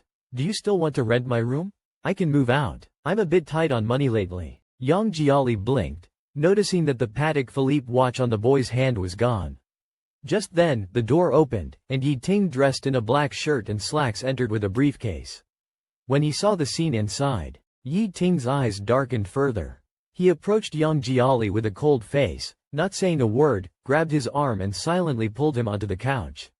He asked Lan Tian what he was doing here. Lan Tian coughed, "I just wanted to ask you if you're still renting my room? I'm a bit short on money lately." Yi Ting crossed his legs, uninterested. "You can leave now." Before Lan Tian could speak again, Yi Ting's gaze shifted to Yang Jiali, noticing his opened neckline and the cool breeze passing through. Yi Ting frowned, looking around the room. "Where's the caretaker?" The nurse was frowning beside him. Lan Tian's eyes suddenly lit up when he heard this. He had just been wondering, what if the house can't be rented out? How should I raise money? Yi Ting's words gave him an idea. He carefully raised his hand. Yi Ting glanced at him coldly, always finding him annoying. Lan Tian whispered, "Mr. Yi, are you thinking of hiring a caregiver for Yan Yan?" Lan Tian swallowed nervously and chuckled sheepishly. "If you're considering hiring a new caregiver, do you think I'd be suitable?" Yi Ting's expression darkened, and he rejected him without hesitation, leaving no room for negotiation. Yang Jiali watched the scene and suddenly spoke up. "Yi Ting, my throat feels rough." His voice softened. "What's wrong? Why am I speaking?" Yang Jiali glanced at Lan Tian and suggested, "Let him be my caregiver." Yi Ting sighed, "I'll find you a professional who can take better care of you." "Be obedient." Lan Tian hurriedly clung to the doorframe. "Mr. Yi," Yi Ting's hand on the doorknob, his gaze cold and indifferent. "Anything else?" Yang Yang agreed to have me as his caregiver, Lan Tian muttered quietly, why are you still being stubborn? Lan Tian seized the last opportunity to defend himself, but Yang and I really hit it off. It's only been an afternoon, and I'm already close to him. Yi Ting's gaze suddenly grew colder, and with a sneer, he said, that makes it even worse. After speaking, he slammed the door shut. Yi Ting said nothing, took a shower, and came out wrapped in a towel, his muscular chest covered in water droplets. Yang Jiali instantly shifted his body toward the wall. Yi Ting, displeased, asked, just because I won't let that person be your caregiver, you're going to be mad at me? Yang Jiali was forcibly held in Yi Ting's arms and couldn't break free. He simply gave up struggling, using one hand to push against Yi Ting's chest to keep some distance. He also lowered his voice, I just want to be in control. Can't I hire someone to my liking? Yi Ting sighed, baby, I said he. I don't want a cold and indifferent caregiver, Yang Jelly interrupted Yi Ting, cutting him off mid-sentence. He looked into Yi Ting's dark eyes with a bitter smile and said, you've already locked me up. I'm locked in this cage all day long. I finally made a good friend, can't I be happy for a moment? Yi Ting pressed his lips together without speaking, looking deeply at Yang Jelly. Yang Jelly's heart skipped a beat. Yi Ting said, I'll investigate his background first. Once I'm sure there's no problem, I'll bring him over. Yang Jelly didn't want to fail at the last moment. He hesitated for a few seconds, thinking that sleep is sleep no matter how it happens, so he didn't resist and let Yi Ting embrace him. Yi Ting pressed against the top of his head and said softly, it would be nice if you always listened like this. Yang Jelly didn't speak. In the pitch-black night, his eyes seemed deeper, as if hiding something. In Yi Ting's company, Lan Tian's features were too distinctive. The assistant didn't have to put in much effort to thoroughly investigate Lan Tian's background. The findings were surprising. Yi Ting held the documents handed over by the assistant, sitting in his executive chair with his legs crossed, flipping through page after page with an expressionless face. Finally, he closed the documents and smiled, as expected, he's not simple. After a while, he casually said, this Lan Tian probably won't stay for long either. The assistant quickly replied, Mr. Lan ran away from home for some unknown reason. His family is apparently coming here to fetch him soon. It seems Mr. Lan will be taken back in no time. Yi Ting nodded, letting his assistant leave. Squinting at the bright daylight outside, he thought it was a place he couldn't stay for long. But since Yang Jia insisted so much, he would agree this time. The scene shifts to Yang Jia's small room. Lan Tian was cooking in the kitchen, almost blowing it up. Yang Jia said quietly, I have hands and feet, I can take care of myself. Feeling a bit embarrassed, Lan Tian said, Mr. Yi asked me to take care of you, but I haven't done anything all these days. I'm still getting paid, which feels quite awkward. Eventually, it was Yang Jia who made breakfast. Taking advantage of Yi Ting's absence, he curiously asked Yang Jia, Yang, what exactly is your relationship with Mr. Yi? Yang Jia laughed at himself, I'm a pet he keeps in a cage. Seeing Yang Jia a bit unhappy, Lan Tian made a funny face trying to cheer him up. Suddenly, Yang Jia lowered his voice and his gaze deepened, I need your help with something. Lan Tian asked, what is it? Yang Jia half opened his eyelids and glanced around the room filled with hidden cameras, whispering mysteriously, come here. The scene shifts to Lan Tian taking Yang Jia to a restaurant, looking around cautiously as if in a spy movie. Yang Jia said helplessly, isn't this too nervous? Lan Tian, holding his racing heart, said with widened eyes, how can I not be nervous? Mr. Ye's wrath might be lurking in any corner watching us. I managed to cover for you and bring you out. Make sure your mask is on tight. Follow me. Lan Tian watched Yang Jia go inside in relief. He looked around, confirming there were no suspicious figures before feeling at ease. Yang Jia entered the private room, and Jia Shanghai was already sitting inside, not wearing a suit today. Dressed simply in a gray jacket paired with dark black pants, he looked far less uptight and abstinent than usual, appearing younger and much gentler. Yang Jelly felt quite embarrassed, his face flushing as he replied, I'm really sorry for putting Haigo through so much trouble to arrange this, and yet I couldn't escape. It was a wasted opportunity. It's not your fault. Yi Ting's thinking is too meticulous. He had seen through it all along but acted as if nothing was amiss, secretly arranging everything. It's no wonder you couldn't escape. Jia Shanghai adjusted his glasses, his eyes deep. So, you really hate him that much? He lowered his head in silence for a long while before murmuring, Haigo, nobody wants to be someone else's pet. Yi Ting is too obsessive and calculating. His attitude towards me is more about unwillingness, so he wants to capture me back, confining me within his control. Right now, he still has some feelings for me, but if one day he's completely satisfied, then what would happen to me, a toy he's finally tired of? Yang Jelly thought of the scene where Wang Yang was forced to bow, and shuddered. Zhao Shanghai nonchalantly sipped his tea, his Adam's apple bobbing slightly as if contemplating something. After a while, he put down the teacup and asked softly, "If you're given another chance, would you plan to escape again?" Yang Jelly's eyes lit up, and he nodded without hesitation. Lan Tian found a small table by the window downstairs. and asked the waiter to serve him a large glass of iced cola. Previously at home, Ruan Yanting, who was only 5 years and 7 months older than him, would manage him daily just like his father. He wouldn't allow him to drink even a sip more. Now that he slipped away, with the sky high and the emperor far away, who else is there? Lan Tian bit down on his straw, his eyes wide as he held his breath, ready to guzzle down. Looking up, he saw a man and a woman walking by not far away. Seeing that man, Lan Tian's little face turned pale as if frightened, and he shrank back into a corner.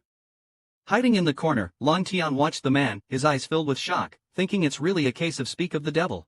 Rubbing his eyes, he only saw Ruan Yanting, who didn't notice him, but instead nodded and smiled lightly at the woman beside him.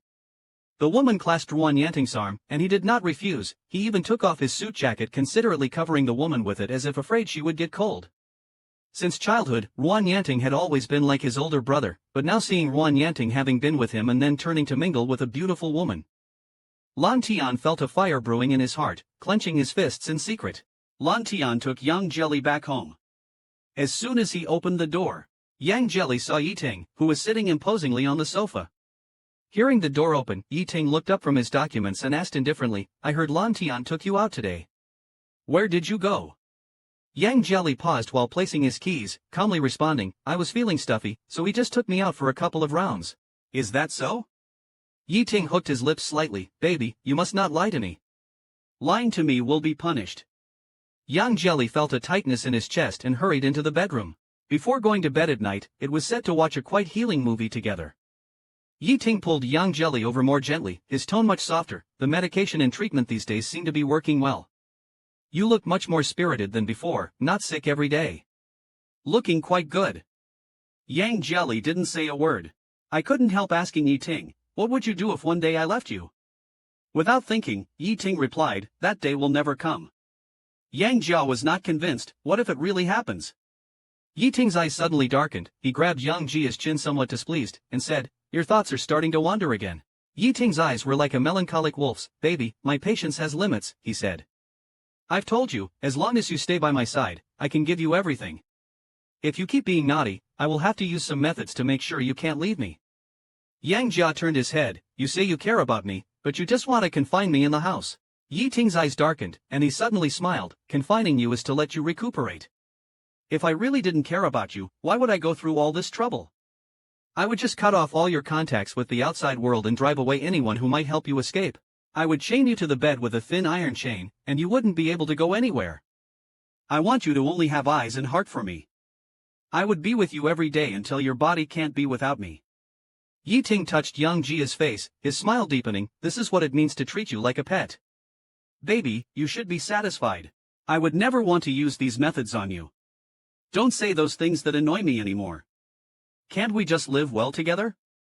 Yang Jia widened his eyes, and after a long moment, he barely squeezed out a sentence, "You're crazy." Yiting hummed indifferently, "Then you are the antidote." Suddenly the atmosphere changed, and Yiting's kissing did not stop. Moving slowly up Yang Jia's neck to his earlobe and ear, Yang Jia shuddered as he realized Yiting's intent. He panicked and quickly pushed him away. Yiting kissed Yang Jia's cheek and sighed, "When and how will you be willing to open up your heart and body to me? We are supposed to spend a lifetime together. How long do you plan to keep running away?" Yang Jelly closed his eyes, his teeth clattering, feeling something amiss. Lan Tian has been acting as if he's hiding something these past few days. Yang Jelly was busy revising the songs he wrote before, and when he looked up, he saw Lan Tian staring out the window soullessly, still holding the milk pouring gesture. The milk had already overflowed the cup and was dripping onto the floor from the coffee table.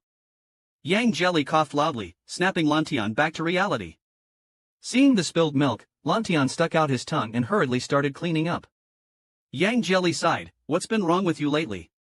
Ever since we came back from the restaurant, you've seemed out of sorts." Lan Tian shook his head, "I'm fine, I'm really good, and quite happy actually." Yang Jelly smirked and shook his head, then suddenly, there was a knock on the door. Avoiding further discussion, Lan Tian got up, "I'll get the door." He walked to the door and pressed the handle to see a tall, handsome man standing outside, with striking eyebrows and piercing eyes.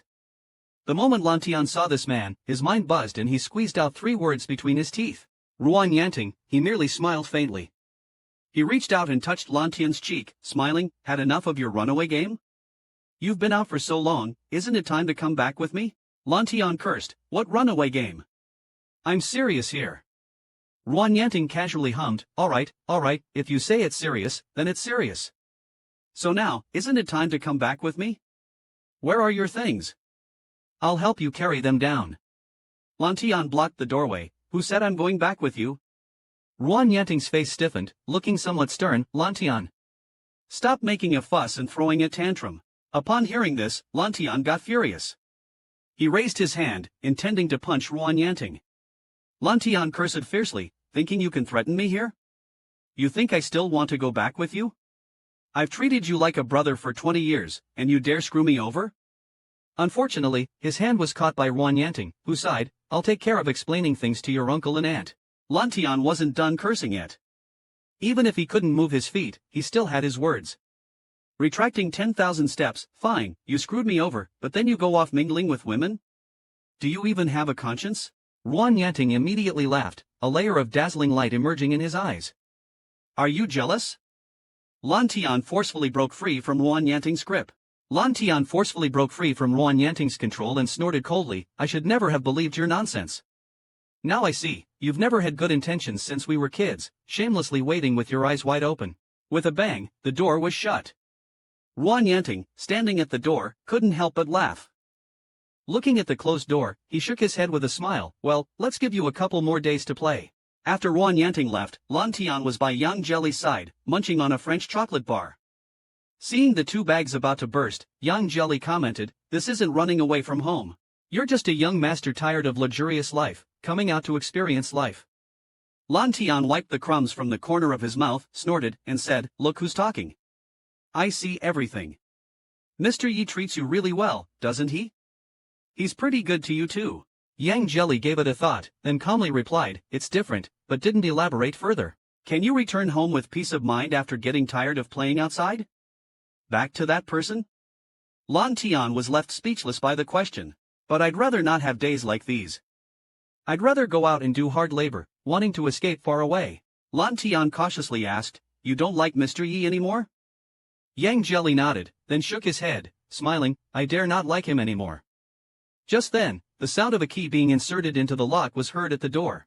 Yi Ting heard everything. When Yi Ting entered the room, his expression was very calm, as if he hadn't heard anything.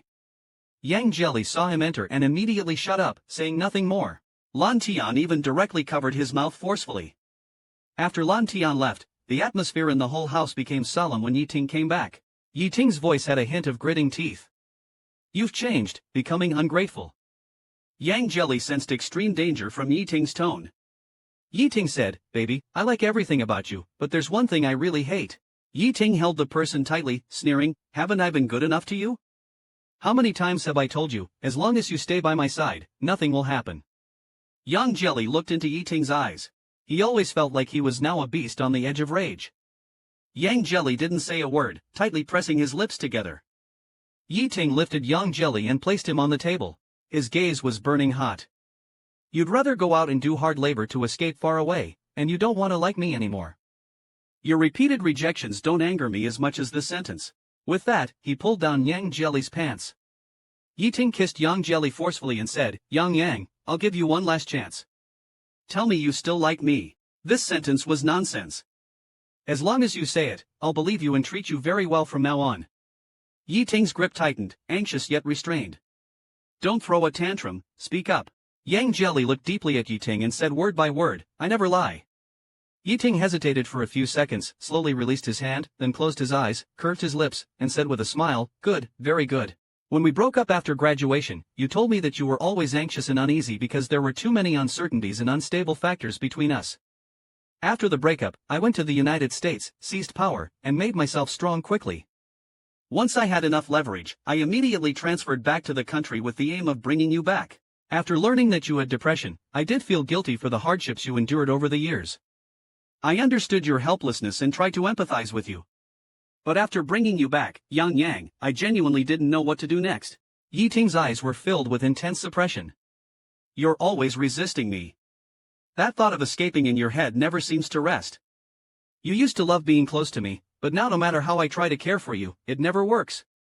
It's really frustrating. Yang Jelly's Adam's apple moved. You don't treat me like a person. The way you're treating me now is both obsessive and distorted. You've changed so much since college. Now, I only find you terrifying and dangerous, making me just want to escape. Yi Ting smiled, nodded, and said, since you put it that way, fine. He lifted Yang Jelly's chin. You might be disappointed to hear this, but I won't let go. I must have your body and mind and will make you unable to leave me. Your mental state needs treatment now, so I will get the best experts to develop the optimal plan and provide you with the best care to restore your mental health. For now, I won't force you to have feelings for me. Before that, Yi Ting took a deep breath and said with a smile, baby, I'll start with your body first. Yi Ting thought about the last time, when he forced Yang Jelly to submit both physically and mentally by handcuffing him to the bed. The expression on Yang Jelly's face was agonizing and repressed, and Yi Ting himself didn't feel much better either. He had taken possession of the person. Yang Jelly's body was right under him, unable to escape, unable to leave. Yang Jelly's pleasure or pain was all under his control. But even so, he still felt very distant from him.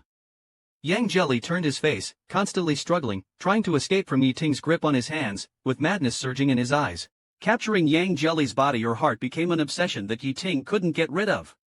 Like the intertwined roots of a giant tree, difficult to separate. From the moment he was transferred back from abroad, Yi Ting was determined to bring Yang Jelly back. Until now, he has followed his plan, using tactics to bind Yang Jelly close to him. But every day, Yang Jelly thinks about how to escape from him, and says he doesn't want to love him anymore. He seemed to feel that he had already controlled everything about Yang Jelly, but in a daze, it seemed like he hadn't obtained either Yang Jelly's body or heart. He could remain rational and calm in dealing with business affairs, and stay composed when facing various troublesome competitors. But when it came to matters involving Yang Jelly, it could always cause his emotions to fluctuate intensely. He had set the trap to capture Yang Jelly for too long. If he still couldn't obtain him, Yi Ting felt he would become anxious and obsessed, even possibly doing something crazier. Even doing crazier things, Yang Jelly was pinned down by Yi Ting, his face was mostly flushed. Yi Ting looked at his furrowed brows and coaxed, baby, why won't you accept me now? Yang Jelly tightened the bedsheet, his voice laced with reluctance, I don't want a mad dog. Yi Ting's prominent Adam's apple moved, his eyes filled with desire and frustration. He stared at Yang Jelly's evasive eyes, I haven't taken a deep breath yet to say the answer. Baby, say you still like me. Let's stop here today, no more going forward. Yang Jelly clenched his fists, tilting his head back, refusing to speak. Yi Ting seemed anxious, emphasizing his tone, say something. Yang Jelly scowled, his chest heaving. Yi Ting waited for a long time, seemingly disappointed. He silently grabbed Yang Jelly's wrist, leaning down. Yang Jelly felt his burning breath, knowing he was serious now. Instantly panicking, he pressed his palm against Yi Ting's chest and said, give me a week. Yi Ting squinted his eyes. Yang Jelly said, give me a week to prepare. I can't accept you the way you are now. Yi Ting bit Yang Jelly's lips, his fingers caressing his chin, he sighed, give you a week. Will you be willing to say that word, or willing to sleep with me? Yang Jelly thought to himself, neither if you, this mad dog, don't change your ways, I won't be willing any day. But Yi Ting was in a frenzy, Yang Jelly didn't want to enrage him further, so he vaguely said, I'll think about it. Yi Ting gazed deeply at Yang Jelly, and after a moment, he slowly released Yang Jelly's hand, his voice hoarse, don't let me down. In the end, he couldn't bring himself to force anything. Yi Ting went to the restroom to sort himself out. That night, Yang Jelly was locked in Yi Ting's embrace. Yi Ting had already fallen asleep, but Yang lay awake, thinking a lot. The next morning after breakfast, Yi Ting dressed as usual in a suit and tie. Just as Yang Jelly was about to go back to his room for more sleep, Yi Ting held him back, come to the company with me today. Yang Jelly didn't want to go, but Yi Ting, having given in last night on matters of intimacy, insisted today. He gripped Yang Jelly's hand, not allowing him to let go, it's too boring for you to stay at home alone. I can talk to the sky if I'm bored, Yang Jelly countered, but Yi Ting coldly smirked, that kid always tries to trick you into leaving me. I'll drive him away sooner or later. Yang Jelly was shocked, you wouldn't dare. Yi Ting just smiled, forcefully scooped him up around the waist, since I said starting with the body, from now on, I will keep you by my side as much as possible, getting you used to my presence and everything about me. Entering the company lobby, when it was time to go upstairs, Yang Jelly glanced at the elevator and unconsciously let go of Yi Ting's hand, walking towards the regular elevator. Yi Ting, observing this scene, suddenly remembered the past.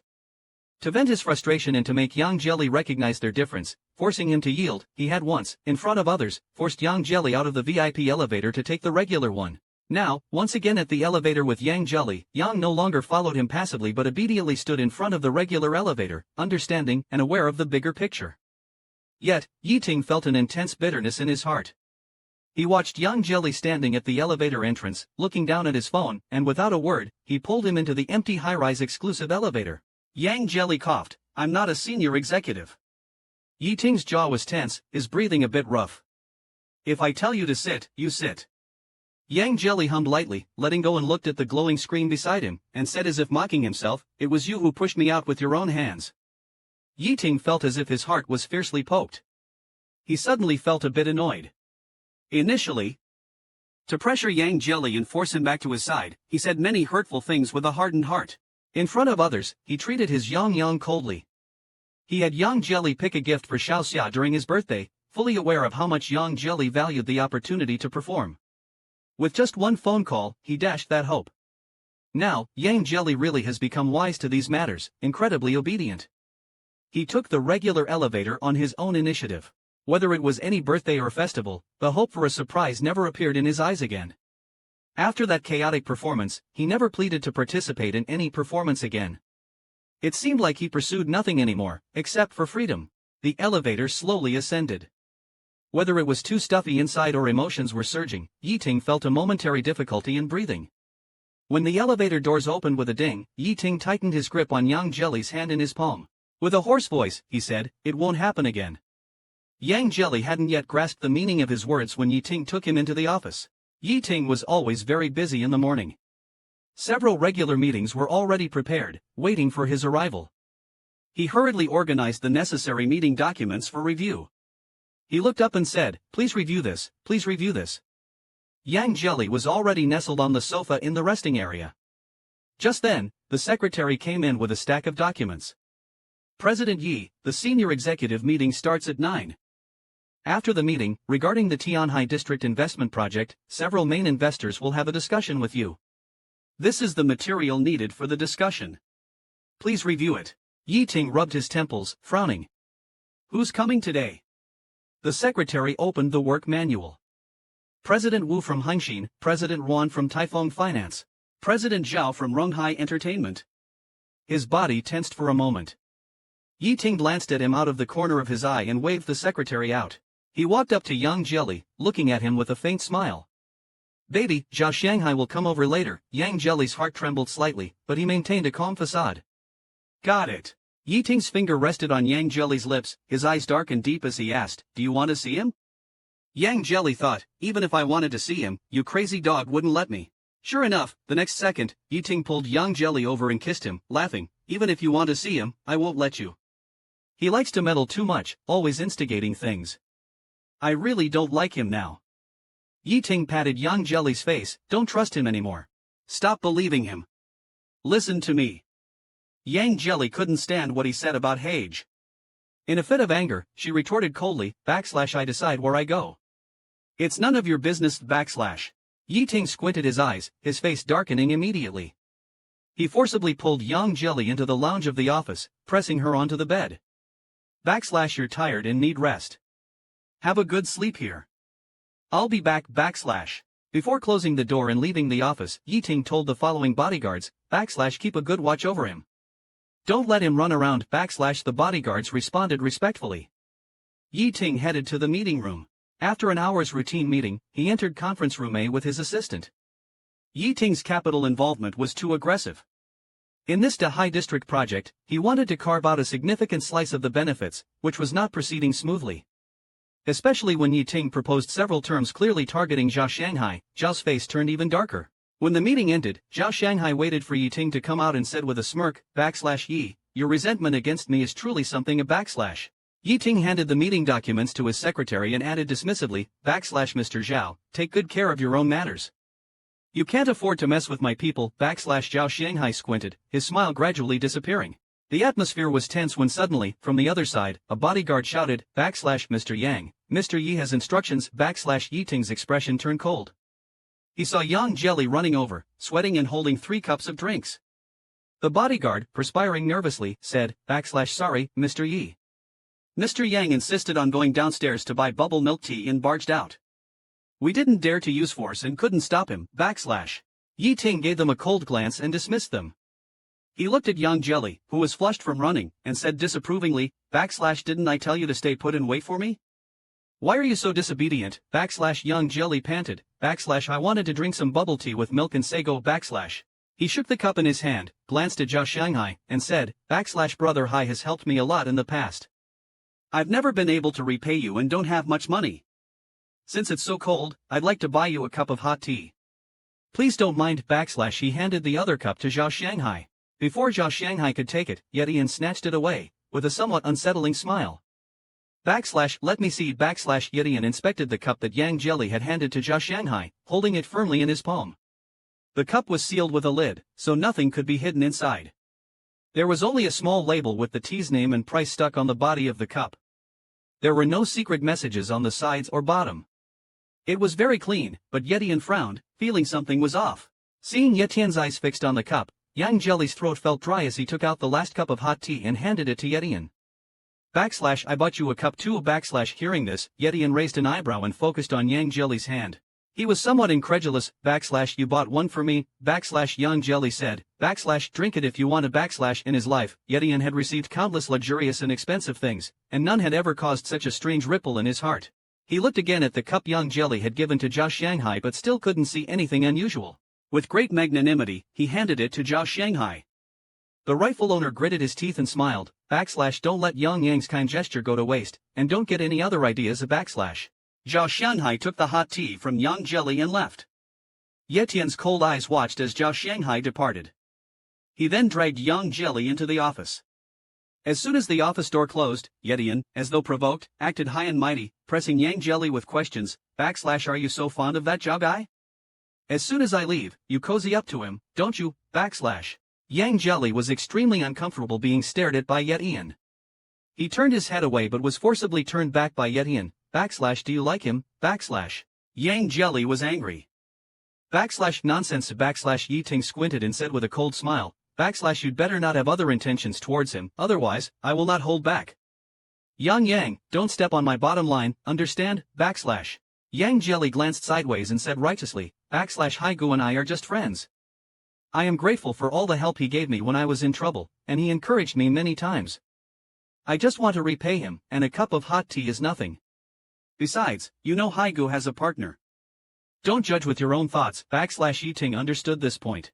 Zhao Shanghai is not someone who would mess around outside, and his brother Xiaoyi wouldn't allow Zhao Shanghai to cheat either, even though Xiaoyi has recently hinted several times that he is tired of this family life and of Zhao Shanghai. But Yi Ting felt uncomfortable no matter what. Yang Jelly wished he could push him 3 meters away, yet he was still thinking and worrying about Haigu. Yi Ting gritted his teeth and asked, why is that Zhao guy a perfect gentleman in your heart, and no matter how well I treat you, I am just a mad dog you hate, isn't it? Yang Jelly's Adam's apple moved. At least he doesn't humiliate me in front of others, doesn't treat me as someone without dignity to play with at will, doesn't force me to the point of no return repeatedly, and certainly doesn't rape me. His eyes darted around, about to explode again. Yang Jelly didn't want to dwell on this topic any longer. He quickly raised the milk tea in his hand. I bought this for you, are you going to drink it or not?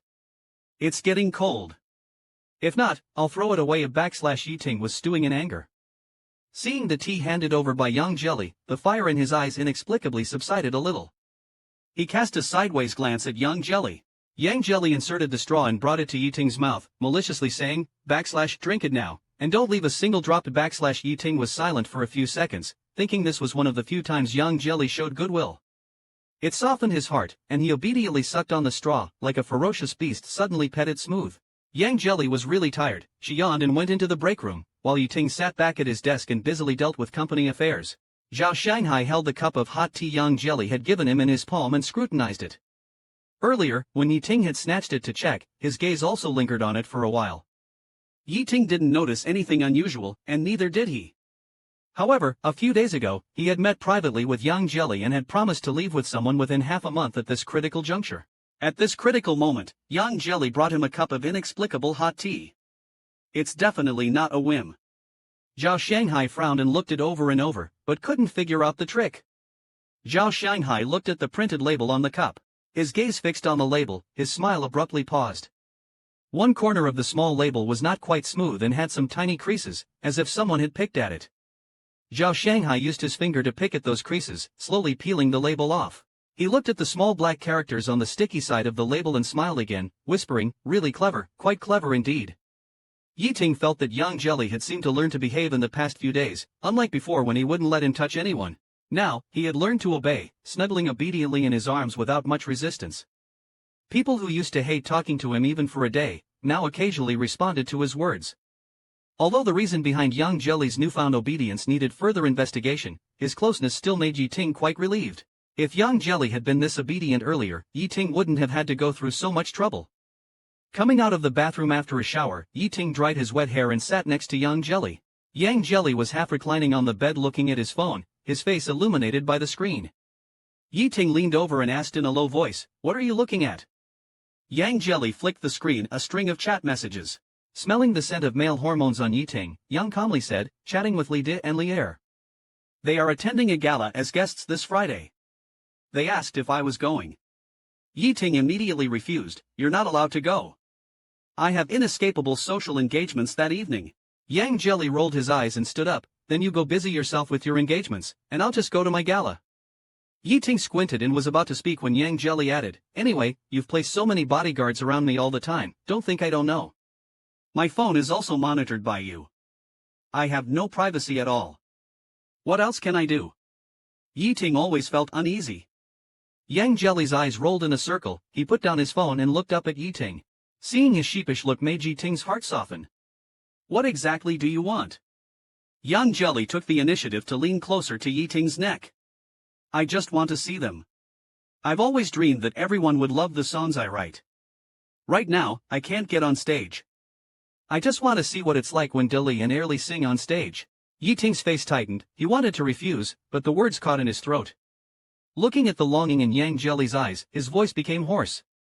He lowered his head and kissed him forcefully. Yiting pressed him down, his hands on either side of his body, their eyes locked. "Exactly 1 week since you last spoke to me," Yiting said hoarsely. Yang Jelly's heart trembled. The last time Yiting tried to advance on him, he managed to delay it with a stalling tactic.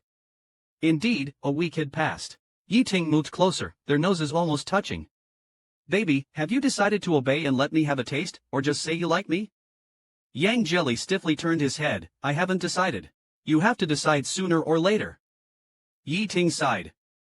"If you really want to go, fine, I'll let you go. But I'll also assign bodyguards to stay by your side and protect you at all times, understood?" Yang Jelly's eyes dimmed, and after a moment, he said indifferently, "Whatever." On that Friday, Yiting's social event started at 6 o'clock. Before leaving, Yiting watched Yang Jelly put on a new suit. Yiting's eyes brightened, and he smiled, "My baby is as handsome as ever." He tied Yang Jelly's bow tie and lingered, caressing his ear. In a magnetic voice, he whispered, "After you see them, come home early. I'll be waiting." Yiting added, "Baby, if you don't obey, I'll punish you. But if you keep being good, I'll treat you very, very well. Understand?" Yang Jelly's heart trembled. Yiting smiled and pointed to his lips, "I've let you go to the venue, shouldn't you show some gratitude?" He didn't say anything and obediently caught Yiting's muscular waist, took the initiative to kiss him on the lips. Yiting enjoyed it immensely, looking much happier, and hugged him tightly. Yang Jia went backstage first. Backstage, he saw Li Di and Lier changing clothes. Upon seeing Yang Jia, their eyes lit up. Lier rushed over for a bear hug, crying out, "Dear brother, your little brother has missed you so much." Before the hug could warm up, the bodyguard timely stepped forward to separate the two, warning Yang Jia in a low voice, "Mr. Yang, Mr. Yi wouldn't be pleased with you having intimate contacts with others." Yang Jia's mouth twitched, but he didn't say anything. Li Di also came over, "Bro Yang, where have you been these days? You didn't come to see us." Yang Jia sniffed and said with a smile, "Isn't this me coming to see you guys?" The three of them chatted for a while. It was almost time for the show to start. Yang Jia took a deep breath, his eyes seemed to hold thousands of emotions. Yet he spoke calmly, "Do a good performance, including mine too." The stage lights came on, the audience lights went out, and it went dark. They sang a song Yang Jia wrote a long time ago. Back then, Yang Jia was quite fond of Japanese anime, and after watching a lot, he got a bit of a Chinibyo vibe. The song he wrote had a weirdly passionate feeling. Listening to Li Di and Li Er's voices, when they sang the line "Freedom is what our generation longs for forever," Yang Jia unconsciously curled his lips. He watched Li Di and Li Er come off the stage, his Adam's apple moved, and it seemed like a small flame was lit in his eyes. There were quite a few bodyguards around him. Yang Jia feigned a frown. First, he frantically said he forgot his medication and sent 2 bodyguards back to get it. In the end, only 2 dumb-looking burly men remained by his side. Yang Jia stood up nonchalantly and said, "I'm going to the restroom." The bodyguard wanted to follow him in. Yang Jia glared, stopping them. "Why would you follow inside at the very end of the whole floor? Moreover, this is the farthest end of the 3rd floor. Could I possibly fly away from here?" I could. Just like the bad habits I learned from Yi Dog, Yi Ting." Annoyed, Yang Jia continued, "Just wait at the door. I hate it when people watch me while I'm using the restroom. Don't I have any dignity?" After saying that, he slammed the door shut, blocking the 2 bodyguards outside, then he quietly locked the door, his heart pounding as if it was about to leap out of his throat. His heart was beating so fast it felt like it would jump out of his throat. He quickly walked to the innermost stall and from the toilet paper box, took out the sturdy rope that Zhao Shanghai had prepared in advance, tied it to the iron pipe, and made a dead knot. Yang Jelly threw the rope out, climbed out of the window, tightened the rope, and stepped on the small ledge, slowly descending. His palms were sweating profusely, his fingers trembling slightly, and his heart was pounding fast. 3rd floor, 2nd floor, 1st floor. Meter by meter down, Yang Jelly felt he had the potential to be a spy. With only a short distance left, he couldn't hold back and let go of the rope, jumping down with a dull thud. He patted the dust off his body, looked around cautiously, and seeing no one, immediately sprinted towards the back door. When he reached the back door, there was already a car parked inconspicuously in the shadows. A small lamp pendant hung from the exterior rearview mirror. Holding his breath, Yang Jelly sneaked to the car, opened the back door, and slipped inside. The driver, a middle-aged man, said nothing and directly stepped on the gas.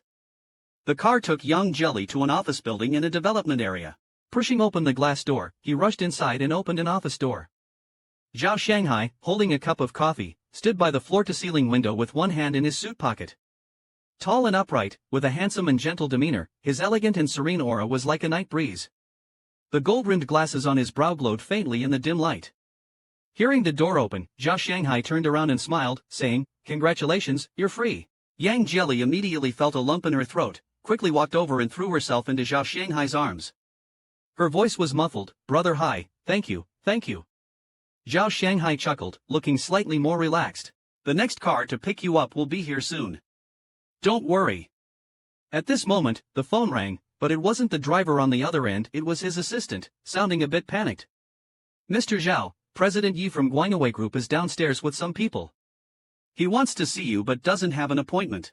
Zhao Shanghai's smile immediately froze on his face. His expression turned incredulous, and even his voice changed. "Yi Ting is downstairs?" Yang Jelly's previously relaxed expression turned alarmed and horrified. "What?"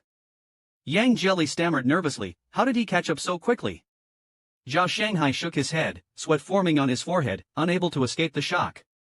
"Impossible, the driver is an expert, he wouldn't be easily followed and exposed.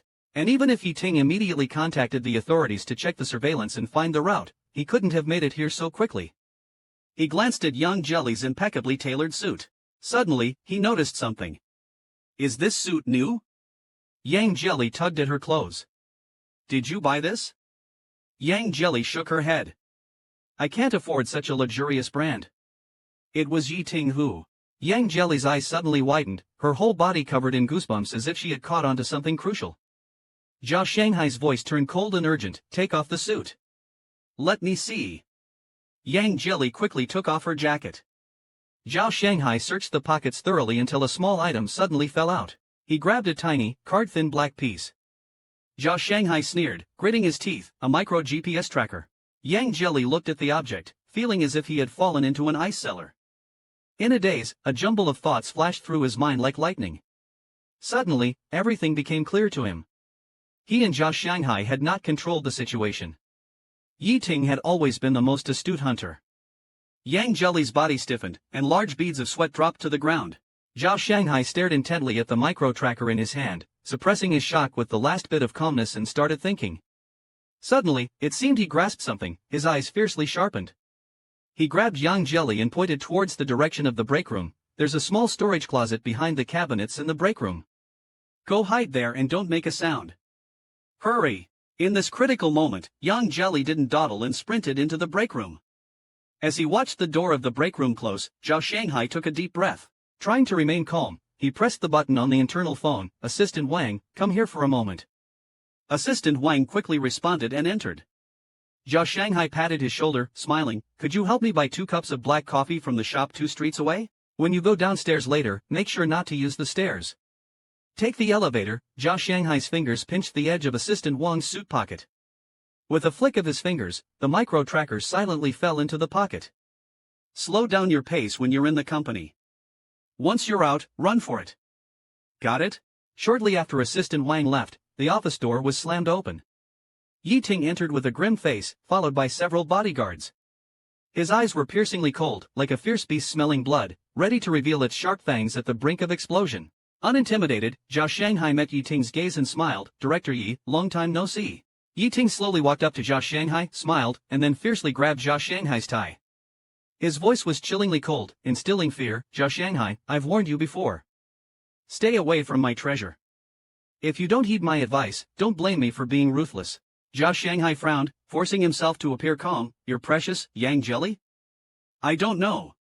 Yi Ting chuckled dismissively, loosening Zhao Shanghai's tie. Still playing dumb with me at this time? He paced the office coldly. You have more spine than I thought. I just wonder, if I catch the person hiding here, will you still have the guts to talk to me like this? His smile turned cold, waving his hand. What are you standing there for? Go search. Zhao Shanghai was furious, slamming the desk. This is my office, Yi Ting. Yi Ting curved his lips, unbothered. A glance caught the tightly shut door of the resting room. Striding to the resting room, he opened the door. The room was dark, the lights off. Yi Ting first opened the wardrobe.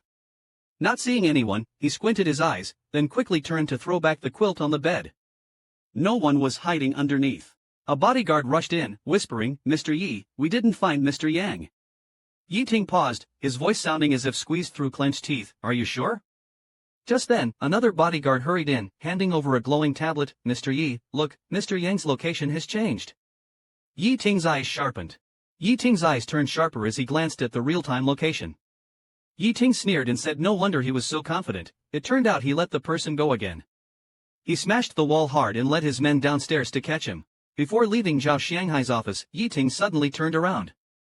In the empty and dimly lit office, Yi Ting stared at Zhao Shanghai with a cold and deep gaze, issuing a ruthless warning. Even Zhao Shanghai, who is usually so composed, felt like he was plunged into icy water in February when stared at by Yi Ting's terrifying eyes. His legs felt weak, and he was cold all over. Zhao Shanghai stood in place until he could no longer hear those footsteps.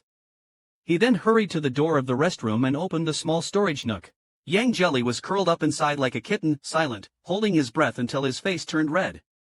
As soon as he breathed in the fresh air, he took a deep breath, his chest rising and falling heavily. He's gone.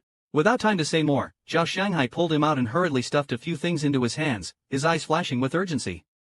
You only have a few minutes. Go through the hallway and take the freight elevator down to the basement level. There's a car waiting for you at the back door. Don't ask any questions, someone will take you to a safe place once you're in the car. Zhao Shanghai didn't give Yang Jelly a chance to hesitate, pushing him out forcefully. Go! Yang Jelly knew he couldn't afford to dawdle at this moment. If he failed to escape this time, both he and Zhao Shanghai would be torn apart by this mad dog Yi Ting. Grabbing his things and wrapping himself in his coat, Yang Jelly didn't waste a second and got into the freight elevator. Assistant Wang took the coffee from the waitress's hand, neatly placing the 2 cups in a bag, humming a tune as he walked out the door. Suddenly, there was a commotion behind him, but Assistant Wang paid no mind. A sudden force from behind knocked him down like a dog eating dirt. Assistant Wang cried out in panic, Who are you? What are you doing? The bodyguards who had caught up were dumbfounded to find that this person wasn't Yang Jelly. Yi Ting arrived a few seconds later. Seeing Assistant Wang's face, he instantly understood everything. Zhao Shanghai had played a trick right under his nose, pulling off a switcheroo, a diversion tactic. Yang Jelly quietly made his way to the basement, cautiously surveying his surroundings. Finding no sign of Yi Ting's men, he bolted toward the back door where a car was parked, its rear door ajar. His eyes lit up as he dived into the back seat and slammed the door closed. The driver, with a voice deep as a drum, sat in front. Mr. Yang, Yang Jelly panted, "It's me." The driver, half his face shrouded in darkness, smiled and told him to buckle up, only to encounter Yi Ting, who had just returned.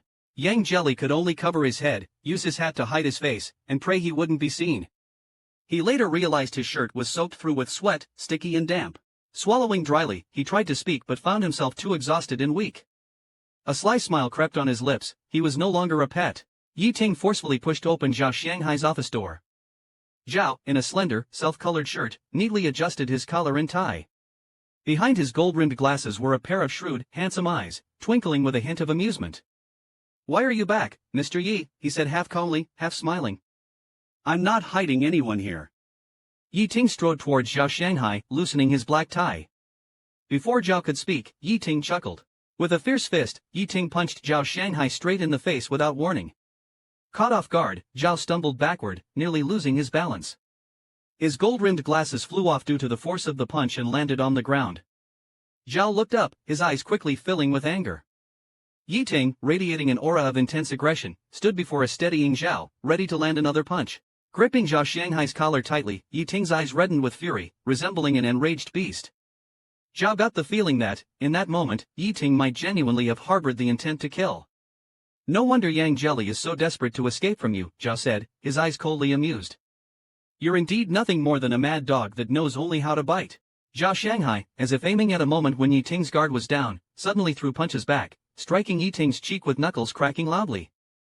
"Zhao Shanghai, you're courting death." Both being prominent bosses, they wrestled, with their bodyguards surrounding them, staring dumbfounded at their bosses fighting Zhao Shanghai.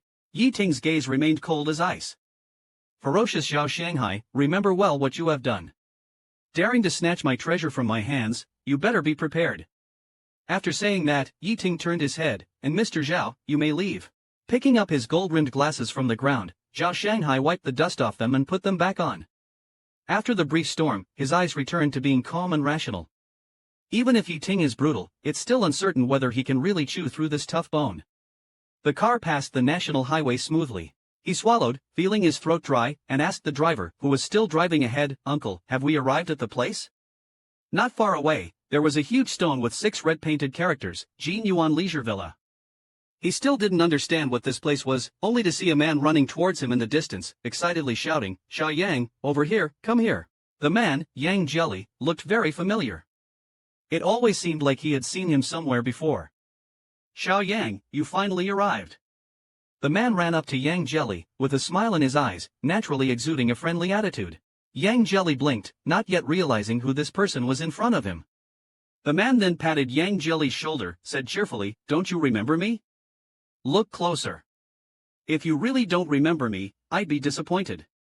Yang Jelly looked at his face, and after a moment, something finally clicked in his vague memory. "Aren't you Lu, the Lu who lived in the dorm next to mine during our freshman and sophomore years?" The man laughed heartily, patting Yang Jelly's shoulder. "Lu-sun, yes, Lu-sun." Yang Jelly's eyes brightened. "Now I remember.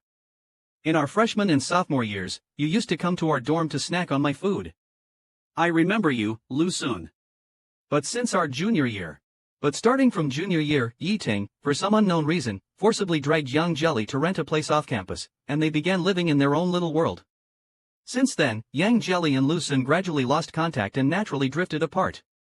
Yang Jelly's smile became brighter. "Sun-ji-e, what are you doing here?" Seeing Yang Jelly's puzzled expression, Lu-sun continued to explain, "I got to know Hai-ji through partnering on a few investment projects. We had talked before and knew we were college alumni. After you got into trouble, Hai-ji privately contacted me, asking if you could hide at my place for a while. Coincidentally, I recently opened a new leisure resort, which is perfect for you to lay low. Rest assured, my place is absolutely safe and hidden, no one will find you." Only then did Yang Jelly feel relieved. Yi Ting used all the manpower he could and meticulously searched for several days. He investigated all possible hiding places for Yang Jelly, reviewed related surveillance footage, and checked vehicles. However, there were too many vehicles coming and going nearby, and the traffic on the national highway was even denser. After several days, there was no progress at all. It was as if Yang Jelly had grown wings and flown away, disappearing without a trace. Yi Ting's face had grown increasingly gloomy these past few days, and his temper had become extremely irritable. After a moment of silence, he started the car and drove to Zhao Shanghai's house. Only Zhao Shanghai and his daughter were home. When the daughter heard the doorbell, she immediately ran to open the door. Yi Ting walked in unceremoniously. Considering Zhao Shanghai's daughter was in the room, he didn't immediately act out. Zhao Shanghai gave him a cold glance, squatted down, and said to his daughter, "Lele, Daddy has something to discuss. Go back to your room and finish this week's journal. Daddy will check it tonight. Okay?" Lele glanced timidly at Yi Ting, who looked like a demon, and then looked at Zhao Shanghai, nodding obediently. Zhao Shanghai sat down on the sofa. "What do you want from me?" Yi Ting's voice was icy. "I'll give you one last chance." "Where is he?" Zhao Shanghai poured himself a cup of tea and slowly said, "I told you, I don't know." Yi Ting squinted his eyes and grabbed Zhao Shanghai's shirt collar. "Zhao Shanghai, don't you dare refuse my kindness." The anxiety from not finding Yang Jelly completely burned away Yi Ting's patience. If he thought he could force Zhao Shanghai to reveal Yang Jelly's whereabouts by roughing him up now, Yi Ting felt he wouldn't hesitate to break Zhao Shanghai's bones. "Don't think I can't really do anything to you. I'm being polite to you out of respect for Xiao Yi. Otherwise, with just a few companies and that bit of power you have, do you really think you have the capital to fight me?" Zhao Shanghai's face also turned cold. "What do you want?" Before Yi Ting could speak, they heard the sound of a door opening behind him. Xiao Yi, who had just returned from the company, looked at the people in the living room and raised an eyebrow. "Yi Ting, why are you here?" Yi Ting glanced at him from the corner of his eye, snorted coldly, and reluctantly let go of Zhao Shanghai's collar. He didn't immediately answer Xiao Yi's question, but took a stack of documents he carried with him and slammed them heavily in front of Zhao Shanghai. "If you don't give me the person back in 3 days, I won't let you get a single cent from this project. I'll give you 3 days to lose everything cleanly." Xiao Yi, who couldn't stand it anymore, intervened between Zhao Shanghai and Yi Ting. Frowned, and asked, "What exactly is going on?" "Ask your wife." Yi Ting sneered with a mocking smile, coldly looking at Xiao Yi. "Xiao, take care of your wife. Don't extend your hand outside when you haven't even cleared up your own mess." Yi Ting left, leaving Zhao Shanghai and Xiao Yi staring at each other. Xiao Yi's face was displeased. "You took Yi Ting's person away?" Zhao Shanghai glanced at him, silently went to the kitchen, took off his coat to avoid getting stains on his shirt, and skillfully took an apron and tied it on. He started cooking. Seeing his actions, Xiao Yi became impatient. "I'm asking you a question." Zhao Shanghai calmly said, "This is my own business, don't interfere." Xiao Yi emphasized, "I don't care what the matter is. Since Yi Ting came to the house, don't make a fuss. Why are you meddling in other people's affairs? If he wants his person back, give them back to him. Hurry up and return the person to him." Zhao Shanghai paused his cooking actions for a moment. "I said you don't need to interfere. I'm doing what I think is right. Lele is still doing homework in the room. Go ask her if she wants rice or porridge for dinner." Xiao Yi snorted, extremely irritated, and threw his tie on the ground. He shouted, "Can you change your temper? You were fine before. Why is it so difficult to talk to you now?" Zhao Shanghai also angrily replied, "Then don't speak." Xiao Yi's face turned cold. "Zhao Shanghai, what do you mean by this? Do you not want to live anymore?" Zhao Shanghai stopped his hands and faced Xiao Yi sternly. "From the moment you walked in, you have been siding with Yi Ting. You didn't even ask me what happened. Xiao Yi, you and Yi Ting are truly ironclad brothers. One is a mad dog, the other a stupid dog. Two grasshoppers tied together, both with the same rotten temper and the same scummy behavior." Xiao Yi squinted his eyes. The atmosphere in the kitchen instantly became tense. The two were staring coldly at each other when suddenly, the sound of crying came from outside. Lele, wiping her tears, poked her head out from the doorframe. Seeing his daughter scared and crying, Zhao Shanghai's heart immediately softened. He turned off the stove and hurriedly called Lele into his arms, patting her head. "Lele, don't cry. It's okay. Big Daddy and Second Daddy are fighting again," Lele sobbed, "Don't fight." Zhao Shanghai held his daughter tightly, feeling a painful sting in his heart. After a while, he picked Lele up, passed by Xiao Yi, and said, "Dinner is cancelled. Lele and I are going out to eat." Xiao Yi stood alone in the room, gritting his teeth for a long time. Angrily, he grabbed his coat and scoffed, "If we're not cooking, then we're not cooking. Who cares about staying home to see your sour face?" After saying that, he kicked a chair, making a loud bang. Yi Ting returned to the rental building where Yang Jelly used to live. Just as he walked into the corridor, he ran into Lan Tian, who had just come back from outside. Lan Tian felt a chill down his spine upon seeing Yi Ting. Mr. Yi, what a coincidence. Yi Ting glanced at him coldly, too lazy to even open his mouth. As he was about to open the door, Yi Ting suddenly turned his head and asked in a low voice, "Has Yang Jelly contacted you?" Lan Tian replied tremblingly, "No, I haven't received any word from him at all." Standing there alone, Lan Tian mumbled softly, "I don't know where he ran off to. Yang being out there by himself isn't safe. His illness hasn't fully recovered. What if he has a sudden depressive episode one day?" Yi Ting's face darkened, his chest felt like it had been violently pierced by a sword, aching, painful, and suffocating. Lan Tian's voice floated over faintly. The sound of the blue sky drifted faintly over. "I heard that some depression patients have suicidal tendencies. Yang probably wouldn't, right?" When Yeting heard this, his breath almost stopped in fright. He quickly walked up to Lan Tian, gripping his arm tightly. "Don't fucking say that, don't curse him." Lan Tian was so startled that he went silent and left your sickness.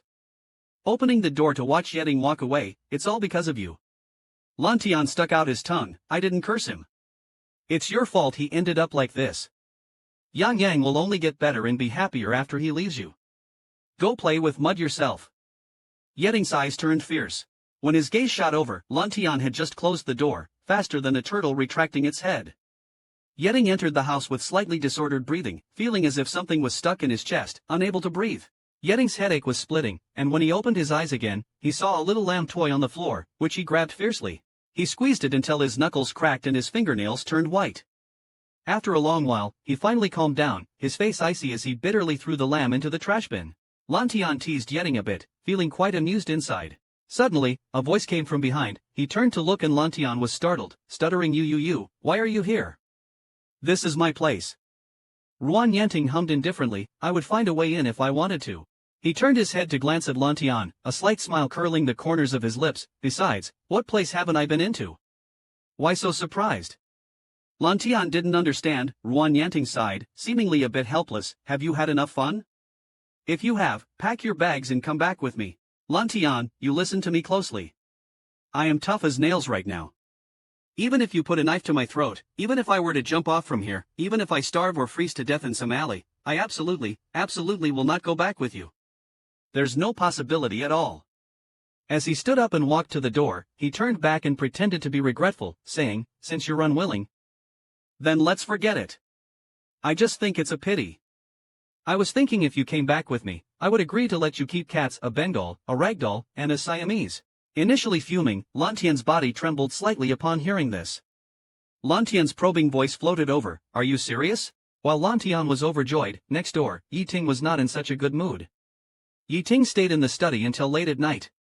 His subordinate reported that today's search still found no clues of Mr. Yang.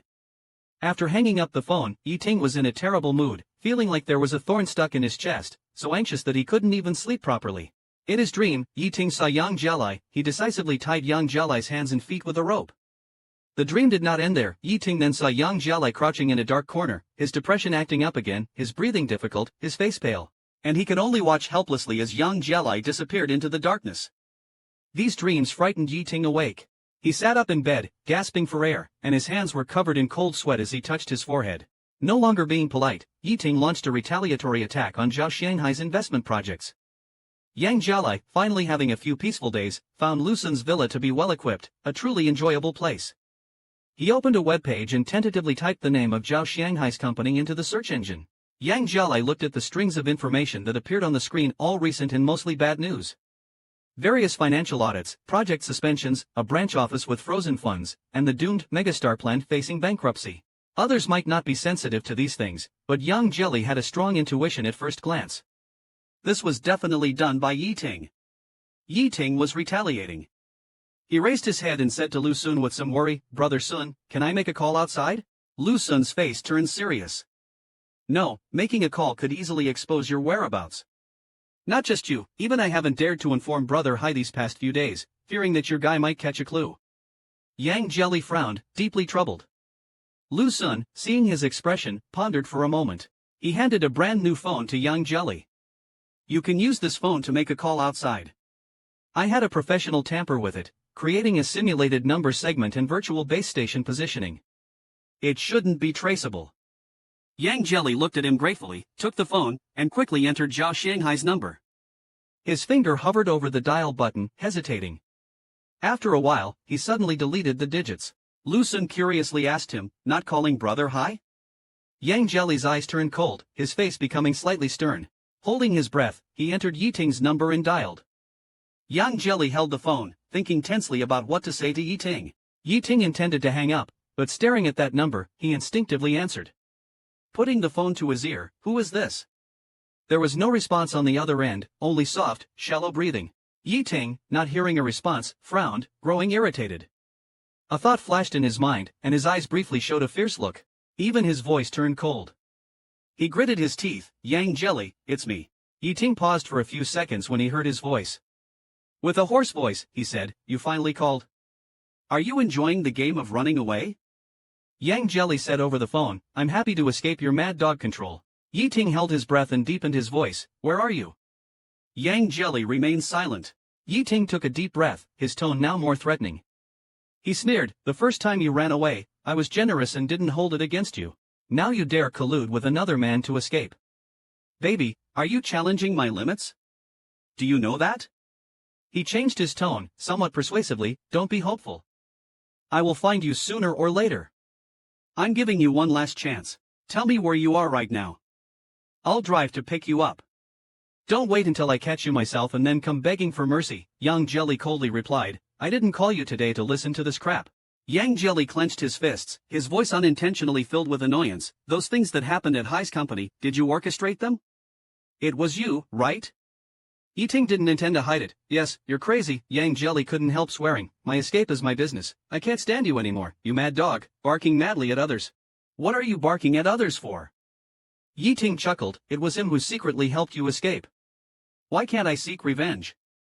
Baby, let me tell you, not only do I intend to mess with him, but I also want him to completely fall from grace. As long as you don't come back, I will not let them catch a breath." "So, you don't plan to let them and me off, right?" Yi Ting sneered with gritted teeth. "Baby, so cruel, baby. How could I bear to let go when I love you so much?" Yang Jia seemed disappointed and said softly after a pause, "Since you insist on attacking Haige, I don't want to talk to you anymore." Hanging up. Yi Ting was startled and quickly frowned. "Don't hang up, I haven't finished speaking." Then, the mechanical beeping sound came from the other end. Yi Ting called out several times, put down the phone, and hurriedly redialed that number. But the number that was reachable just a moment ago, when Yi Ting called this time, he could only hear the automated message, "Sorry, the number you have dialed is invalid." He immediately called the deputy in charge of finance and ordered him to take over immediately, and had his assistant contact the group's senior network engineer urgently, instructing him to trace the location of this number immediately. The engineer replied in a low voice, "President Yi, it's not that I don't want to help you. I want to help you." Yi Ting's heart sank. What's going on? This number is a virtual number and has been tampered with at the virtual base station, erasing its location. That means, as soon as this number is dialed, the virtual base station will immediately generate a fake number and randomly assign a location across the country. I can't trace or locate through such a fake number, sorry. Yi Ting's back stiffened. He repeatedly looked at this call, which lasted less than 3 minutes. This means the only chance he had to contact Yan Yang was cut off and wasted by his threats and intimidation. Yi Ting was dumbfounded, his jaws clenched and temples aching. After a while, he took a deep breath and asked, "What if I still want to contact him?" "Currently, you can't take the initiative to contact." The engineer's voice gets lower as he speaks. Yi Ting sneers, "Meaning I have absolutely no initiative. Only he can call me, but I can't call him. I can only wait for him to take the initiative to call before I can talk to him, right?" The engineer agrees, "You are absolutely right." Lighting the fourth cigarette, Yi Ting clenches his lighter, feeling like a wild beast is tearing at him inside, but he is utterly helpless. He thought this would allow him to turn over the hideout where Yang Jia is hiding, so he didn't care much. He just kept threatening, wanting him to give in and listen. But since hanging up the phone, he realized he hadn't managed to say anything he wanted to. The smell of smoke fills the air, making Yi Ting cough, his eyes reddening. Lu Sun took Yang Jia to a hot spring resort.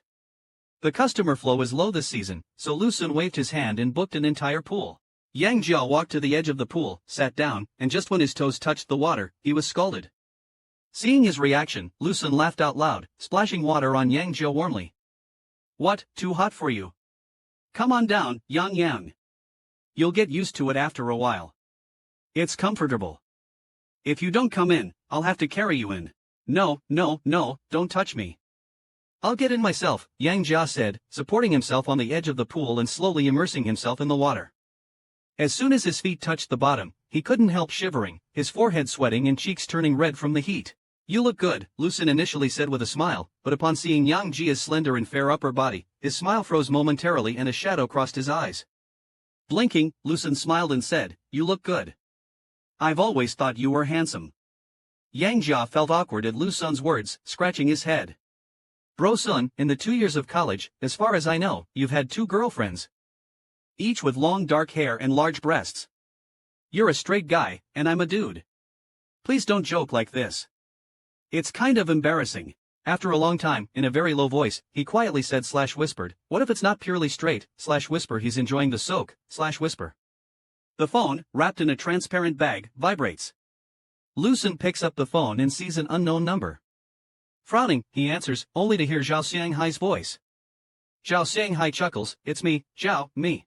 Is Yang Jelly by your side? Is Yang Jelly by your side? Lucen said, yes, do you have any instructions? Zhao Shanghai comforted a few words with a smile and then asked about Yang Jelly's recent situation, confirming that he was doing well on Lu Sun's side before slowly speaking, have you called Yiting?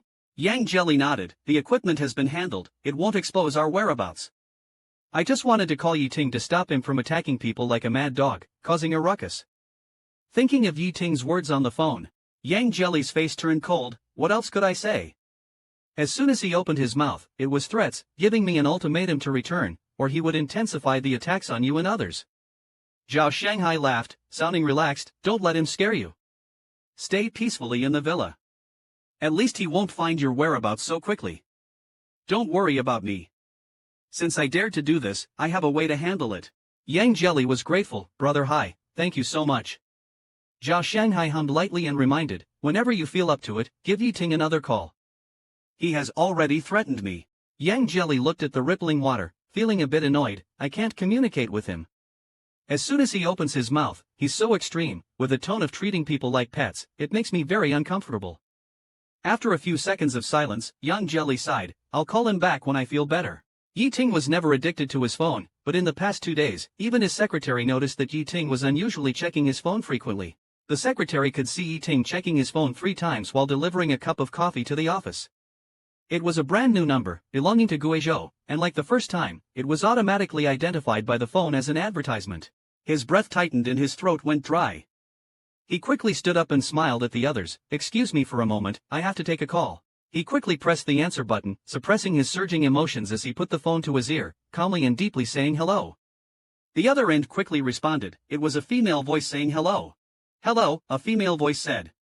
Yiting frowned as he listened to the rapid-fire speech from the other side. Hello sir, this is the Guizhou distillery. Congratulations! You've been selected as a lucky customer nationwide. The original price of Maotai original liquor is 1,000 yuan, but now it only costs 199. Yiting cursed under his breath. At the entrance of the mansion, he ran into Zhao Shanghai again. Yiting glanced at him, squinted, and asked, have you called Yang Jelly?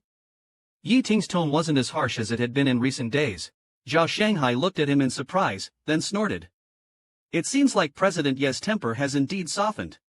Yang Jelly only ran away because you pushed him away yourself. He doesn't want to stay with you. Expecting him to call you? You'll have to wait until he feels like it.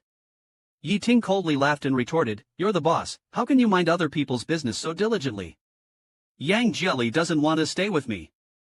Do you think Xiaoyi enjoys staying with you now? How long has it been since he went back to the home you two share? Don't you know? Zhao Shanghai's expression darkened as Yiting hit the nail on the head. Clenching his fist, he forced himself to calm down and said, my family affairs are none of your concern, President Yi. It's true that Xiaoyi hasn't been home for a long time. Even when he does come home, it's only to drop off Lele.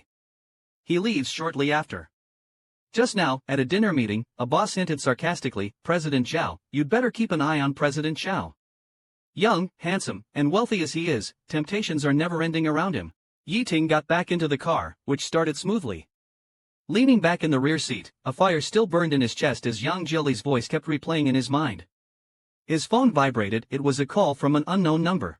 Yiting frowned but answered the call. Unsurprisingly, it was the same damned scam distillery. Maybe it was because Yi Ting had picked up their call last time and listened for a while. These days, it seems like the scammers have smelled potential profit, like ants to sugar or locusts to crops.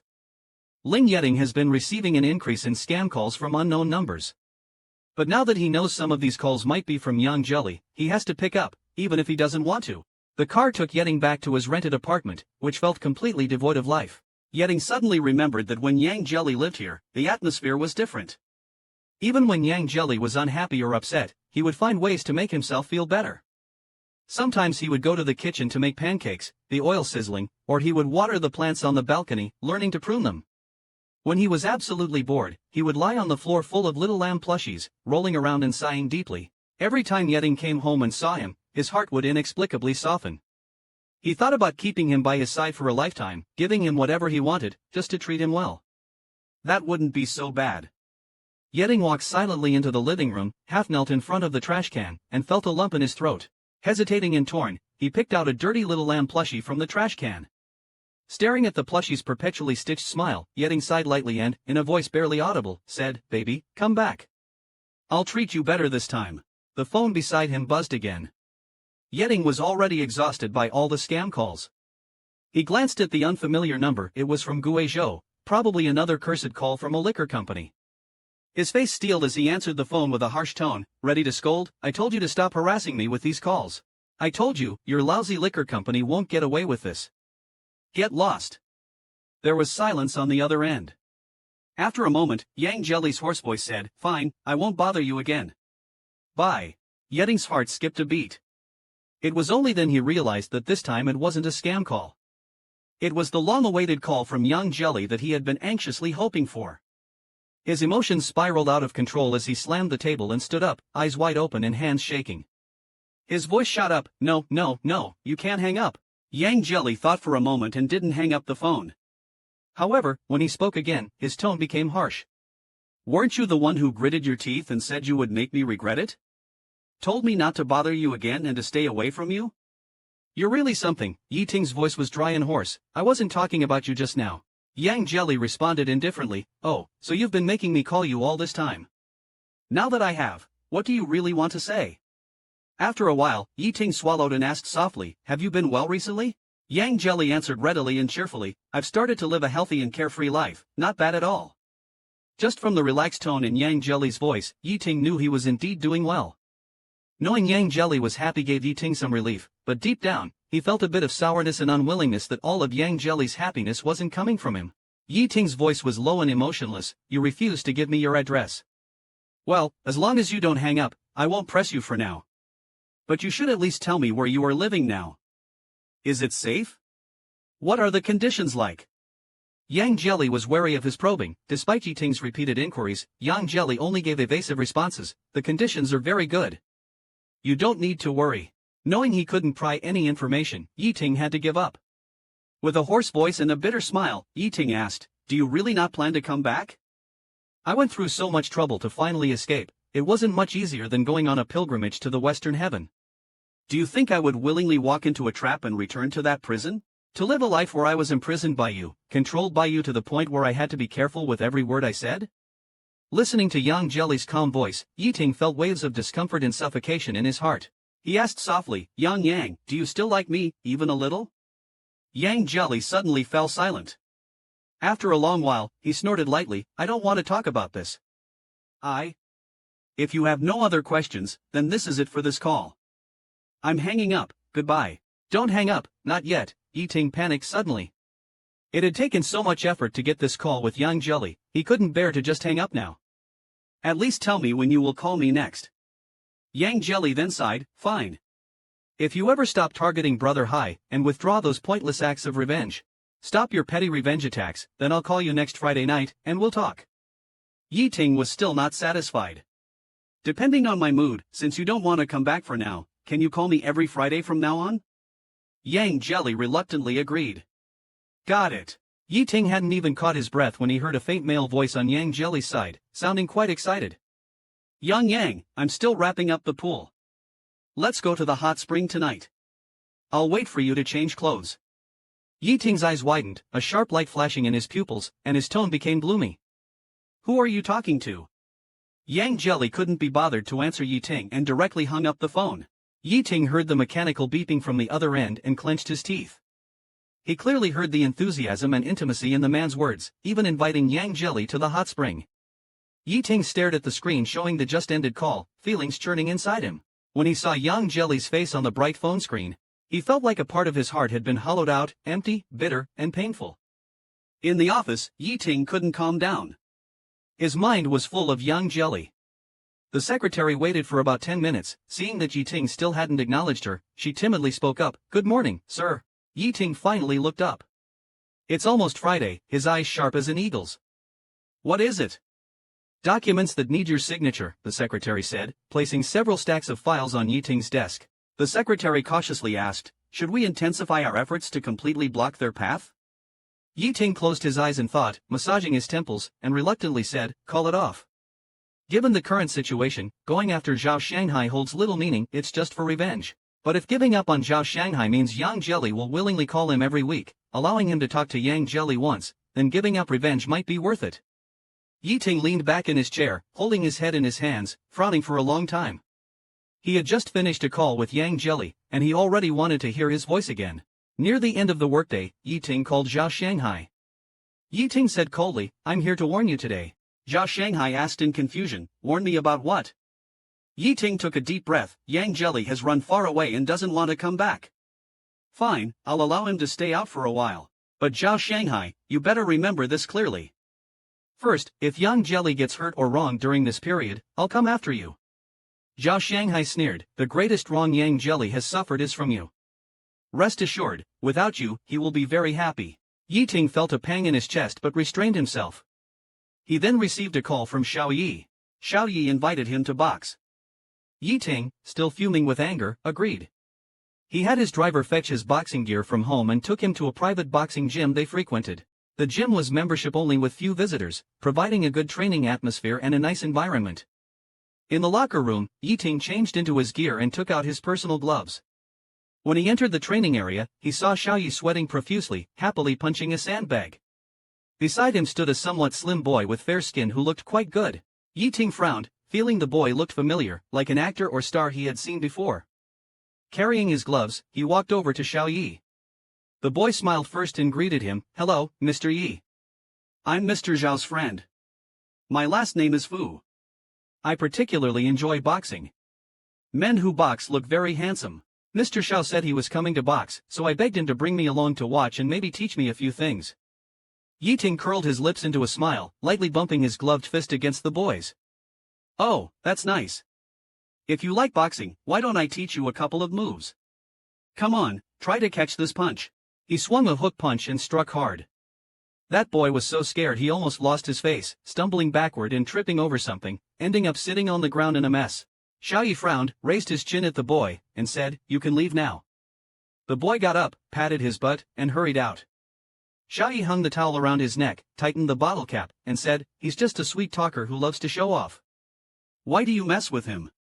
Yi Ting climbed onto the ring. "I just don't like him." "How come, after living with Zhao Shanghai for 7 years, you're finally tired of it and thinking of trying something new outside?" Xiao Yi jumped onto the ring as well. "I just find it interesting." Yi Ting asked again, "Does Zhao Shanghai know?" Xiao Yi paused his movement of adjusting his gloves upon hearing this and said in a muffled voice after a while, "He doesn't need to know." Yi Ting made a sound of acknowledgement and said nothing more. The two brothers had a good fight, both with something on their minds, making the fight particularly intense. In the end, it was a tie. They got off the ring, took a shower, changed clothes, and went to the top-floor private room to drink. After pouring the drinks, Xiao Yi motioned with his chin towards Yi Ting, teasing with a smile, "Doesn't he look like someone?" Yi Ting calmly took his glass. "Look like who?" "Like your little Yang. Xiao Yi crossed his legs and swirled the wine in his glass. "You still haven't brought him back?" Yi Ting frowned, downed his drink in one gulp. Xiao Yi said lightly, "He's trying so hard to escape, just let him go." "Can't you find someone like him elsewhere? Why must it be him? Just let it go, it'll be easy for both of you." Yi Ting slowly put down his glass, his eyes darkening. "No. If one day Zhao Shanghai decides to leave you, not wanting to stay with you anymore, would you just let it go and make it easy for both of you?" Xiao Yi was taken aback, obviously never considered this question. After a long moment, he coughed and said in a low voice, "I've been with Zhao Shanghai for 7 years. He won't leave. Yi Ting smiled, me too. On his way home from work, Zhao Shanghai received a call. Assistant Wang reported a few business matters, saying that all restrictions on Yi Ting's side had been lifted, funds had started to flow back, and the project's restructuring was progressing well. After finishing these reports, Assistant Wang hesitated for a few seconds. "There's one more thing," he stammered. "I saw Mr. Xiao, bringing a celebrity into the boxing gym today." The smile on Zhao Shanghai's lips faded. After a moment, he said calmly, "I understand." Zhao Shanghai instructed calmly, "Send some people to keep an eye on things. Report to me if there's anything significant." From a distance, Zhao Shanghai saw Lele. And smiled, waving at her. After hanging up the phone, he squatted down and picked up Lele. Lele kissed Zhao Shanghai on the face and exclaimed, "Daddy, today I received a red flower as a reward from my teacher." "Look." Lele giggled, glanced around, and then looked a bit disappointed. "How come second dad didn't come?" Zhao Shanghai's smile froze a bit, but he didn't show it. Just arriving home, Zhao Shanghai found to his surprise that Xiaoyi was actually in the house and hadn't disappeared. Frowning, he asked, "Why are you here?" Putting down what he was holding and taking off his coat, Xiaoyi spoke expressionlessly, came back to change clothes. "I have a social engagement tonight." Lele pouted, looking somewhat disappointed. Zhao Shanghai couldn't bear to see Lele looking so aggrieved. He grabbed Xiaoyi's arm, softened his tone, and said, "Stay and have dinner with Lele. She has been missing you for days." Xiaoyi's Adam's apple twitched slightly. He turned his head to look at Lele, and after a moment, he walked over to her, crouched down, and rubbed her cheek. He said, "Be a good girl, Lele. Second dad really has a social engagement. It's busy. Eating with daddy is just the same." Xiaoyi's voice grew firmer, sounding somewhat displeased. "I've had social engagements too. Having dinner at home won't take much time." Xiaoyi looked at Zhao Shanghai's suddenly stern face, feeling a bit irritated inside. "I really have something to do, we'll talk next time," he said, striding towards the entryway. Just as he was about to leave, Zhao Shanghai suddenly called out to him again. Zhao Shanghai's eyes were as deep as an unfathomable sea, filled with complex and unclear emotions. His voice hoarse, he said something peculiar, "Xiaoyi, you've been part of this family for 7 years. It hasn't been easy, don't let me down." Xiaoyi's chest involuntarily trembled at that moment. He silently went out the door. When he opened the car door, for some reason, a sudden sense of guilt hit him. Yi Ting counted the days on the calendar. Yang Jelly should have called him by now. Finally, at 9, the phone rang. Yi Ting softly said in a husky voice, "Baby, I bought you a very big sheep. Do you like it?" Yang Jelly was startled by Yi Ting. Since they met again, he had never heard Yi Ting speak in such a tone. Yang Jelly cautiously asked, "What exactly do you want?" Yi Ting laughed on the other end of the phone. "You only give me one chance a week. I just want to talk to you, baby. I want to buy you lots of sheep plushies. When you come back, you could fall and it won't hurt. By the way, it's been a long time since you made pancakes for me. A few days ago, I tried making them myself, but they turned out burnt. They didn't taste right. I still want to eat the ones you make." Yang Jelly was not used to this side of Yi Ting, but he still went along with the conversation for a while. Yang Jelly was startled by Yi Ting. Yi Ting suddenly became so sentimental. When he was about to hang up, Yi Ting's breathing became heavier. He finally asked something serious. Yang, is there another man living with you now?" Yang Jelly didn't mean to hide it from him. "Yes." Yi Ting's tone became muffled and somewhat earnest. "Baby, can you not get too close to him? Don't let him hug you or touch you." Yang Jelly blinked, holding his phone not knowing what to say. His voice hoarse, he responded, "He and I are just friends." Yi Ting then smiled, That's good. In the following Friday calls, Yi Ting was uncharacteristically gentle. Yang Jelly, initially unaccustomed, gradually began to adapt. Yang Jelly suddenly found that he and Yi Ting seemed to have a lot more to talk about, speaking without the psychological pressure, feeling like it was back in their college days. Xiaoyi planned to mooch a meal at Yi Ting's house that day and was stunned by the scene inside. Seeing the floor full of little lamb plushies, Xiaoyi coughed, "Have you gone mad?" Yi Ting gave him a cold glare, "Don't step on a single lamb." Xiaoyi awkwardly changed into slippers to enter. With a sigh, Xiaoyi said, "If you really miss him that much, why not bring him back?" Yi Ting calmly replied, "Can't find him, and he doesn't want to come back." Then he suddenly looked up, expressionless, "But I won't let him go. One day, I'll make him want to come back. As long as I breathe, he's mine." Xiaoyi laughed, "You only play the good guy on the phone. Peel off the layer, and you're still that obsessively stubborn person. Just as he finished speaking, Xiaoya's phone, lying nearby, vibrated. Yi Ting glanced with the corner of his eye, noticing Xiao Fu flashing on the screen as Xiaoya's phone. Xiao Yi frowned and picked up the phone, stepping outside. It's Friday again, and as usual, Yang Jelly called Yi Ting. Before Yang Jelly could speak, Yi Ting said, "Baby, I bought a lot of your albums online." You didn't need to buy so many. On the other end of the line, Yi Ting hesitated for a few seconds, awkwardly saying, "No, I didn't buy a lot, just a few for collection." After finishing his sentence, Yi Ting lowered his head and quietly kicked a large box full of brand new albums under the table with his shoe. Yi Ting said, "Baby, I've listened to all the songs in your albums, but I'd like you to sing them live for me." "Can you?" Yang Jelly asked him which song he wanted to hear. Yi Ting thought for a moment and said, "That song Youth Tour." Yang Jelly picked up a guitar, placed his phone beside him, and started playing. With a clear, youthful voice, he sang. This song was written by Yang Jelly a long time ago, about a boy's experiences after meeting his true love. Amidst the bustling city, they looked at each other with affection, hooking their little fingers. They sat on the same bicycle during the soft, orange sunset, riding along the school avenue with a ringing bell.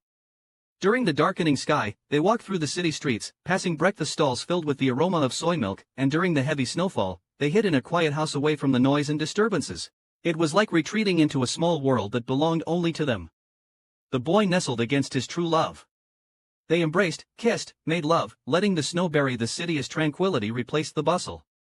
After the song finished, Yi Ting remained silent for a very long time. After a while, he finally spoke, Yang, is this song about you and me?" Yang Jelly gently replied, "Yes, about us during our university days." Yi Ting let out an ambiguous laugh. The phone call remained silent for a while before Yi Ting spoke again, but his voice turned hoarse, Yang. He said, Yang, if I told you I had a bit of regret, would you believe me?" Yang Jelly asked him what he regretted. "I regret that when I came back from America, I wasn't so resentful towards you. Would you have been more understanding and willing to smile at me if I had tried to understand you more? Instead of just trying to hold on to you, would I have been willing to hold your hand tightly when you reached out to me at that hotel banquet the first time? Would you have been willing to smile at me? Would you hate me as much as you do now?" Yi Ting gulped. "I still think that if I hadn't belittled you, hadn't used Xia to provoke you, hadn't thrown you out in front of everyone, and hadn't done those wrong things, would you still be as attached to me as you were in college, playful and smiling at me?" Yi Ting smiled. "Baby, I'm not forcing you. Can you honestly answer one question for me?" Yi Ting whispered, "Do you still like me a little bit?" "Not as much as before, just a little." "Do you?" Yang Jelly said softly, "Yi Ting, it's been so many years. We have both changed too much.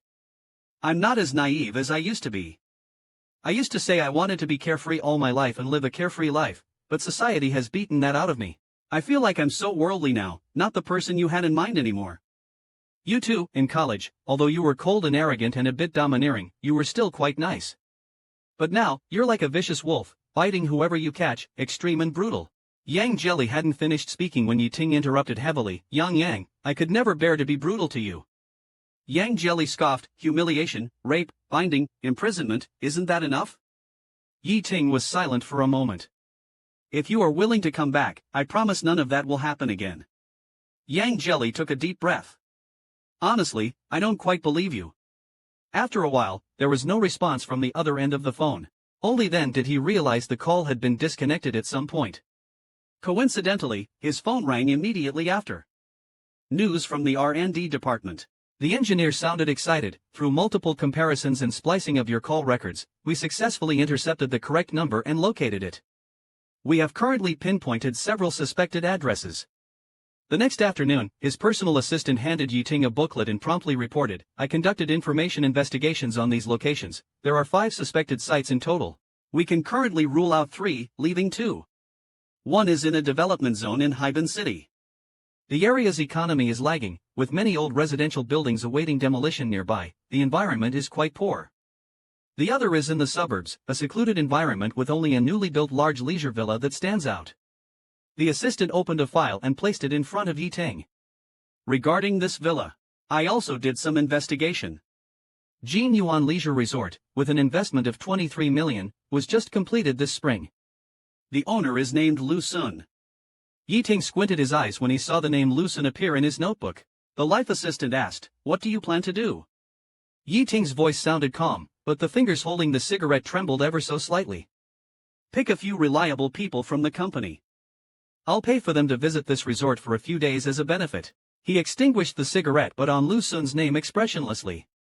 Watching the flame go out, the ashtray was ground into a pile of powdery cold ash. Only then did Yi Ting smile and said softly, he better not have any other intentions. The people sent by Yi Ting arrived at the resort the next day. They, like the most ordinary and normal tourists, checked in and toured around.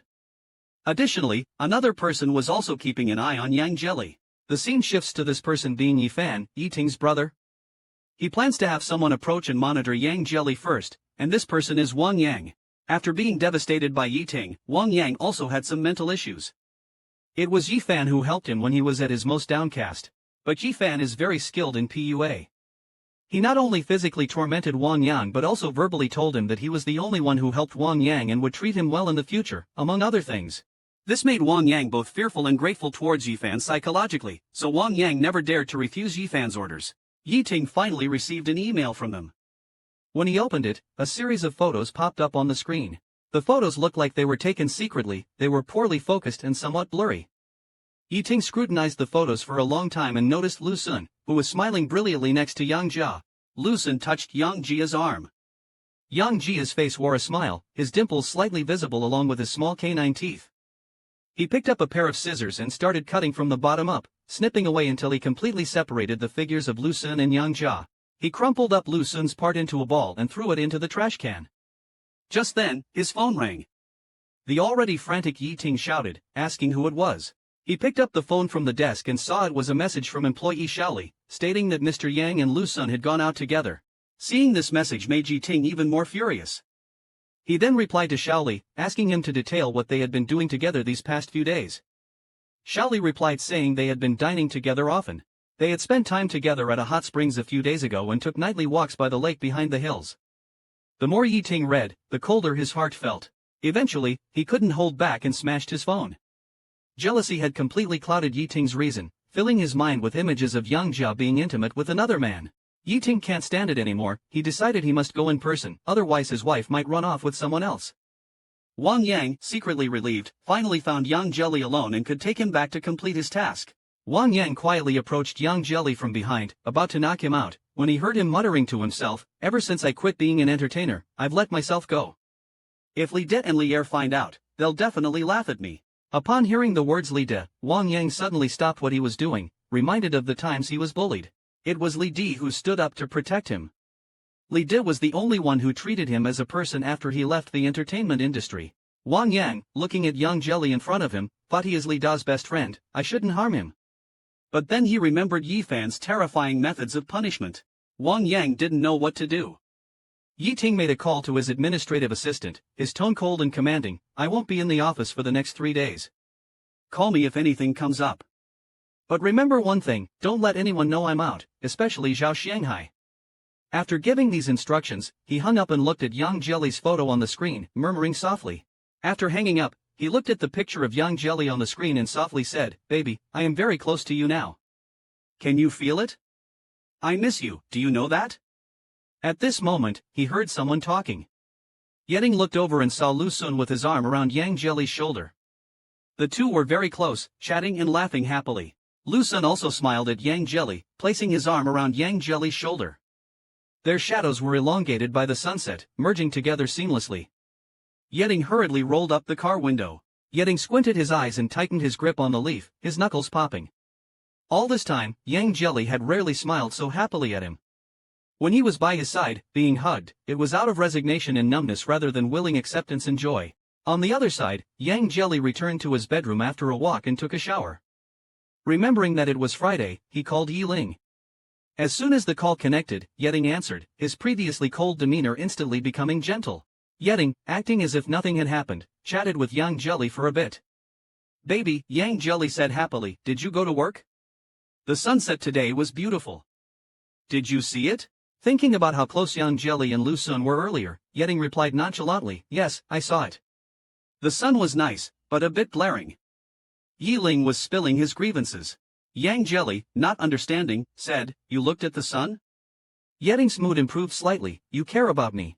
As the atmosphere gradually lightened, Yetting suddenly fell silent for a few seconds and asked, "Baby, do you still like me?" The previously relaxed tone of Yang Jelly immediately became serious. "You have asked this question many times, but you've never answered me directly." Yiting took a deep breath, gave a bitter smile, and said, "Give me an answer, baby, please. Just say something, okay?" Yang Jia was silent for a long time, finally sighed softly and said, "The happiest years of my life were those spent with you. Even if things have changed, I will never forget how you were back then." Yiting breathed deeply, his voice hoarse as he pressed on, "So, are you willing to come back now?" He quickly added, "Don't be afraid, and don't rush to deny it. As long as you come back, I'll treat you very well." Yang Jia listened for a long time, then finally replied softly, "Let's talk about it later." Yiting, with a suppressed tone, asked, "Tell me the truth, are you just scared of me or is it because of the man who's now by your side that you don't want to come back?" "He's just a friend, nothing more," Yang Jia said, his voice growing heavier. It took a while before he spoke again, trying to keep his voice even. "Yiting, did you call today just to pester me about this and start a fight?" Yiting paused, softened his voice, and gently said, "Baby, I just want you to come back." Yang Jia didn't respond. After a while, Yiting heard him gently hang up the phone. Yiting put away his phone, looked at the cold night sky and the dark low clouds, feeling a fire burning in his chest. Yiting returned home and drank sullenly alone. Xiaoyi joined him for a while but couldn't stand it anymore and stopped Yiting's hand from pouring more drink. "Yiting, stop, that's enough." Xiaoyi snatched the bottle and sighed, "If you want to drink, don't gulp it down like that. What's gotten into you today?" With a slightly drunken gaze, Yiting's eyes were cold. He grabbed Xiaoyi's arm and asked hoarsely, "What does he need to trust me?" Xiaoyi asked, "Who? Who do you want to trust you?" "Yang Jia?" With alcohol on his breath, Yiting chuckled. The alcohol surged to his head, and his words became jumbled and confused. "There was once a soft and tender lamb. When it first saw me, it smiled at me and wanted to come closer. Sadly, I was too resentful towards it then. I wanted to get my revenge, make it suffer, then take it back and wait for it to yield. Only then would I treat it well." Xiaoyi patted Yiting's shoulder and comforted him, "It's okay, it's all over."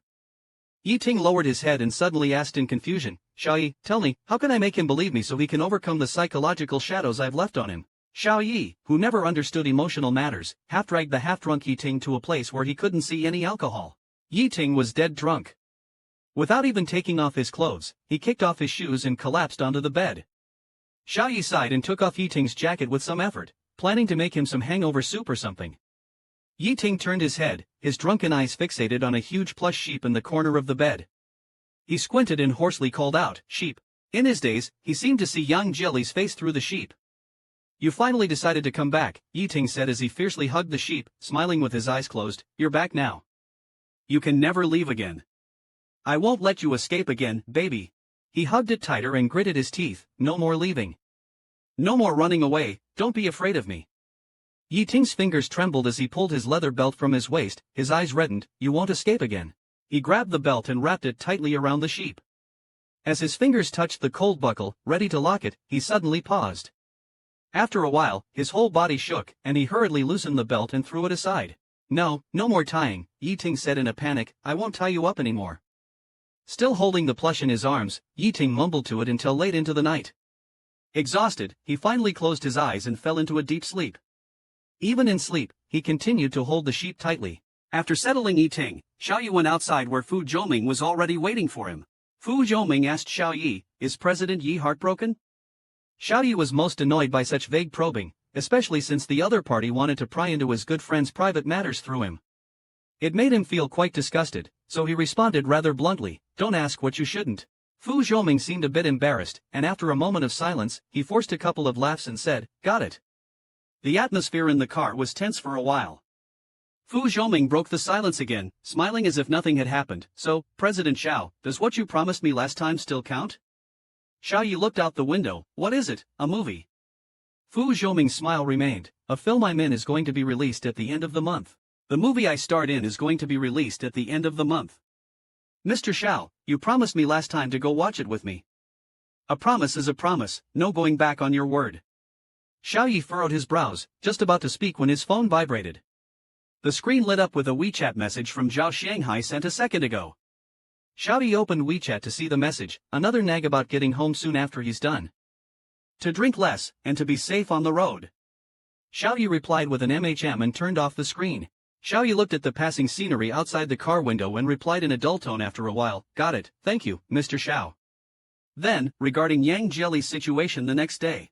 Yang Jelly was already immersed in the joy of counting money, proudly saying that he didn't expect his album to be so popular. Just in time to use this money to buy something extra for Brother Sun, to avoid always feeling bad about just enjoying things by myself. Suddenly, the ringtone of his phone scared him to the point of losing his soul. Picking up the phone, it was a call from an unknown number. He thought to himself that this number should be confidential and not supposed to receive calls. After looking carefully again, he felt the number seemed familiar. Then it hit him, this number belonged to Lan Tian. Yang Jelly wondered how Lan Tian got his current number. Lan Tian then started, "I'm going abroad. Before I leave, I wanted to see you, but couldn't." "Fine, I'm also your dedicated nurse. Mr. Zhao hid you too well. I asked him several times, and he refused to tell." Hearing Lan Tian's complaining voice, Yang Jelly couldn't help but smile. "Then how did you find out now?" Lan Tian chuckled twice. "It's all thanks to my Tingting. She managed to pry your information from Mr. Zhao's mouth." Yang Jelly was stunned for a few seconds before realizing that this Tingting referred to Ruan Yanting. "By the sound of it, you're not mad at him anymore. Planning to go with him?" "Still mad, after all, a man's chastity is ruined." "But listen," Yang Jelly brought the phone closer, and from Lan Tian's side, the sound of cats meowing could be heard. Yang Jelly couldn't hold back his laughter, iron bones and indomitable spirit, bending only for cats, awesome, awesome.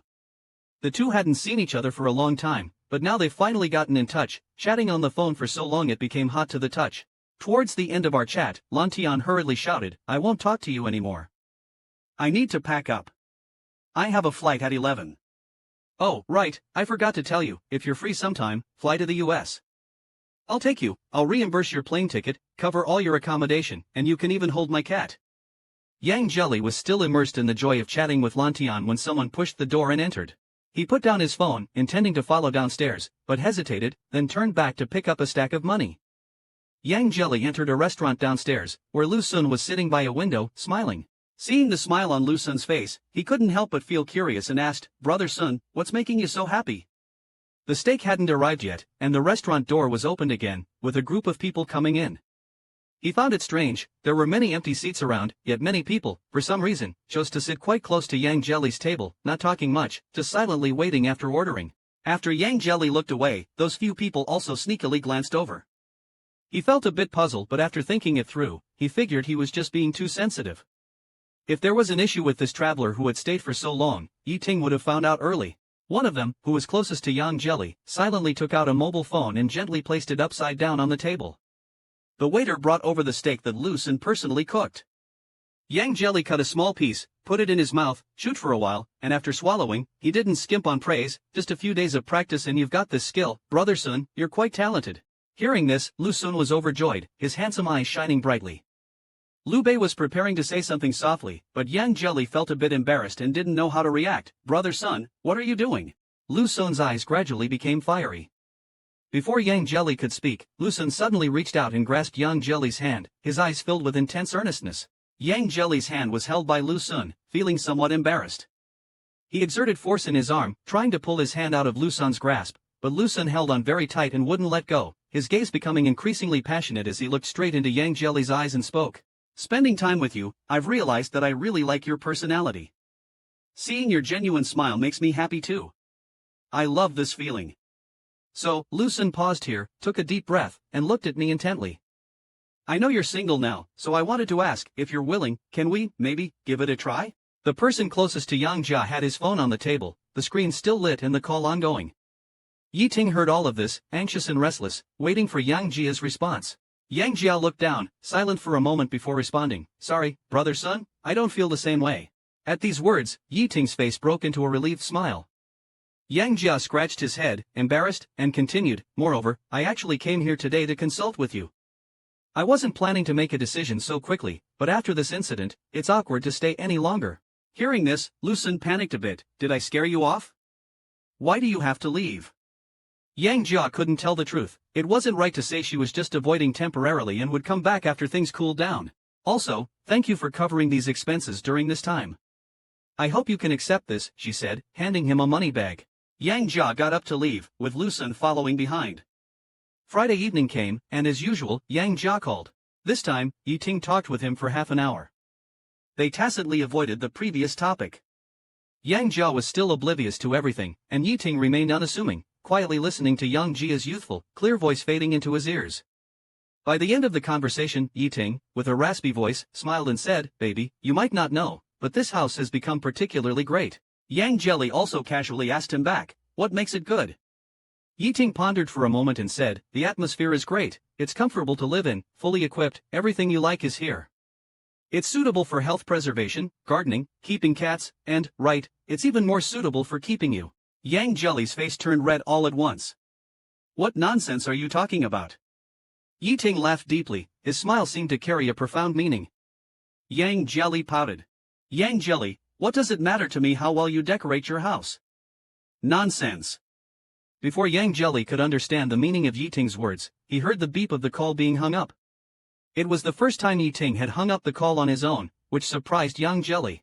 After hanging up, Yi Ting put down his phone and sat in the dark, lighting up another cigarette. He was barefoot on the fluffy carpet, with a cat toy by his side and the sound of Yang Jelly's album playing from the speakers on the bookshelf. A faint smile lingered on his lips as he talked to himself, calling her a silly lamb. "If Lu Sin is making his move on you, would I just let you stay there? Wait for me to pick you up next Monday and bring you home. You'll always have a home." On Saturday night, Yi Ting organized a dinner party, and Zhao Shanghai was among the invitees. After it ended, the group staggered out of Nandong, a bit tipsy. Zhao Shanghai found it strange that Yi Ting, who had organized the gathering, left early, leaving only his assistant to mingle. Yi Ting's assistant, staggering and barely able to walk straight, bumped into Zhao Shanghai, who quickly steadied him. He then stuffed the assistant into a waiting taxi, internally criticizing how Yi Ting's assistant drank too much for someone so young and should have been more careful. Just then, the assistant's phone lit up on the ground. Zhao Shanghai noticed and bent to pick it up. He had no intention of snooping, but a glance at the screen made him freeze. There was a new message saying, "Here's Mr. Yang's photo for today." Zhao Shanghai's heart skipped a beat, realizing Yi Ting had found Yang Jelly. He took a moment to calm down before throwing the phone back to the assistant and waiting for the taxi to leave. Zhao Shanghai took out his phone and called Yang Jelly. When Yang Jelly answered, it seemed like she had been awakened by the call, yawning sleepily and saying, "Brother, hi?" Zhao Shanghai calmly asked, "Yang, are you still at the villa? I'm still here planning to find a house and then move away." "What's wrong?" Zhao Shanghai held his breath, his voice deep. "What I'm going to say next is very important. Adjust your state first, make sure your emotions are stable. Don't panic." On Monday, Yi Ting set off with his bodyguards as planned. This time, Yi Ting didn't hide, instead, he entered the villa with his entourage openly. Lu Sun's expression was unpleasant. Seeing Yi Ting entering with people, he just sneered twice. Yi Ting, observing Lu Sun's sneer and his reaction, suddenly felt uneasy, sensing a bad premonition. Only when Yi Ting approached did Lu Sun slowly put down his teacup and said indifferently, "Mr. Yi of Changhui Group has also deigned to visit this unremarkable villa. I apologize for the lack of proper reception." Yi Ting narrowed his eyes. The two men silently stared at each other for a while. Yi Ting spoke coldly, "I don't want to beat around the bush. Give me back my person." Lu Sun played dumb. "Person? What person? Did I kidnap someone from Mr. Yi?" Yi Ting then reached out and firmly grasped Lu Sun's neck, slamming him against the wall. His eyes fierce with shock and anger, he repeated, "Say it again." Lu Sun coughed twice, his face turning red from the choke. Staring with wide eyes, finally grinding his teeth and putting aside all pretense, he said, "He knew you were coming, how could he not run away quickly?" Yi Ting's fingers gradually tightened. He turned his head and swept a glance at his bodyguards and coldly ordered, "Go check." The bodyguards did as told and soon returned, drenched in cold sweat. "Mr. Yi, he's indeed not here." Yi Ting turned back, his eyes blazing with a bloodthirsty intensity. He gritted his teeth. "Then where did he go?" Lu Sun, unable to escape Yi Ting's frenzied grip, choked out, "I don't know." Yi Ting clenched his other fist, the knuckles cracking ominously. "Lu Sun, I'm warning you again, stop playing your tricks in front of me. You're nothing in my eyes. Where is he? Tell me now, immediately." Lu Sun's eyes were wide open, showing a defiant spirit, a vein throbbing on his forehead. "I told you I fucking don't know. He knew beforehand that you were coming. He packed up and left the night before, even I didn't get a chance to tell. He only left money and a letter." Yi Ting was half convinced until Lu Sun took out the letter from his pocket and then he finally let go. Yi Ting read the letter quickly and thoroughly, his eyes brewing a storm. He crumpled the letter, gave Lu Sun a piercing look, and waved for his bodyguards to leave. Before leaving the VIP lounge, Yi Ting turned his head and said indifferently to Lu Sun, "You should feel lucky that Yang has been living with you these days. You've indeed treated him well. And you're lucky you didn't really succeed." After saying that, he picked up his foot and violently kicked Lu Sun in the stomach. Having said his harsh words and thrown his punch, Yi Ting left swiftly without looking back. Wang Yang, who was in the shadows, witnessed all this and only then realized that Yang Jelly had left. The scene shifts to the next day. The bodyguard, who worked overtime last night to track Yang Jelly's movements, informed Yi Ting's assistant. So, the assistant came early to report to Yi Ting. After listening, Yi Ting looked up and asked, who from the military district was supposed to meet him? The assistant replied, no one met him. The car just went straight in. Our people couldn't get in because the security is too tight.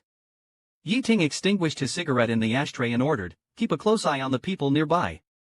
Check everything thoroughly. At this moment, the assistant mentioned another discovery, saying that when they checked the surveillance last night, they found a suspicious man who had been following Yang Nyonyo for a week. Yi Ting, looking at the surveillance video handed over by the assistant, wondered why he dared to show up. The assistant stuttered in reply, Wang Yang is not acting alone. Our initial judgment is that the person behind him is Fan Xiao. Yi Ting suddenly stood up, incredulously shouting, Yi Fan? This morning, as usual, the assistant came to report Yang Jelly's activities to Yi Ting. We've seen Mr. Yang from a distance a few times. He seems to be in good condition and adapting well to the environment there. After listening, Yi Ting felt somewhat disappointed. It seems he really doesn't plan to come out to see me. No matter how much I want to treat him well, he really refuses to come back to me. Yi Ting was silent for a moment before suddenly asking, how are things on Yi Fan's side? The assistant replied, we also have people following him. Recently, it seems he has increased his manpower. Yi Ting stood by the window, looking at the scenery outside. His eyes darkened. He couldn't wait any longer. If he delayed, Yang Yang would face more danger. He had to find a way to get Yang Yang to go out. The assistant was also a bit troubled after hearing this.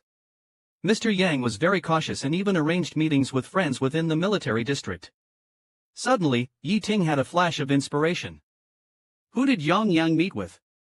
The assistant replied, it was his former teammates, Li De and Li Er. Yi Ting smiled slightly and came up with a plan. How could I have forgotten about them? How could I forget them? The bait to get Yang Yang out is ready.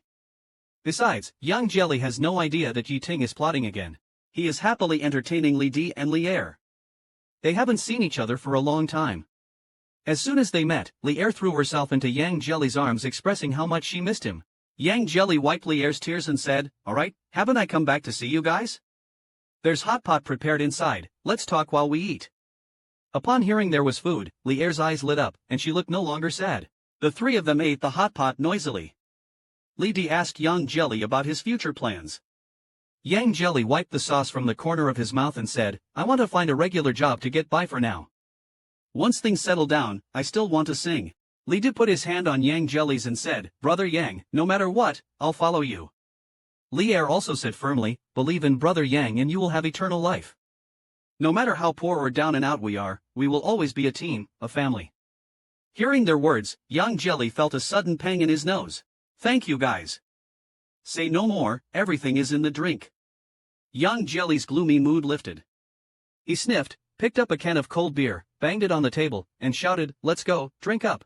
It's indeed happiest with friends. Given the chance, I should get Brother Hai to come over for a gathering. To hell with men or whatever. Thinking of this, Yang Jelly sent a WeChat message to Zhao Shanghai asking him to come over for a meal when he had time. Zhao Shanghai was at the office at that moment. Seeing the WeChat and the photo of the three of them at the gathering, he couldn't help but shake his head. This little Yang is still like a child. At this moment, Assistant 2 pushed the door open and came in. His face looked a bit worried, his eyes filled with concern. Zhao Shanghai found his appearance a bit strange. Why are you in such a panic? Assistant Wang's voice was a bit soft. President Zhao, the photos we just received. Zhao Shanghai asked, whose photos? Assistant Wang replied, President Zhao's. Zhao Shanghai's hand, which was wiping sweat, unknowingly froze. Assistant Wang raised his head, his voice faltering. President Zhao went to see a movie with a young celebrity, and they were photographed. Zhao Shanghai took the tablet from Assistant Wang's hands. The screen glowed quietly, displaying a photo. In the photo, Xiao Yi was as tall and handsome as ever, accompanied by a young and attractive boy. Zhao Shanghai silently looked at the photo for a long time before asking in a hoarse voice, "When was this?" Assistant Wang whispered, "It was taken last night." Zhao Shanghai nodded, recalling last night. He had been in the study helping Lele with homework until 10 o'clock, then took care of Lele until he fell asleep. Seeing that Xiao Yi had not returned, he made a pot of hangover soup in the kitchen and went to bed reassured. Before sleeping, he sent a message to Xiao Yi, asking if the social engagement had ended, advising him not to get drunk and to come home early. Informing him that there was hangover soup in the kitchen.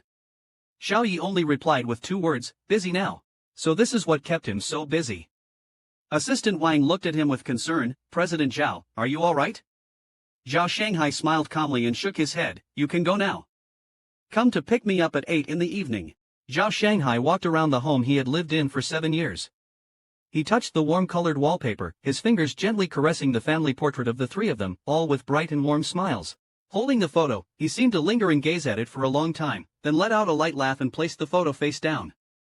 After all this, he took out his phone and sent a message to Xiao Yi, 7:30 p.m., "Come home. I have something to discuss with you." The clock's hands slowly moved towards 7:30. Zhao Shanghai had long been sitting on the sofa, waiting, thinking that it was time to put an end to everything. Soon, Xiao Yi walked in from outside. Zhao Shanghai looked up at him, "You're late." A hint of impatience flashed across Xiao Yi's face, "Just speak, I have plans later." Zhao Shanghai stood up, his expression unchanging, "Don't worry, I'll leave after I've spoken." "What do you mean?" "From now on, I won't interfere with your plans anymore." Xiao Yi was stunned, not understanding his meaning. Zhao Shanghai, after a moment of silence and determination, walked up to Xiao Yi, looked up at the man he had loved for 7 years, and said without dragging his feet, "Xiao Yi, let's break up." Xiao Yi's brows furrowed, somewhat in disbelief. "What did you say? Break up with me? Why?" Zhao Shanghai lifted his phone in front of Xiao Yi, showing a photo of Xiao Yi and Fu Zhongming that had been taken. Xiao Yi looked at it and didn't take it seriously, thinking Zhao Shanghai was just jealous and throwing a tantrum over this. "I just watched a movie with him, nothing else." "Are you really making a fuss over this?" he said, as he put his hand on Zhao Shanghai's shoulder. Zhao Shanghai forcefully pushed Xiao Yi away without mincing words, piercing through the facade, "What's the big deal? Should we wait until we catch you in the act to say it's something? Xiao Yi, neither of us are fools. The nature of your relationship with Fu Zhongming is clear to everyone." Xiao Yi's gaze tightened, and he pursed his thin lips. "Aren't you being annoying? Haven't I just explained?" Zhao Shanghai calmed himself down and spoke again, "I don't need explanations. Let's break up and set each other free." Xiao Yi turned his head away, with a look of frustration, "If you're willing to make a fuss over this little thing, then let's break up. Who outside isn't more understanding and sensible than you?" A hint of defiance suddenly appeared on Zhao Shanghai's usually composed face. "Coincidentally, I now also think those younger guys outside are more pleasing to the eye than you, a mad dog. Oh, and that little star has quite the charm. Not just you, even I want to have a go. How about that?" Xiao Yi's face turned dark instantly, his teeth clenched. Zhao Shanghai. Seeing his dark expression, Zhao Shanghai's smile grew even wider. He walked towards the door with ease. "I don't have time to argue with you. From now on, we'll mind our own business." Zhao Shanghai, feigning strength, didn't look back until he reached outside the villa, where he felt utterly drained. The chilly night wind blew against his face. Damn, 7 years of relationship finally ends. At this moment, Zhao Shanghai saw Xiao Yi's luxury car. He walked up to the car and saw Fu Zhongming's clothes still in the passenger seat. He thought Xiao Yi and they might have been in the car before. Zhao Shanghai suddenly felt waves of anger surging in his heart. He picked up a stone from the ground and threw it with great force. The stone smashed into Xiao Yi's car window with a sharp momentum. "Fuck you, Xiao Yi." It was as if he had finally erupted after holding back for many years. He furiously smashed the car window again, shouting angrily and desperately, "Fuck you, Xiao Yi." The next day, as soon as Yi Ting arrived, he asked his assistant, "Have Li Di and Li Er been invited?" The assistant hesitated and said, "They are on their way, but Yi, is this really appropriate?" Yi Ting smiled and said, "Why not? Mr. Yang is clearly afraid of your methods. If we target Mr. Yang's friends, won't he be even more upset?" Looking at Yang Jelly's photo, Yi Ting calmly said, "Let him resent me. It's better than him falling into Yi Fan's hands. Besides, I don't want to force him this time. I just want to meet him and make a deal with him." Moreover, Yang Jelly, after meeting Li Di and the others, started looking for a job. It wasn't as smooth as he had thought, just preparing the job resumes took a long time. Also, many of the demos he made before were in the practice room. Moreover, before I made many demos that were left in the practice room, I asked for help from Lidi and Lier, but they did not respond. Yang Jelly looked at the WeChat interface. The messages sent to Lidi and Lier never received a response again. At first, Yang Jelly thought they were busy and didn't pay much attention, but when he didn't get a reply from Lidi and Lier for 2 consecutive days, he started to feel uneasy. He was thinking about taking a taxi to check on the place where Lidi and Lier lived. Before he could leave, he received a phone call. The call was from Yi Ting's assistant. The assistant said calmly on the other end, "Mr. Yang, President Yi would like to invite you to come to the office for a visit. He has some matters to discuss with you in person. Don't worry, your freedom will not be restricted, and you can leave after the talk." Yang Jelly knew that it was only a matter of time before Yi Ting discovered his whereabouts, but he did not expect it to happen so soon. After spending a good while mentally preparing himself, he regained his composure and said, "I don't know what there is to talk about, I and he." "Mr. Yang," the assistant interrupted him, gently hinting, "have you lost contact with the two Mr. Lees?" Yang Jelly was shocked, his eyes widened suddenly, and he clenched his fists instantly. "Is it you?" The person on the phone replied, "President Yi has invited the two Mr. Lees as guests." Yang Jelly's breath halted, and his vision darkened. He agitatedly stood up. His whole person was like being thrown into a hot pot, restless. After so long, he didn't expect Yi Ting to still be able to force him to show himself in this way. As he was frantically thinking about how to respond, the assistant said, "Please think it over carefully, we await your arrival." The call ended. Yang Jelly held the buzzing phone, feeling as if his soul had been drawn out, and he slumped onto the sofa. The next day, with red eyes and a bowed head, he went out, hailed a taxi, and prepared to go to Yi Ting's company. After running away for so long, he was going to meet Yi Ting again. The assistant led him into the room, and Yang Jelly's eyes brightened when he saw a little lamb doll. The assistant smiled and said, "This is a gift President Yi wanted to give you." As Yang Jelly was staring blankly at the lamb, the assistant brought over a cup of sweet and fragrant milk sago soup, as instructed by President Yi. Yang Jelly, looking at the steaming milk sago soup, asked with a hoarse voice, "Where is he?" "Mr. Yi is in a meeting. He will come over right after. Please wait a moment." Yang Jelly nodded, took a deep breath, and waited for about 20 minutes. He started to feel a bit uneasy and got up to walk around Yi Ting's office. There wasn't much to see, except for a photo on Yi Ting's desk that caught his attention. He remembered this photo was taken in their freshman year. At that time, he was openly and secretly chasing after Yi Ting and finally got a response. The night they confirmed their relationship, they went to a concert. Initially, both of them stood straight, but at the moment the shutter clicked, Yi Ting lowered his head and gently kissed the corner of Yang Jelly's mouth. In the dark night amidst the bustling crowd, this scene, filled with surprise, joy, and love, was forever captured in the photo. Just as Yang Jelly was engrossed in the photo, a pair of hands suddenly wrapped around his waist from behind. Just like how Yi Ting suddenly lowered his head to kiss Yang Jelly back then, this time Yi Ting tightly embraced Yang Jelly from behind. Hearing Yi Ting's heartbeat, Yang Jelly gradually calmed down. With a hoarse voice, he said, "You finished your meeting?" Yi Ting nodded, buried his head in Yang Jelly's neck, and stayed silent, relishing in Yang Jelly's scent. After a while, he gently kissed Yang Jelly's neck and whispered in a low voice, "Baby, I miss you so much." "Did you know that?" Yang Jelly's body trembled slightly. He slowly pushed Yi Ting away, turned around, and looked at Yi Ting's face. Yi Ting kept staring at Yang Jelly, as if he could never get enough. Feeling a bit uneasy from Yi Ting's gaze, Yang Jelly asked, "What do you want this time?" Yi Ting's Adam's apple moved. His warm hand gently touched Yang Jelly's cheek, caressing it with affection and reluctance. In his tone, there was a barely noticeable sigh and grievance as he said, "You speak so bluntly the moment you start. You don't even say you miss me." Yang Jelly didn't want to waste words with him. He moved Yi Ting's hand away, lifted his head to meet his gaze, and said, "I don't want to talk about anything else right now. You use Lidi and Lier to threaten me. Fine, as you wish.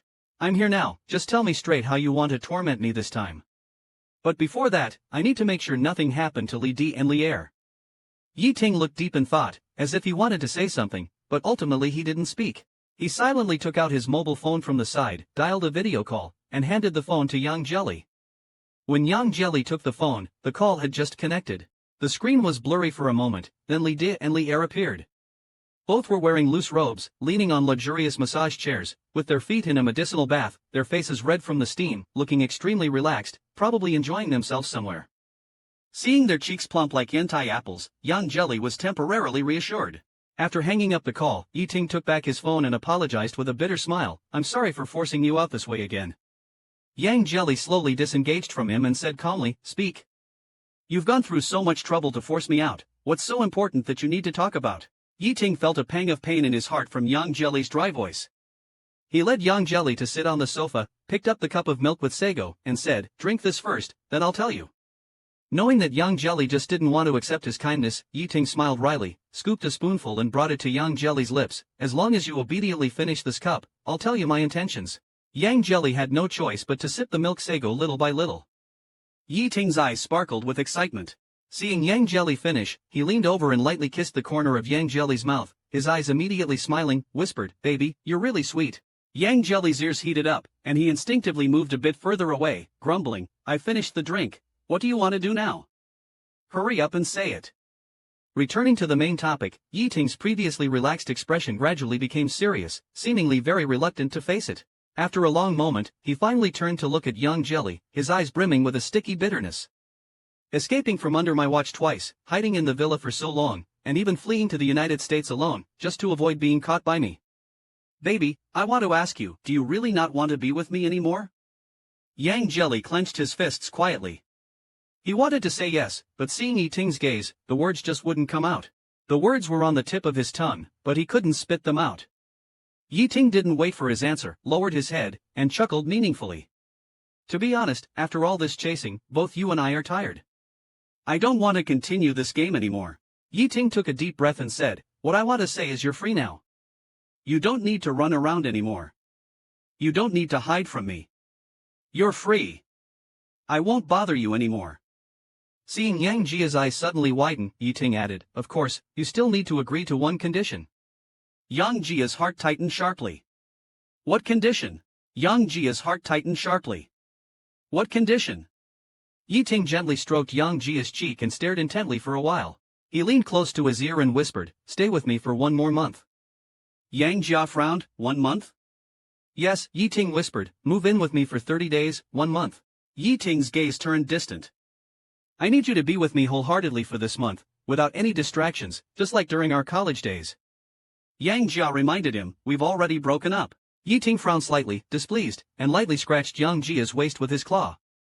I know, you don't need to remind me. Yiting turned around and sighed, whether it's genuine or whatever, even if it's an act, you need to act like you still love me, just like in our college days. Just like when you were always chasing after me.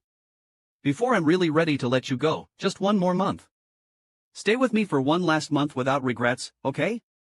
Yang Jia slowly turned around and saw Yiting's handsome face, his eyes bloodshot. His lips trembling, he frantically grabbed his belongings. Let me think, he stumbled back to his rental room. After hearing such impactful words, Yang Jelly spent another sleepless night. Sitting up in frustration, Yang Jelly regretted agreeing to give Yiting a response the next day. What now? In a few hours it will be daylight and I still haven't decided. Forget it, I won't sleep. Just as Yang Jelly was about to get out of bed, he looked down and saw the box under the cabinet. He took it out and started to look through it while sitting on a stool. What caught his eye was the photo he saw at Yiting's place. Holding the photo in his hand, it was taken after they attended a concert together, posing with Xiao Jiao Jiao. Yiting had a copy, and so did he. Yang Jelly touched the beaming faces in the photo. Indeed, there was a note written by himself on it. He then flipped through the other photos, including one of Yiting cooking for him. Back then, the school held a collective wedding for the staff. Yang Jelly, amidst the sweet atmosphere, lightly bumped his head twice against Yiting's chest and asked softly with sparkling eyes, do you think we'll have a day like this? Yiting rubbed his head, we will, because you are mine for life. They broke up in their senior year amidst the hustle and bustle of people, the contagion of separation spreading at the eve of graduation, the ceremony, and the farewell station. That summer, many people drifted apart. Regrets and resentments, no matter how well hidden, were secretly etched at the bottom of their hearts, in places they least wanted others to know. Yang Jelly stroked the photo, his nose tingling with sadness, tears flowing involuntarily. It wasn't just Yiting who felt regret, Yang Jelly felt the same. Nevertheless, he agreed to the 1-month pact.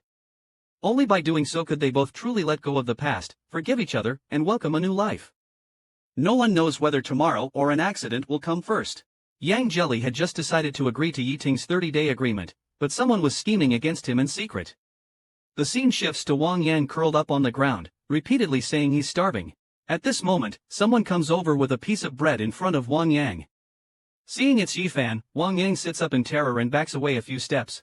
Yifan frowns at the scene and says coldly, "Are you truly not hungry, or are you just throwing a tantrum and deliberately not taking what I give you?" Wang Yang trembles and says, "I'm sorry, I didn't dare, I'll eat right away." Saying this, he takes the bread and gulps it down hastily, fearing Yifan would punish him if he moved slowly. Yifan rubs Wang Yang's head and says, "That's my good Yang Yang. How does it feel to be hungry? These punishments are all your own doing." Yifan looks at Wang Yang sternly and continues, "If it weren't for your failure at Gingyuan Villa, we would have caught Yang Jelly by now. However, I'm reluctant to be too harsh on you, so I'm giving you another chance to make up for it." Wang Yang anxiously shouts, "I'll do anything as long as I'm not punished." Yifan looks down at him, "I want you to go to Yang Jelly's rented place and lure him out, knock him out, and quietly bring him back. This time I'll arrange for help."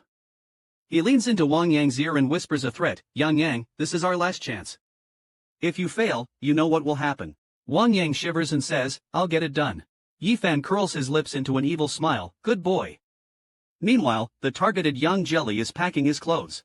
Thinking to tidy up first so that when Yiting arrives, I can take her straight away, I heard the doorbell ring and Yang Jelly thought it was Yiting, and hurried to answer the door. When the door opened, it was a man dressed heavily.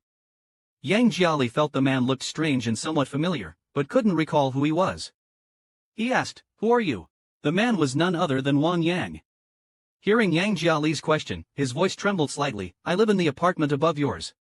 My clothes were blown away by the wind, may I come in to retrieve them?"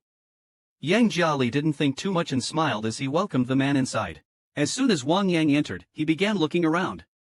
Yang Jiali found this odd, thinking, "Isn't he here to retrieve something?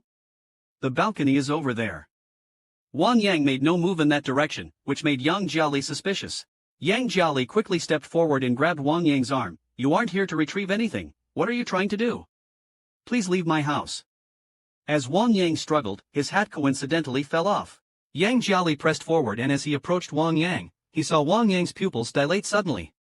Just as he felt something was wrong, a hand reached from behind and covered his mouth and nose tightly with a wet cloth. Meanwhile, Yiting was heading upstairs holding a cup of milk with sago. Who could have imagined someone was waiting for him? As he reached the door, he saw chaos in the corridor. The bodyguards looked anxious and pale under the corridor lights. Yiting stepped forward and asked what happened. The bodyguards broke out in a cold sweat, causing a chill in Yiting's heart. The smile froze at the corner of my mouth. "Where is my person?" Yiting had a thought as he pushed away the protective clock, only to see the room in a mess. But there was no sign of Yang Jelly. Yiting immediately got angry, grabbed the bodyguard by the collar, and demanded, "What's going on? Weren't you supposed to watch downstairs? Where is the person?" The bodyguard stuttered in response, "I don't know. Today, apart from someone moving out." Before he could finish, Yiting threw him heavily against the wall. He clenched his fists and yelled at the agent and others, "What are you staring at? Find the person. Immediately." After the bodyguard left, Yiting stood still, his face pale and his fingers almost breaking the skin of his palm. He knew it was Yifan's doing. Thinking of the torture Yang Jelly must be enduring, Yiting couldn't help but punch the wall in frustration. Meanwhile, Yang Jelly was knocked out and immediately taken to Yifan, who had prepared a metal cage. Yifan stuffed Yang Jelly into it right away. Seeing Yang Jelly in the cage, Yifan became somewhat manic. "Yang Jelly, I finally caught you." After speaking, he grabbed Wang Yang next to him, and said with a light laugh, "Yang Yang, you did well this time. Come sleep in my room tonight. I'll take good care of you. Go take a shower first." Wang Yang looked somewhat scared upon hearing this, but he couldn't disobey and went upstairs to wait obediently. After Wang Yang left, Yifan's man asked, "What's the plan next, Mr. Fan?" Yifan smiled, "No hurry. With such a big bargaining chip, is there any worry that Yiting won't beg for mercy immediately?" Yifan hesitated a bit. "Even in the United States, Yiting is so ruthless towards you, his brother. Would he give in for this boy?" Yifan replied with considerable confidence, "You don't understand. This is Yiting's Achilles heel. Harming me, his brother-in-law, is far more torturous for him than being harmed himself." After finishing his speech, he took out his phone and fiercely took several photos of Yang Jia, then said with a twisted expression, "I shall show some mercy and soothe my dear brother." He wondered how Yiting would react upon receiving the photos. At this moment, Yiting was almost going mad. He had mobilized everyone to look for Yang Jia, but despite all his efforts, he couldn't find any trace of Yang Jia. His beloved had been kidnapped right under his nose, and Yiting felt a murderous rage. Then, the phone on the table rang. Yiting's breath hitched, and his fingers opened the phone faster than his brain could think. What appeared on the screen was a photo of Yang Jia locked in a cage. Yiting's eyes turned blood red, like a fierce beast pushed to the edge. Just then, the phone rang again. It was Yi Fan calling. Yiting's eyes suddenly turned icy cold, and he said sternly, "Yi Fan, give him back to me right now." Yi Fan laughed out loud, then casually said, "Why the rush? Miss me that much?" Yiting didn't want to waste words with him and directly demanded, "Where did you take him?" Yi Fan laughed teasingly, "Is that how you ask for a favor? Let me teach you. If you're anxious to have your darling back, you should start by calling me big brother and sweet-talk me." Yiting clenched his lips and remained silent. Yi Fan sighed, "Too bad you won't call me that." Yiting coldly said, "Cut the nonsense. What do you want?" Yi Fan smiled, "Since you're not sincere now, let's talk some other time. I'll take care of your sweetheart first. I hope he doesn't end up hating me like you do." After saying that, she hung up immediately, constantly complaining to herself, "My own wife is in their hands, yet they still talk so tough. It seems I need to do something to make Yiting realize his place." Thinking of this, he called over Wang Yang who was nearby and whispered, Yang, let's do something interesting." Soon, they arrived at the cage where Yang Jelly was held. Yi Fan turned to the bodyguard and asked, "Why hasn't he woken up yet?" The bodyguard lowered his head and said, "The ether concentration used yesterday was too high, just wait a bit longer." Yi Fan nodded, "I don't have the patience. Go wake him up." The bodyguard immediately picked up a bucket of cold water and walked towards Yang Jelly. Yang Jelly was abruptly awakened by the splash of cold water. He opened his eyes still a bit dazed, flashes of the moments before he fainted crossed his mind. Yang Jelly felt a slight shock in his heart and quickly realized he had been kidnapped. Seeing that Yang Jelly was awake, Yi Fan smiled, "You're finally awake." Yang Jelly's eyes widened in anger, gritting his teeth, "Yi Fan."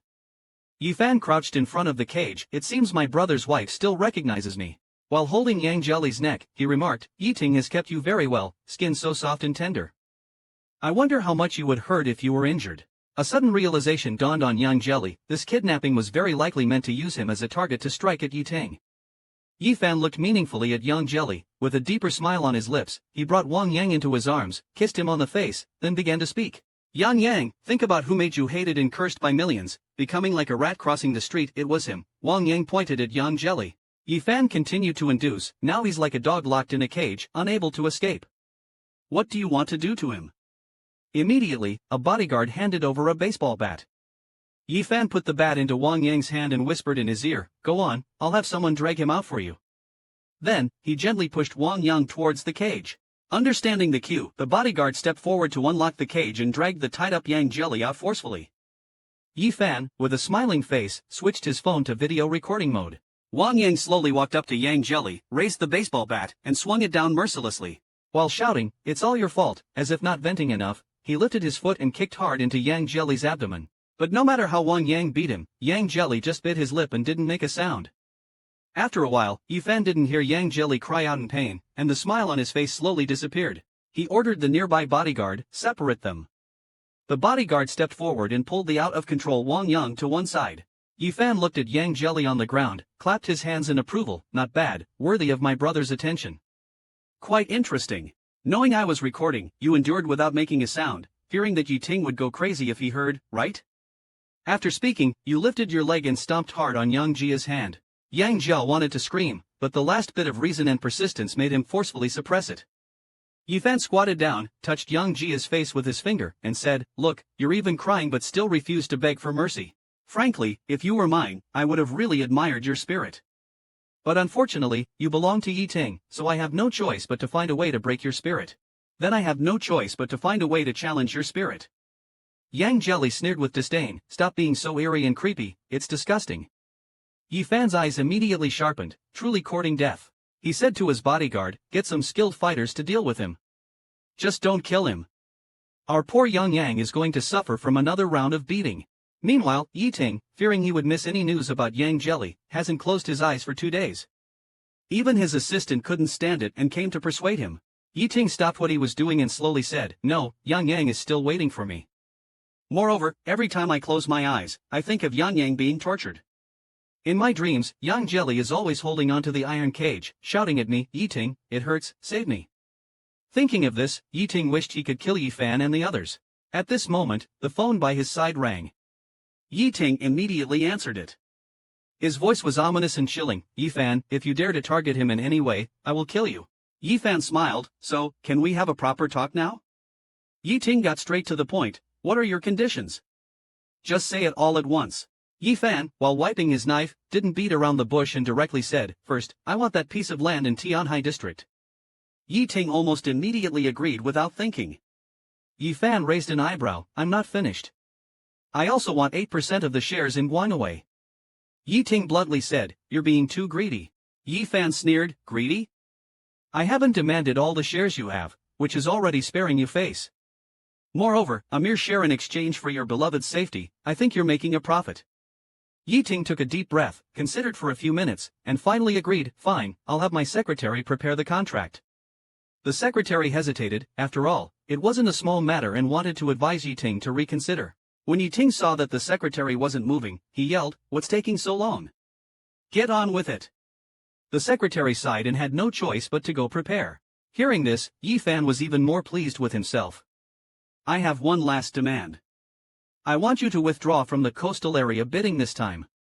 Yi Ting hesitated now. This was his biggest project since returning to the country and taking office, having consumed nearly a year of the company's efforts. Yi Ting clenched his teeth and sneered, you want to devour the fruits of my year's work and then run to the Yi family to claim merit and use this to suppress me? Yi Fan blinked and exclaimed, no wonder grandfather favored you, indeed, your insight is profound. Yi Ting silently retorted, what makes you think I would hand over such a big project to you? Yi Fan, wrapping his arm around Yang Jiali's neck, threatened, because right now, I'm standing here with a knife at your Yang Yang's throat.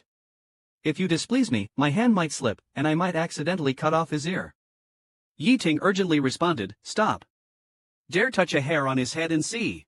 Then he said, I can agree to these conditions, but you must first let me talk to Yang Yang.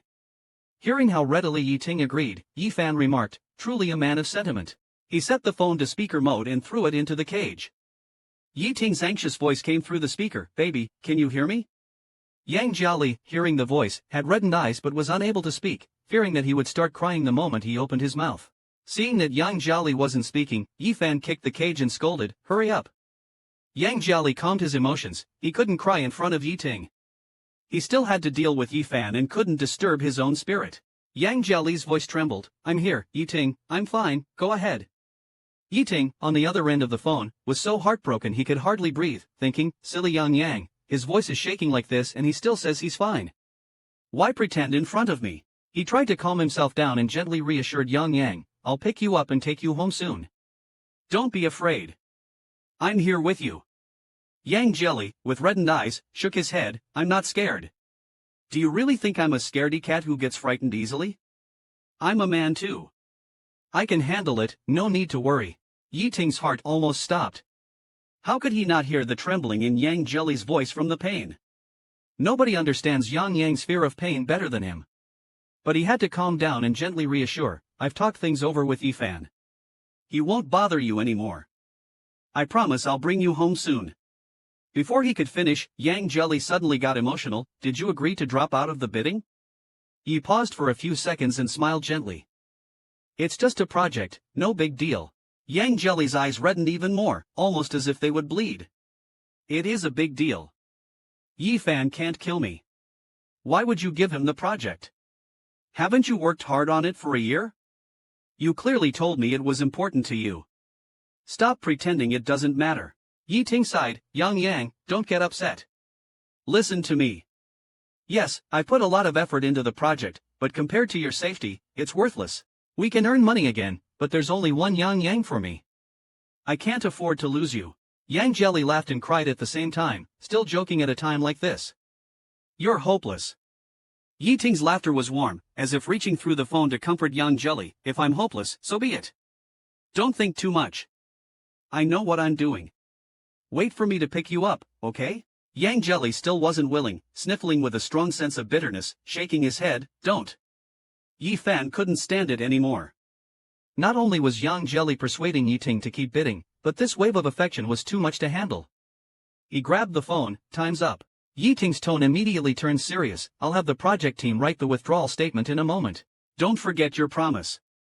You must return Yang Jiali to me immediately. Yi Fan smiles without diminishing, but I'm really afraid you'll play tricks. I've experienced your methods. Wait until the day before the bid opening to make sure you don't have any tricks up your sleeve before letting him go. Yi Ting angrily says, Yi Fan, don't push your luck. Yi Fan sneers, so what if I push my luck? If you want this little lamb to return intact, you must listen to me. After a long while, Yi Ting manages to suppress his emotions and says, fine, you're ruthless. I can wait until the bid opening, but if anything happens to Yang Yang before that, I will make you pay with your life. I mean what I say. Yi Fan's face immediately turns dark. Furious, he throws his phone violently to the ground. At this moment, Yang Jelly is seething with anger, his eyes filled with intense loathing. Yi Fan, you're really a coward for using such means to compete. Once Yang Jelly starts swearing, he doesn't hold back, saying whatever ugly words come to mind. Yi Fan raises an eyebrow and laughs loudly. Now I know why Yi Ting cherishes you so much. It's too interesting. You speak so boldly. Are you also so vigorous in bed? Why don't you let me have a go, and I'll consider letting you out of the cage. I was considering letting you out of the cage when Yang Jelly suddenly bit down hard on Yi Fan's finger. With a strained face, he quickly pulled his finger out, his eyes darkening. Impressive, since you're so spirited, you won't be eating today. After speaking, he turned around and left in a huff. On his way upstairs, he ran into Wang Yang and said, keep an eye on him, you got it, Fan Ji. Give him nothing but water. But Wang Yang looked somewhat dejected. I've already obeyed and hit Yang Jelly, why is Han Ji still so harsh on me? If he's unhappy, will he punish me again? Worried, Wang Yang walked up to the cage and reached out to pull Yang Jelly's arm, mumbling his dissatisfaction. Yang Jelly, startled by Wang Yang's action, quickly withdrew his arm. What are you doing? Wang Yang lifted his own arm and pointed to Yang Jelly's arm. These injuries are still not enough for him? Yang Jelly, shocked, observed the scars on Wang Yang's body and suddenly realized something seemed off about Wang Yang. Yang Jelly lowered his eyelids, considering in his mind. If Wang Yang was also being coerced by Yi Fan, maybe it was worth trying to ally with him. 10 days later, Yang Jelly was still curled up in the cage. Suddenly, he was awakened by Mimi's voice and looked up towards the sound, only to see Yi Fan upstairs, pulling at Wang Yang, who was continuously crying and begging for mercy. Yang Jelly finally understood how those pinch marks and burn marks on Wang Yang's body came about. Soon after, as Yi Fan was about to leave, he instructed Wang Yang, keep an eye on him. Wang Yang lowered his head and replied, I will. Yi Fan's anger surged when he saw Wang Yang in such a state. Why are you looking down? Pull yourself together. I don't keep idlers under my wing, got it? As he spoke, he pressed the cigarette butt into Wang Yang's hand. Wang Yang trembled all over in pain, but dared not resist. After Yi Fan left, Yang Jelly spoke, Wang Yang, are you listening? Wang Yang slowly turned his head. Yang Jelly clung to the cage and said, I want to drink water, get me a glass. Wang Yang went to the kitchen and brought a glass of water. Yang Jelly looked at the scars on Wang Yang's hand. His eyes suddenly felt sore. He pulled Wang Yang's arm to make him sit down. Yang Jelly said, I didn't actually want water. You're hurt, so let me help you treat the wound, or it will get infected. As he spoke, he took out a handkerchief from his pocket and dampened it with water. He carefully wiped Wang Yang's wound. Later, find a cotton ball to press on it, and if there's any burn ointment in the house, use it too. Wang Yang didn't understand Yang Jelly's purpose and asked, why are you doing this when we're clearly enemies? Yang Jelly shook his head, I'm not your enemy. You insulted my mom first and indirectly cyberbullied me, but later you faced retribution too. Our feud is settled, I don't hate you anymore. Wang Yang was stubborn. Despite Yang Jelly's goodwill, Wang Yang still stubbornly believed Yi Fan was his benefactor. No, Yang Jelly inquired, why do you think that? Wang Yang's gaze slightly unfocused. When I had no food or place to stay, Brother Fan took me in. He said he would treat me better in the future, and even brought you here for me to vent my anger. Yang Jelly retorted, now that Yi Ting has agreed to give up the bid, your goal has been achieved. Has Yi Fan's attitude towards you improved? Wang Yang was suddenly shaken. It seemed to make sense. Yang Jelly put his hands on Wang Yang's shoulders, with a pitiful tone, being forced to do those things every day must hurt, doesn't it? Are you very scared when he hits you? Wang Yang, he doesn't like you at all. Wang Yang seemed to be struck by these words. His eyes suddenly widened, you're lying, you're lying. Yang Jelly shook his head, calmly saying, I'm not lying. I once wholeheartedly liked someone, and I didn't want to see him in danger. As Yang Jelly spoke, he reminisced about the times he spent with Yi Ting, explaining how even the slightest sadness, heartache, and pain would deeply hurt you. Clearly, Yi Fan doesn't really like you. Wang Yang's eyes became dull, and he couldn't think of any rebuttal. Yang Jelly continued to press on. If you insist on believing in him, let's do an experiment. Tonight, I will call Yi Ting and you listen in. When Yi Fan comes back and forces you again, resist him once, saying it hurts, and see how Yi Fan reacts. Wang Yang didn't say anything. It was unclear if he had taken it in. In the evening, when Yi Fan returned, as usual, he tossed his phone to Yang Jelly, impatiently saying, 10 minutes. Yang Jelly saw that Wang Yang hadn't left. His vacant gaze was fixated on the phone in his hand. Thank goodness, Wang Yang listened to me this morning. Yi Ting, don't mess up later. Yang Jia, holding her phone, called out somewhat coquettishly, Yi Ting. Holding her phone, Yang Jia called out somewhat coquettishly, Yi Ting. When has Yang Jia ever spoken in that tone? She asked anxiously, Yang Yang, what's wrong? Are you not feeling well? Yang Jia replied pitifully, it's nothing, I just accidentally twisted my hand today. The joint is very painful and uncomfortable. Hearing this, Yi Ting became even more anxious. How can that be? Is the injury serious? Did you get a doctor to treat it? Where's Yi Fan? Yi Fan, listen to me on the phone. Yang Jia handed the phone to Yi Fan. Yi Fan took the phone with a grim face and started negotiating with Yi Ting. Wang Yang silently observed all this. His usually indifferent eyes ignited a small spark. Yi Ting can't bear to see Yang Jia in pain. Is this what liking someone is like? After Yi Fan finished negotiating with Yi Ting, he handed the phone back to Yang Jia. He instructed the bodyguard, take the phone away when the time is up, don't let them talk too much. After saying that, he went upstairs with Wang Yang. Wang Yang turned and glanced at Yang Jia. Yi Ting's tone was so gentle. Then he turned back to secretly look at Yi Fan, wondering, could Fan treat me the same way? Yi Fan took Wang Yang to the second floor and immediately pushed him onto the bed, commanding with a tone of authority, strip. Wang Yang did not move, which displeased Yi Fan. Isn't ruining my mood in the morning enough? Don't make me say it a third time. Strip. Wang Yang thought about the experiment Yang Jelly mentioned to him this morning and cautiously said, Brother Fan, can we not do it today? I'm still in pain. Yi Fan gently grabbed Wang Yang's shoulder and said softly, where does it hurt? Wang Yang lifted the hand he had injured in the morning to show Yi Fan. Yi Fan's face turned gentle. It hurts here, huh? Wang Yang thought to himself, I knew Brother Fan cared about me. But then, Yi Fan slapped Wang Yang hard across the face. I'm making you hurt, am I? Do you think because Yi Ting just ordered me around, you've grown bold? Don't even look at what you are, daring to make demands of me. Wang Yang, frightened and trembling all over, quickly said, I didn't, I'm sorry, Fan go, I won't dare again. Yi Fan, driven by his addiction, didn't think twice and ripped Wang Yang's clothes apart. It seems I need to teach you some manners again. From downstairs, Yang Jelly heard faint screams of pain and agony. Feeling extremely uncomfortable all over, he couldn't help but shudder. He couldn't help but think, had he not made a mistake, Wang Yang wouldn't have suffered so much. After a long time, Wang Yang slowly and stiffly came downstairs. The sound of footsteps woke Yang Jelly, who was asleep. Looking towards him, he saw Wang Yang, who still had a bit of life left in him, now looking like a walking corpse, his eyes devoid of any sparkle. Yang Jelly softly called out to him, Wang Yang, Wang Yang. Wang Yang turned stiffly, his eyes brimming with tears as he stared at Yang Jelly. Soon he came over to Yang Jelly, and tears began to flow uncontrollably. Sobbing softly, he said, You were right, he doesn't like me at all. Indeed, nobody likes me. Yang Jelly, bewildered, looked at him and comforted, How could that be? You were a big star before, much more popular than me. You have a lot of fans. They have always liked you. Wang Yang shook his head, It's not the fans, they don't understand me. They might like me today and love someone else tomorrow. But you're different. Yi Ting, he likes you. Upon hearing this, Yang Jelly finally admitted for the first time that he also liked Yi Ting. Wang Yang looked at Yang Jelly with eyes full of admiration. It's wonderful, you two are in love. Yang Jelly smiled, closed his eyes as if he was slowly immersing into his memories, and leisurely said it wasn't love at first sight.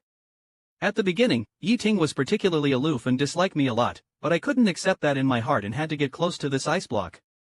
It took me a year of persistently chasing before I finally won him over. At this point, Yang Jelly raised a happy smile and continued, but after we got together, he was really good to me. Being loved by him is the most beautiful thing in my life. Actually, after we met again, I always felt he was heartless and cruel, treating me like a dog. But now I think about it, he was just too obsessive, but he never really wanted me to get hurt. He cherished me a lot, Wang Yang, do you know? I was a bit mad at him before, but now I really miss Yi Ting so much.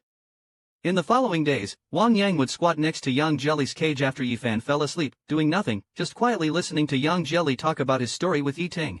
Suddenly one evening, when Yifan came back in high spirits, he even ordered people to let Yang Jelly out of the cage. Yang Jelly asked in surprise, "What are you going to do now?" Yifan said as if bestowing a favor, "Nothing much, I'm in a good mood today, letting you have a good meal with me. After all, as my brother's wife, you can't just eat bread every day." After saying that, he handed over a chicken leg. Yang Jelly pursed his lips, "Who cares about your stuff?"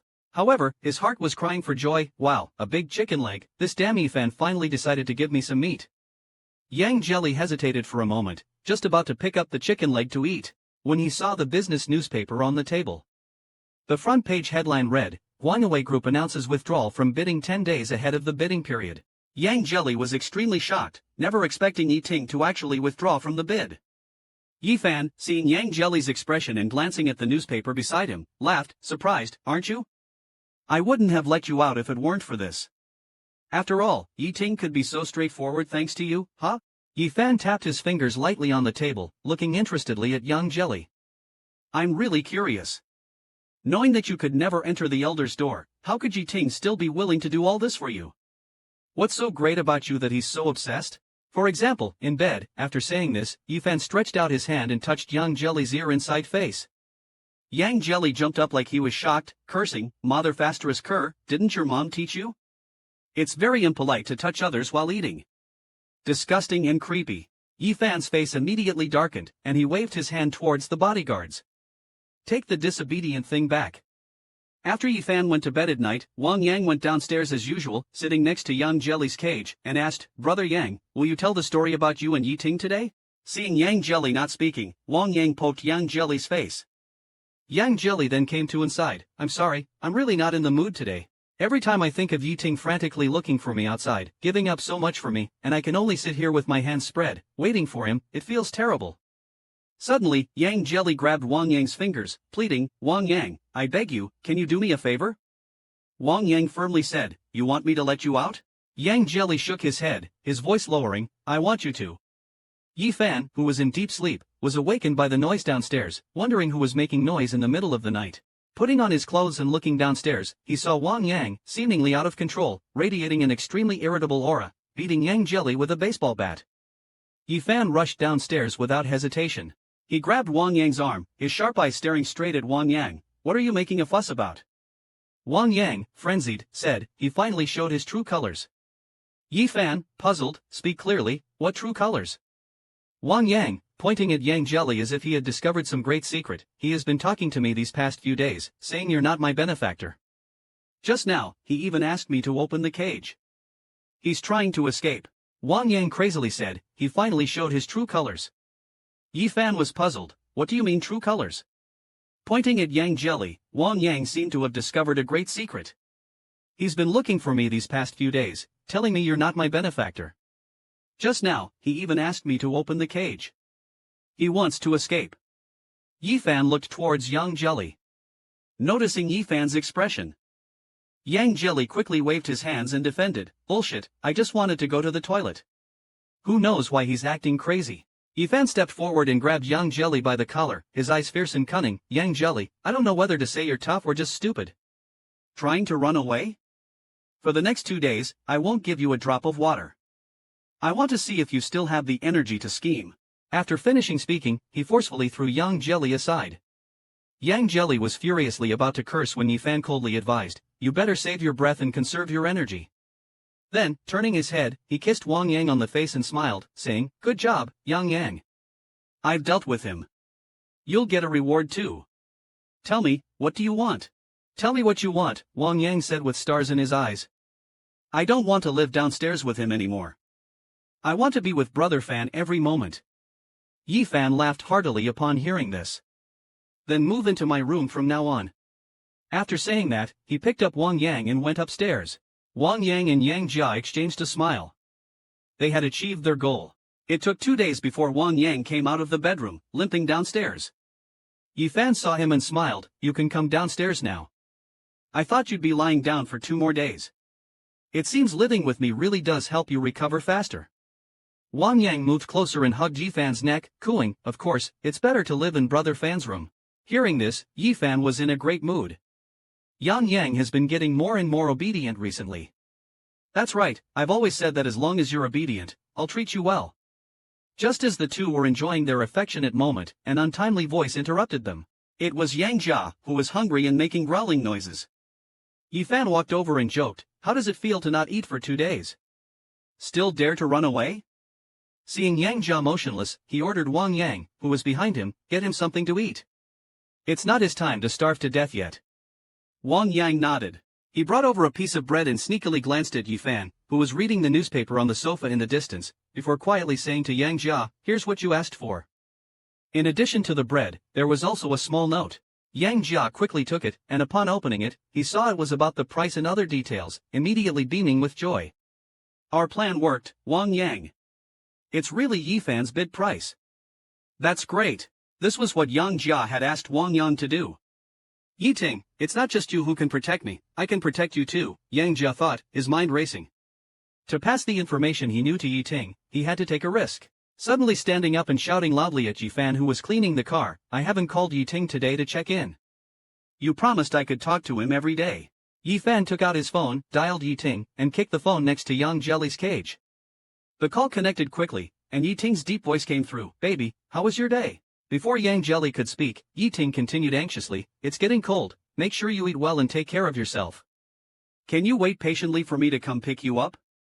Hearing this, Yang Jelly felt a wave of sadness, hid the bread behind her, and nodded with difficulty, "I'm fine, just missing you a bit."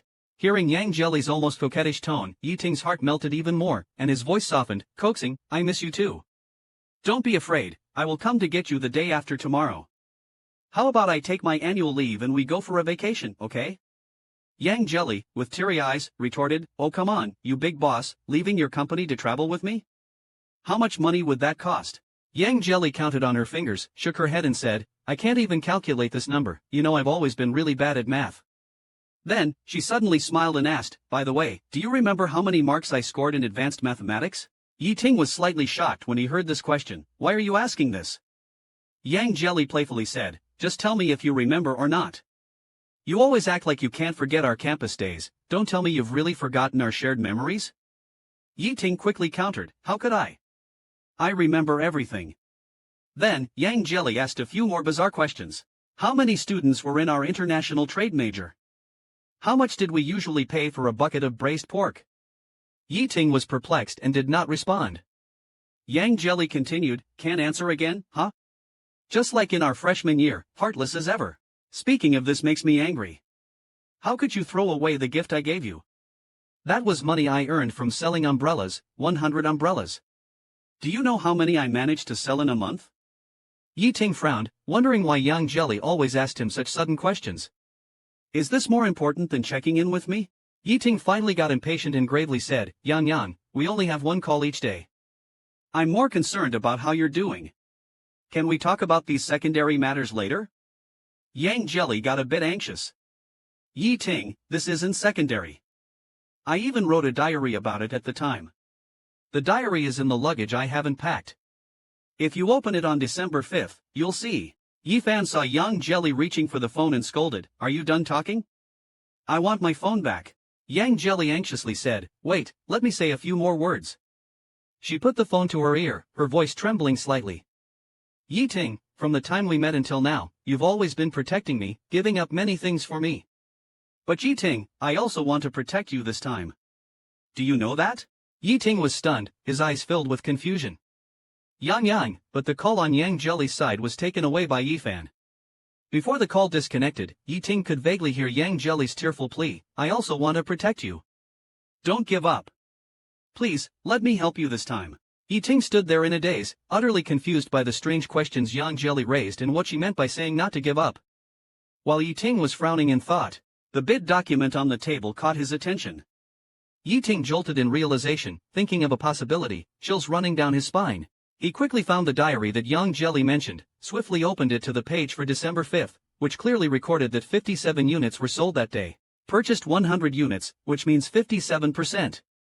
There were other issues too. Yiting tried hard to recall the answers. Advanced math score was 63, braised pork cost 15. Yi Ting hurriedly opened his bid document. Following the format above, apply this series of numbers. These are Yi Fan's bidding figures. Yi Ting's breathing momentarily stopped, and he felt numb all over, collapsing to the ground.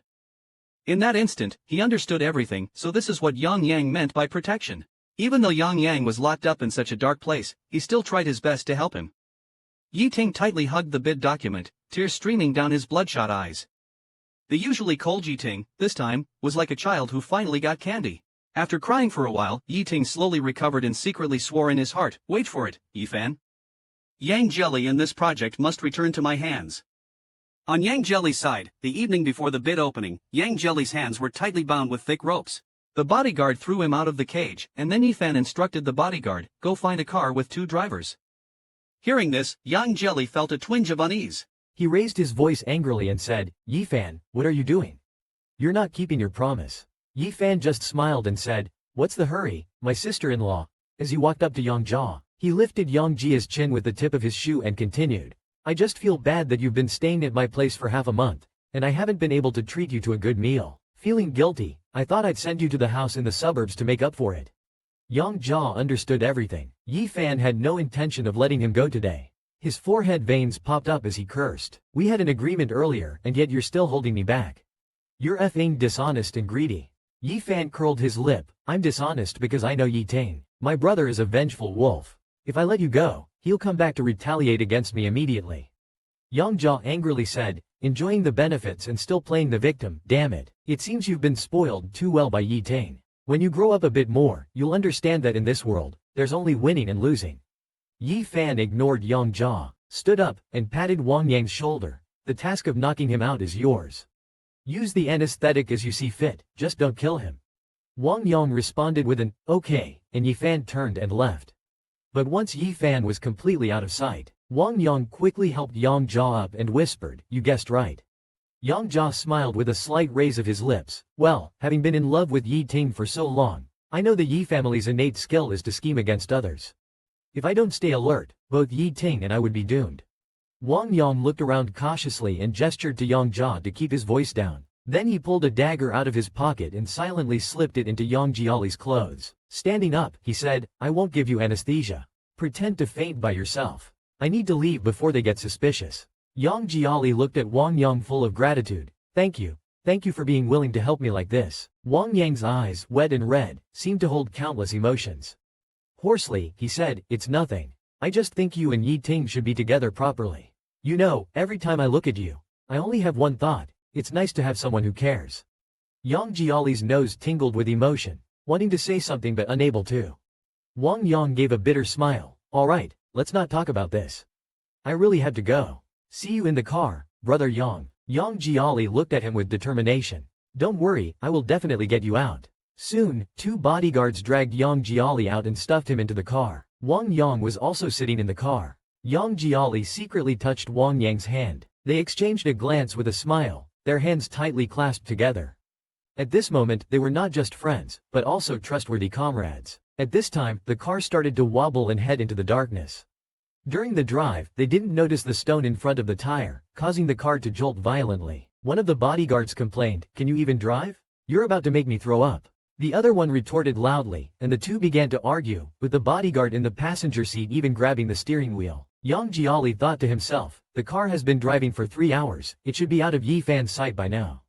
And now they forced the car to a stop themselves. "It seems like even the heavens are helping me," Yang Jiali quietly said to Wang Yang. "Are you ready?" Wang Yang gave a slight nod. The two of them stared fiercely at the bodyguards in front of them, waiting for Yang Jiali to count to 1. At the same time, they lunged at the people in front of them.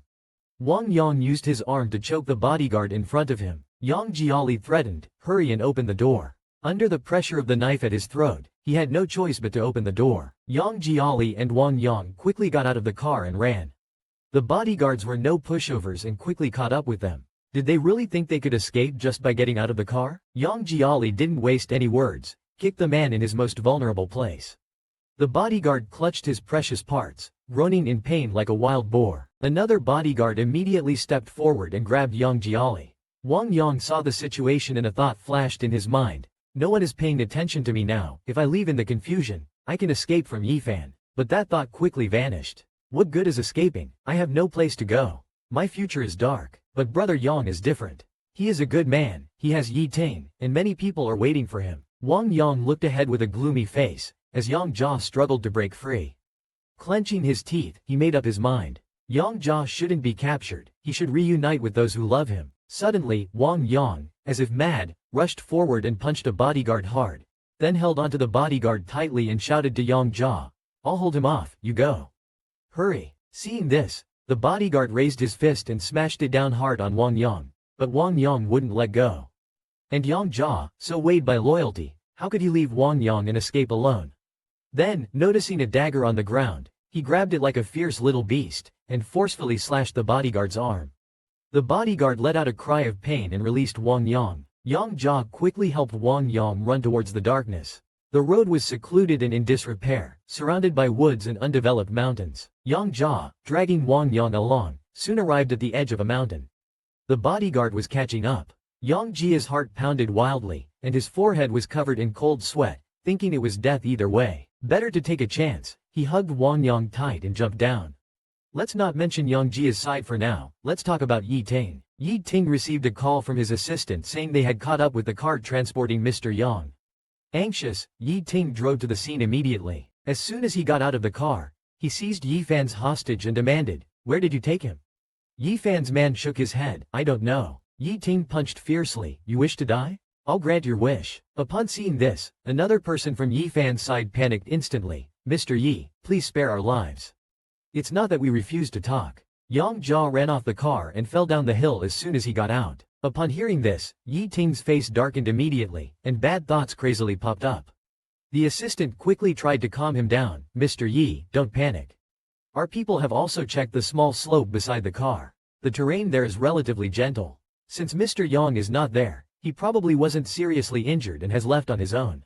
Yi Ting glared at the assistant and said menacingly, "Don't talk about probabilities. Contact the search and rescue team to scour the mountain. I need to ascertain Yang Yang's condition as soon as possible." The assistant acknowledged and went to handle it. At this moment, Yi Ting couldn't help but pray in his heart, "Wait for me, Yang Yang. You must be alright." While Yi Ting was frantically searching for Yang Jia was actually carrying Wang Yang and moving forward on foot, and Wang Yang woke up midway. Wang Yang woke up in the middle and called out weakly, "Brother Yang." Yang Jia Li sighed in relief and said, "You're finally awake. Do you feel uncomfortable anywhere? Is it serious?" Wang Yang seemed a bit disoriented and whispered, "I'm dizzy. Where is this? It's so dark, I'm scared." Yang Jia Li gently comforted him, "I don't know either, but I see light ahead. We should be able to find help there. Don't be afraid, we've escaped. We won't be stuck here. Come, hold on to brother's neck, I'll take you home." Tears slid from the corner of Wang Yang's eyes, and his voice grew faint, "I don't have a home." Yang Jia Li's breath caught. He comforted, "Don't think like that. The world is so big, you'll find a place to belong. I'll carry you out. If you're scared, I'll sing you a little happiness, okay? We will be lucky and be rescued." After saying this, Yang Jia Li's clear voice began to sing. The song was not only for Wang Yang but also for himself. As Yang Jia Li sang, tears unknowingly streamed down his face, making him think of Yi Ting. He heard that after their breakup, Yi Ting sang this song too. Someone so cold, turning red-eyed in front of so many people while singing it. Now that I'm gone, he must be even more frantic. So I can't give up. Yang Jia Li gritted his teeth, determined to hold on. Once they get down the mountain, they can contact Yi Ting. At that moment, he didn't notice a stone underfoot and tripped, both of them falling to the ground with a cry. Yang Jia Li looked at the unconscious Wang Yang beside him and then at his own injured leg, feeling a bitterness rise in his heart. What should I do now? It's even harder to get out. Yi Ting, if only you were here. At that moment, a voice came to his ear. "Yang Yang, is that you?" Yang Yang. Yang Jia Li thought, "Am I hearing things? This voice is." He turned eagerly to look, and it really was Yi Ting. He had come looking for them. Yang Jia Li, seeing this man as if descended from heaven, burst into tears, disregarding her frail body, and flung herself into Yi Ting's arms, sobbing loudly, "You're here, you finally came." Yi Ting's heart was breaking as he held her tightly, his voice trembling, "Baby, I found you. It's all right now, don't cry. If you have any grievances, tell me, okay?" Before Yang Jia Li could speak, she fainted. Yi Ting quickly took her to the hospital. Soon after Yang Jia Li woke up, Yi Ting hurriedly approached, his voice trembling as he softly called, "Baby, you're awake." Yang Jiali slowly sat up, looking uncertainly at her own hands. Is it really Yi Ting? Am I dreaming? Seeing her unresponsive, Yi Ting gently placed his hand on Yang Jiali's, who then felt the warmth. Her nose tingled, and she couldn't hold back her tears any longer. It's not a dream, it's real. Yi Ting hurriedly held her in his arms to comfort her. It's okay, I'm here, don't be afraid. Yang Jiali clutched Yi Ting's clothes, whining, why did you only come now? You made me wait so long, you jerk. Yi Ting gently kissed the corner of Yang Jiali's eyes, saying, I'm sorry, I am a jerk. It's my fault for being late and making you suffer for so long. As he said this, he cupped Yang Jiali's face with both hands, gazing at her with pity. Don't cry, okay?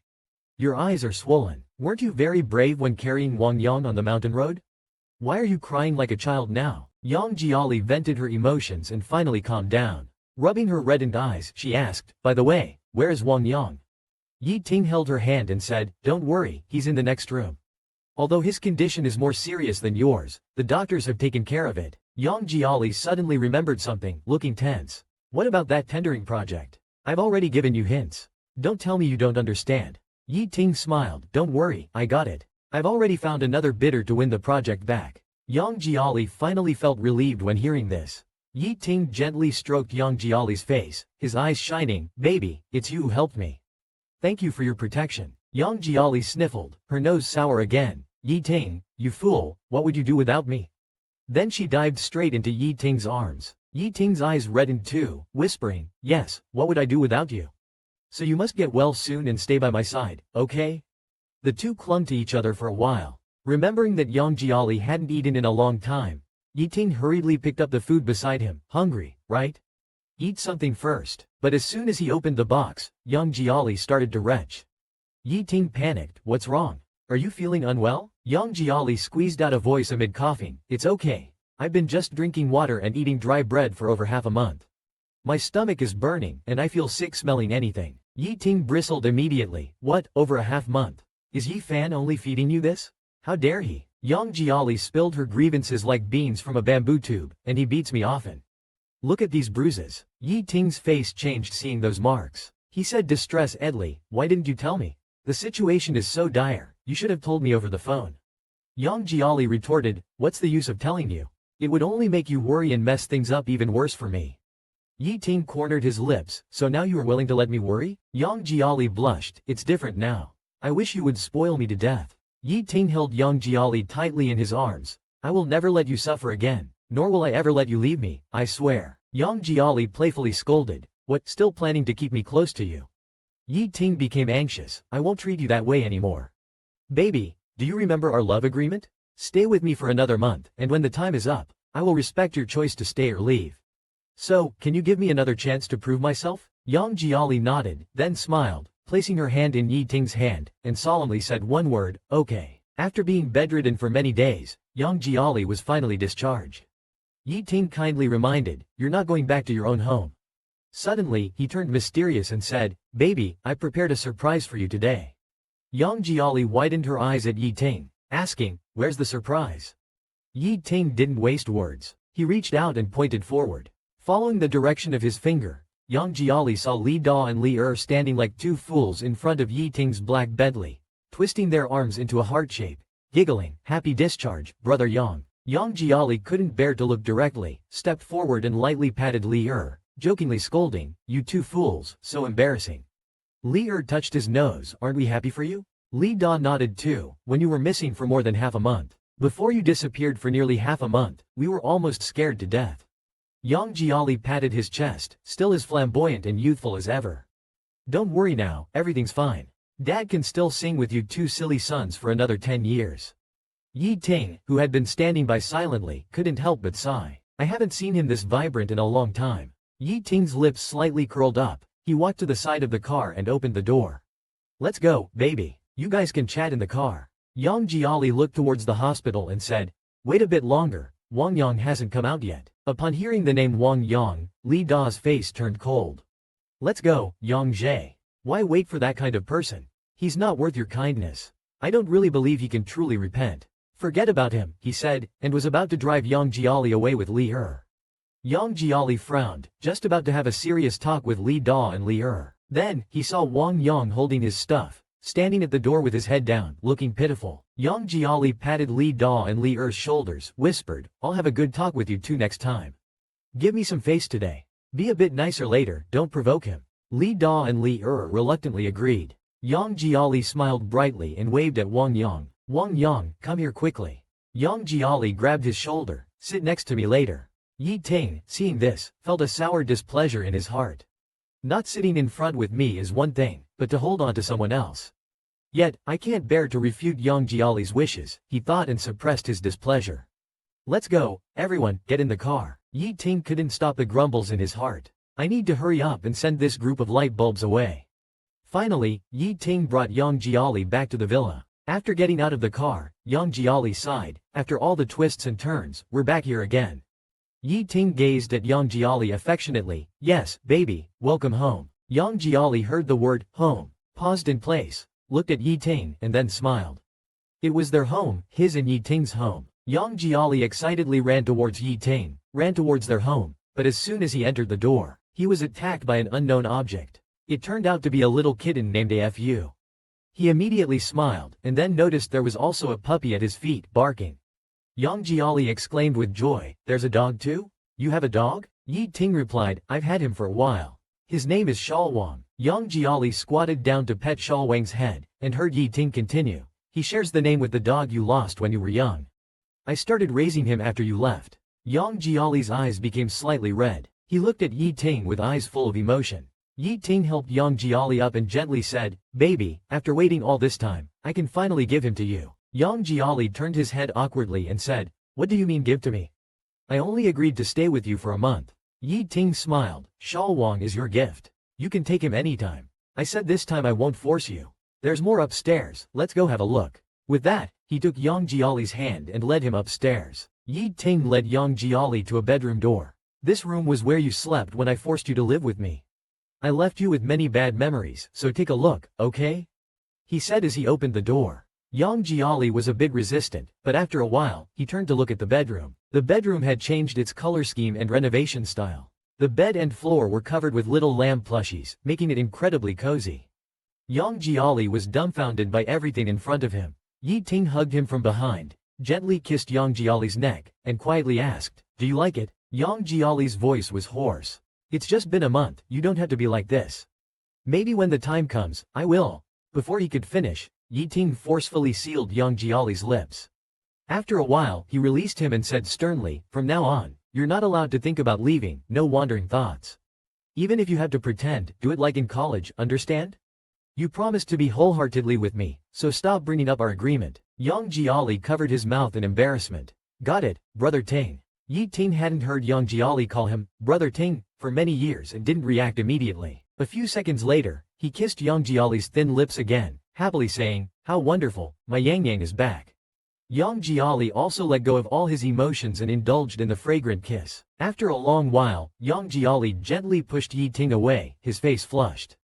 "That's enough, silly." Yi Ting teased, "We're in a relationship now. What's there to be shy about kissing your boyfriend? By the way, I want to take you somewhere." As he spoke, he led Yang Jiali to a room and placed a key in Yang Jiali's hand. "Go take a look." Yang Jiali looked at the key in his hand, full of confusion, guessing what kind of surprise it might be. Seeing Yang Jiali hesitating, Yi Ting couldn't help but urge, "Hurry, hurry." Under Yi Ting's expectant gaze, Yang Jiali inserted the key into the lock, and with a click, the door opened. There were no other furnishings inside the room, just several large cabinets sleeping quietly, each filled with boxes of various sizes. Yang Jiali casually walked to one of the cabinets and took a box from it. At that moment, the characters on the box made Yang Jiali's pupils dilate. The label read, "For baby's 22nd birthday." Yang Jiali frowned. He and Yi Ting had broken up in their senior year. He was still buying me gifts at that time. What about the other boxes? Yang Jiali seemed to realize something, suddenly speeding up his searching through the boxes. These were all gifts for him. Yang Jiali stood frozen as if rooted to the spot. His eyes reddened as he stared intently at Yi Ting. Yi Ting, feeling uncomfortable under his gaze, slightly turned his head. "These have been stored for 5 years, shipped from America, and it took some effort." Yang Jiali struggled to speak, barely uttering a name before Yi Ting interrupted him.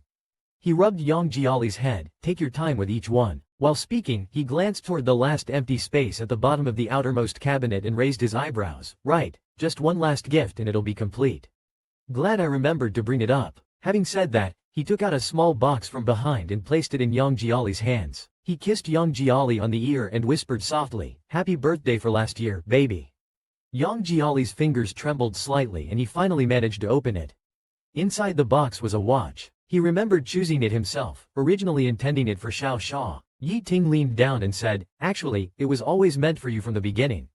Yang Jiali, looking at the room full of gifts, was profoundly moved. It turns out, during my struggles with life, when I thought I was all alone, Yi Ting had never forgotten me. I have never stopped loving me. This shock is quite big, making Yang Jia's steps unstable. When stepping back, she bumped into a large box placed by her feet. Yang Jia looked down into the cardboard box, which contained many miscellaneous items. She picked up a paper, looking incredulously at Yi Ting. "You kept all these?" Yi Ting chuckled and exclaimed, "Yes, these are all things from our past. I couldn't bear to throw them away. I've kept them well, especially this love letter." That was the first love letter Yang Jia wrote to Yi Ting. Yang Jia's face turned red immediately, and she quickly snatched back the love letter. "After so long, you still read it? Aren't you tired of it?" Yi Ting was quite happy. "No, I like to read it when I'm feeling irritated. That's when I can feel how much my baby loved me back then." Yang Jia retorted shyly, shameless. Yi Ting, trying to please her, "Shy, are we? Okay, won't look anymore. Let's see what else is there." She rummaged through the box and found a black notebook. Yang Jia asked what it was. Yi Ting explained, "This is something I made later. It contains all the things we agreed to do together before we broke up but never got around to. I wrote them all down. Didn't realize there were quite a lot." Saying so, he handed the notebook to Yang Jia to see. It listed many things, such as visiting Harbin to see the ice sculptures, and so on. Yi Ting said, "This is all I remember. If you think of anything else, we can add it. Let's finish it all in this month. No matter what decision we make in the end, let's not have any regrets, okay?"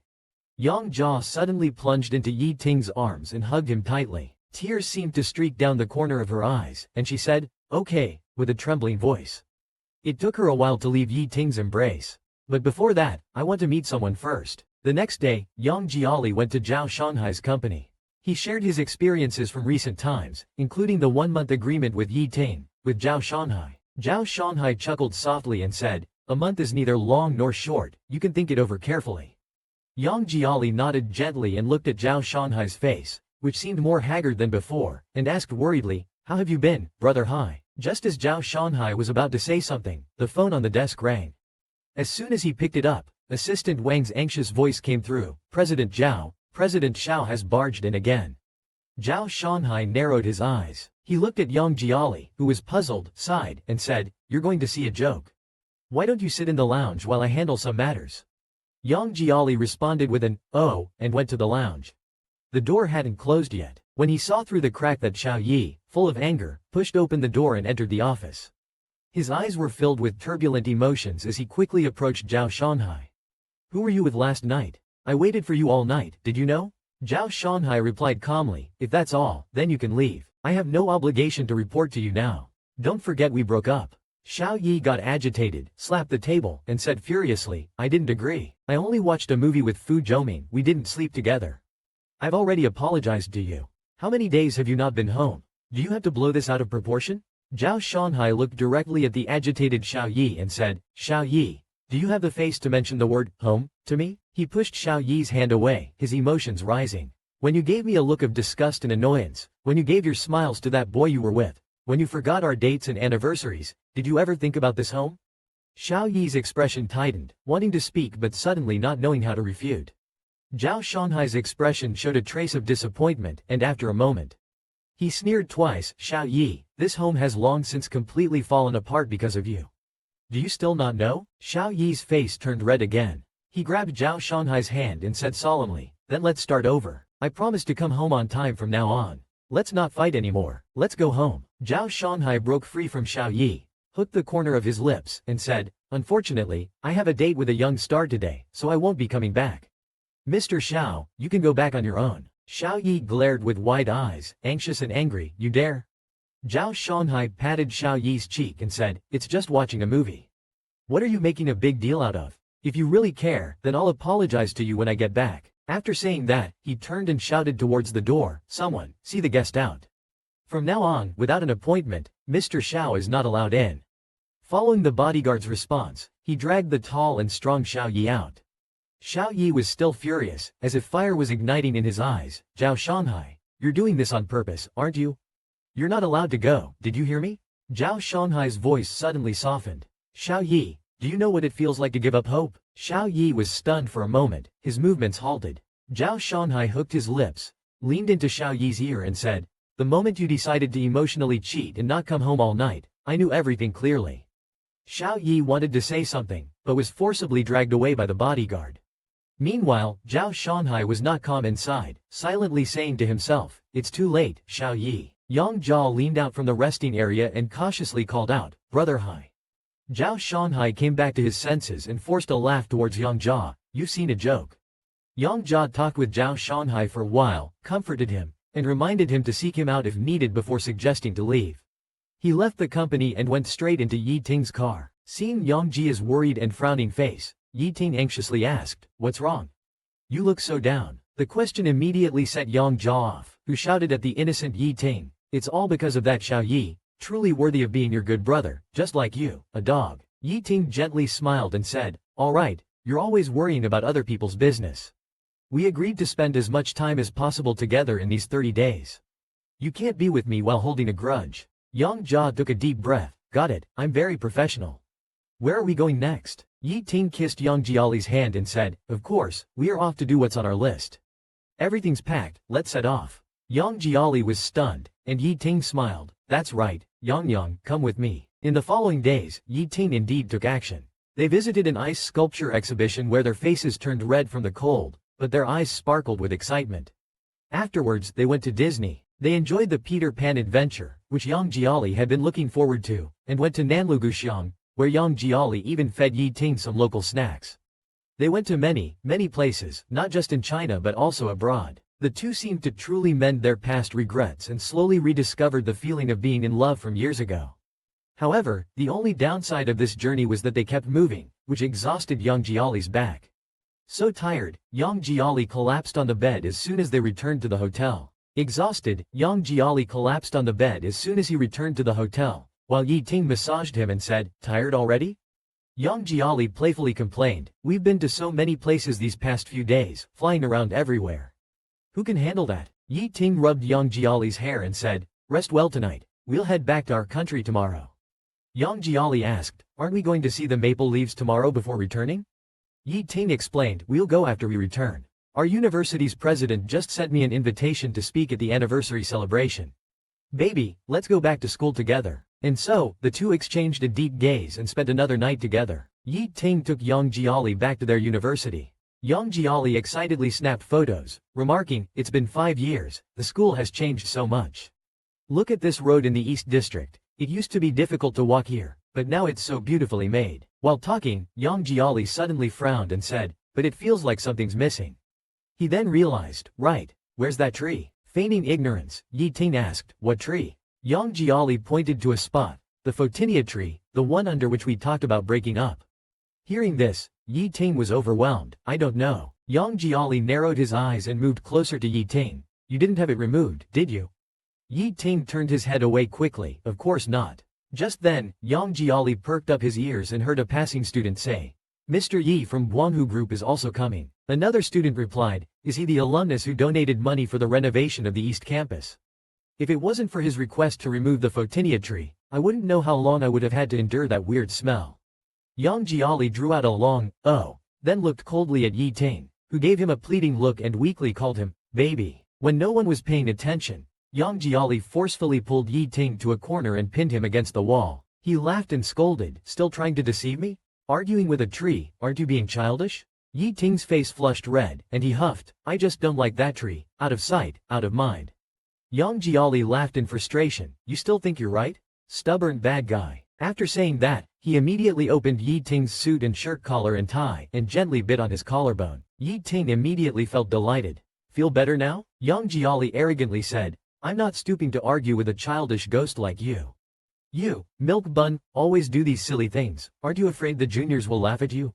While saying this, he helped Yi Ting button up his collar and properly tied his tie. Yi Ting gently said, "No way, baby, have you forgotten? I'm the public's favorite guy at school." Later, Yi Ting gave a lecture in the college auditorium and began signing autographs. The younger students couldn't stop praising him. Seeing this, Yang Jiali awkwardly turned his face away and couldn't help but mutter quietly, "Such a poser." Unfortunately, a junior girl overheard him. She immediately got upset and angrily said, "How can you speak like that? If you can do better, then do it. What are you proving here?" Yang Jiali very sensibly responded, alright, I'm wrong, okay? I'll go get his autograph for you as an apology, alright?" The junior girl urged Yang Jiali to hurry up. Finally, it was Yang Jiali's turn. He handed over 2 autograph books to Yi Ting, putting on a bold front. "Senior, could you sign this for me please?" Yi Ting looked at him, surprised. A smile secretly spread across his eyes as he picked up the pen and signed his name in the books. Yang Jiali handed the books to the junior girl and was about to leave when Yi Ting stopped him. "Wait, I'm not done signing yet." Yang Jiali looked at Yi Ting puzzlingly. A slight smile appeared on Yi Ting's handsome yet serious face as he took Yang Jiali's hand and drew a small heart in his palm. After leaving the briefing room, they went straight to the car. Yang Jiali, embarrassed by the heart on his hand, said, "Drawing this in front of so many people, do you have no shame?" Yi Ting sweetly responded, "I don't need shame, I just need you." Yang Jiali gently pushed Yi Ting away, playfully saying, "Senior, you really have a way with words. No wonder you dazzle all those classmates." Suddenly, Yi Ting pinned Yang Jiali against the car door, pressing him down into the narrow seat, staring intensely and passionately. "Feeling itchy again? I really need to teach you a lesson today." In a playful tone, Yang Jiali responded, "Senior, this isn't right. What if the juniors see your heroic image?" Yi Ting, enjoying the act, replied, "I think it's perfectly fine. Right now, I don't want to do anything else, just want to kiss someone until they cry," said Yi Ting. Before Yang Jiali could speak, Yi Ting passionately sealed his lips, and they kissed, finding it hard to part. Just then, Yi Ting's phone lit up with a WeChat message, "Boss, we've captured Yi Fan. He's now in detention and wants to see Wang Yang." The next day, Yi Ting drove to the place where Yi Fan was detained. After many days, Wang Yang saw Yi Fan again through the glass wall. Now, Yi Fan's entire demeanor had changed, his hair messy and his face gaunt.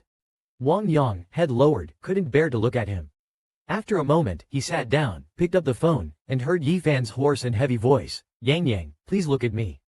Still curling up, head hanging low, Wang Yang replied, "Just say what you want to say." Yi Fan sighed at this and asked, "Yang Yang, can you tell me why you betrayed me?"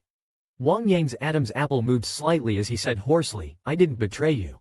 I just don't want to be deceived by you anymore." Yi Fan's eyes filled with bloodshot veins as he suddenly became emotional. "If you hadn't helped Yang Jiali escape, maybe I really could have taken down Yi Ting. I said that as long as that time came, I would treat you well. You didn't walk with me to the end, so how do you know I would definitely deceive you?" Wang Yang finally slowly raised his head and gazed into Yi Fan's deep eyes. Liking someone and liking to toy with someone are completely different.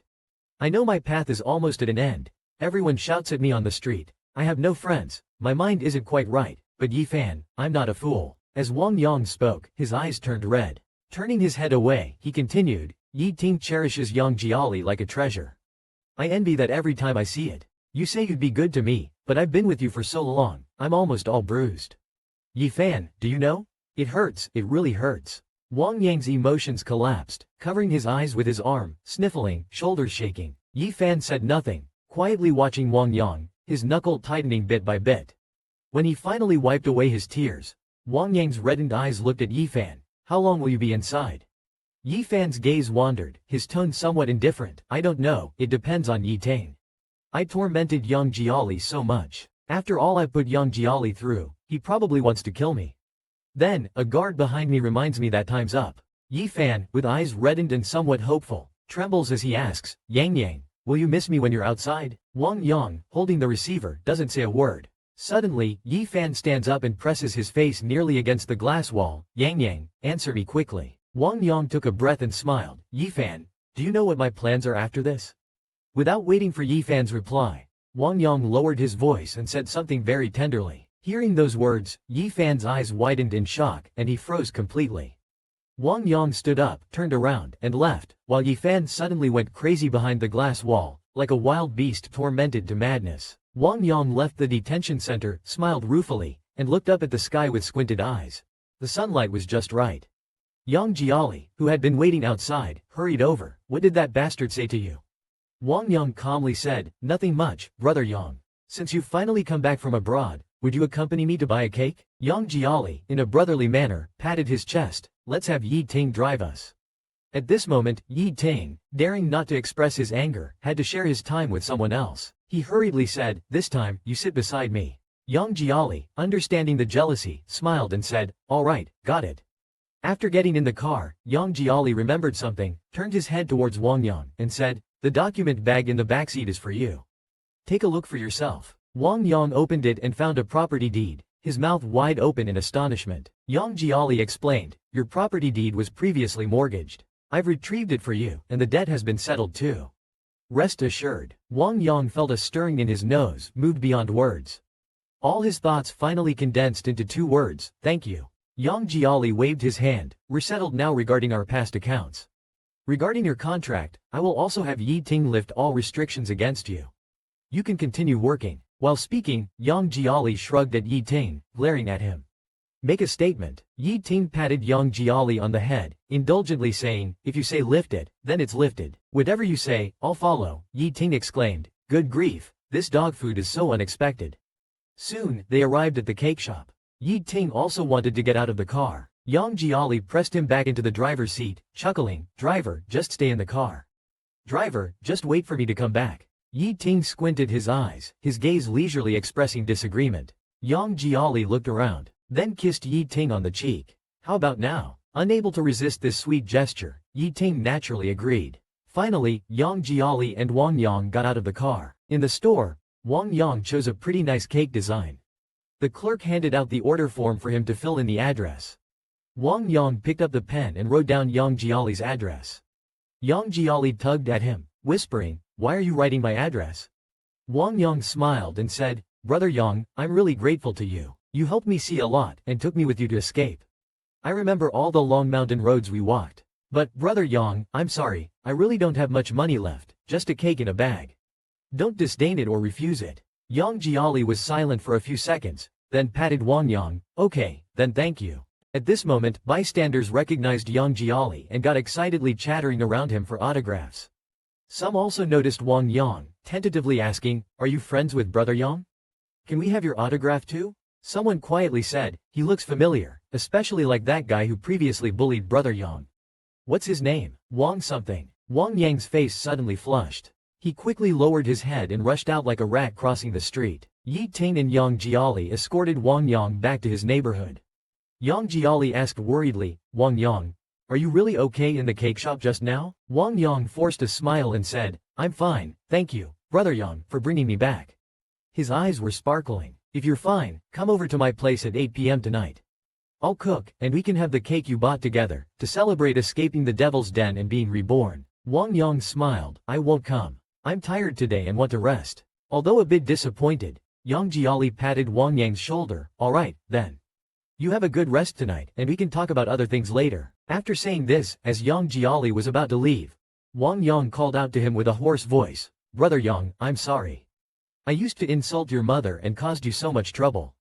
It was my fault, and I want to apologize again. Yang Jiali gently replied, it's all in the past, no need to mention it. Wang Yang rubbed his eyes and smiled, brother Yang, I will remember your kindness forever. Yang Jiali paused for a few seconds, then smiled and ruffled Wang Yang's hair, silly to say things like that. At this moment, Yi Ting, sitting in the car, couldn't help but stick his head out, baby, it's time to go back. Yang Jiali replied helplessly, stop rushing me, I'm coming, annoying. After saying goodbye to Wang Yang, he got into the car. Wang Yang watched them leave, stood there dazed for a while, then slowly went upstairs to his place. Opening the door, he was greeted by a cool breeze and a thin layer of dust on the floor. Wang Yang put away the smile on his face, hanging his head low with a bleak look in his eyes. The things he wanted to do were finally done. In the end, it was nice to return here and have some peace. It's just that this place has become as dirty as I am. At that moment, the poster of the movie, Infernal Affairs, on the wall caught Wang Yang's attention.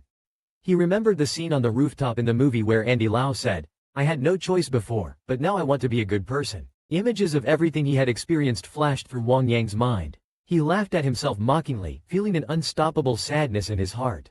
I also want to start over, but it seems very difficult now. Maybe it's better to hope for a chance in the next life. By then, there should be someone willing to treat me kindly. That person would approach him step by step with a smile as gentle as the breeze, backlit by the bright sunset. With a trace of hopeful desire, Wang Yang slowly closed his eyes. Yi Ting and Yang Jiali quickly returned home.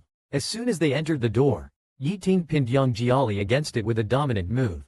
Yang Jiali looked at Yi Ting, puzzled. Why are you pressing me against the door as soon as we get in? Yi Ting pouted with grievance. You've been with someone else all day today. Yang Jiali raised an eyebrow. It's just for one day. Besides, I've been with you the whole day. Yi Ting, clearly unsatisfied, said, but your attention was all on that Wang person. Now that we're back, shouldn't you compensate your boyfriend?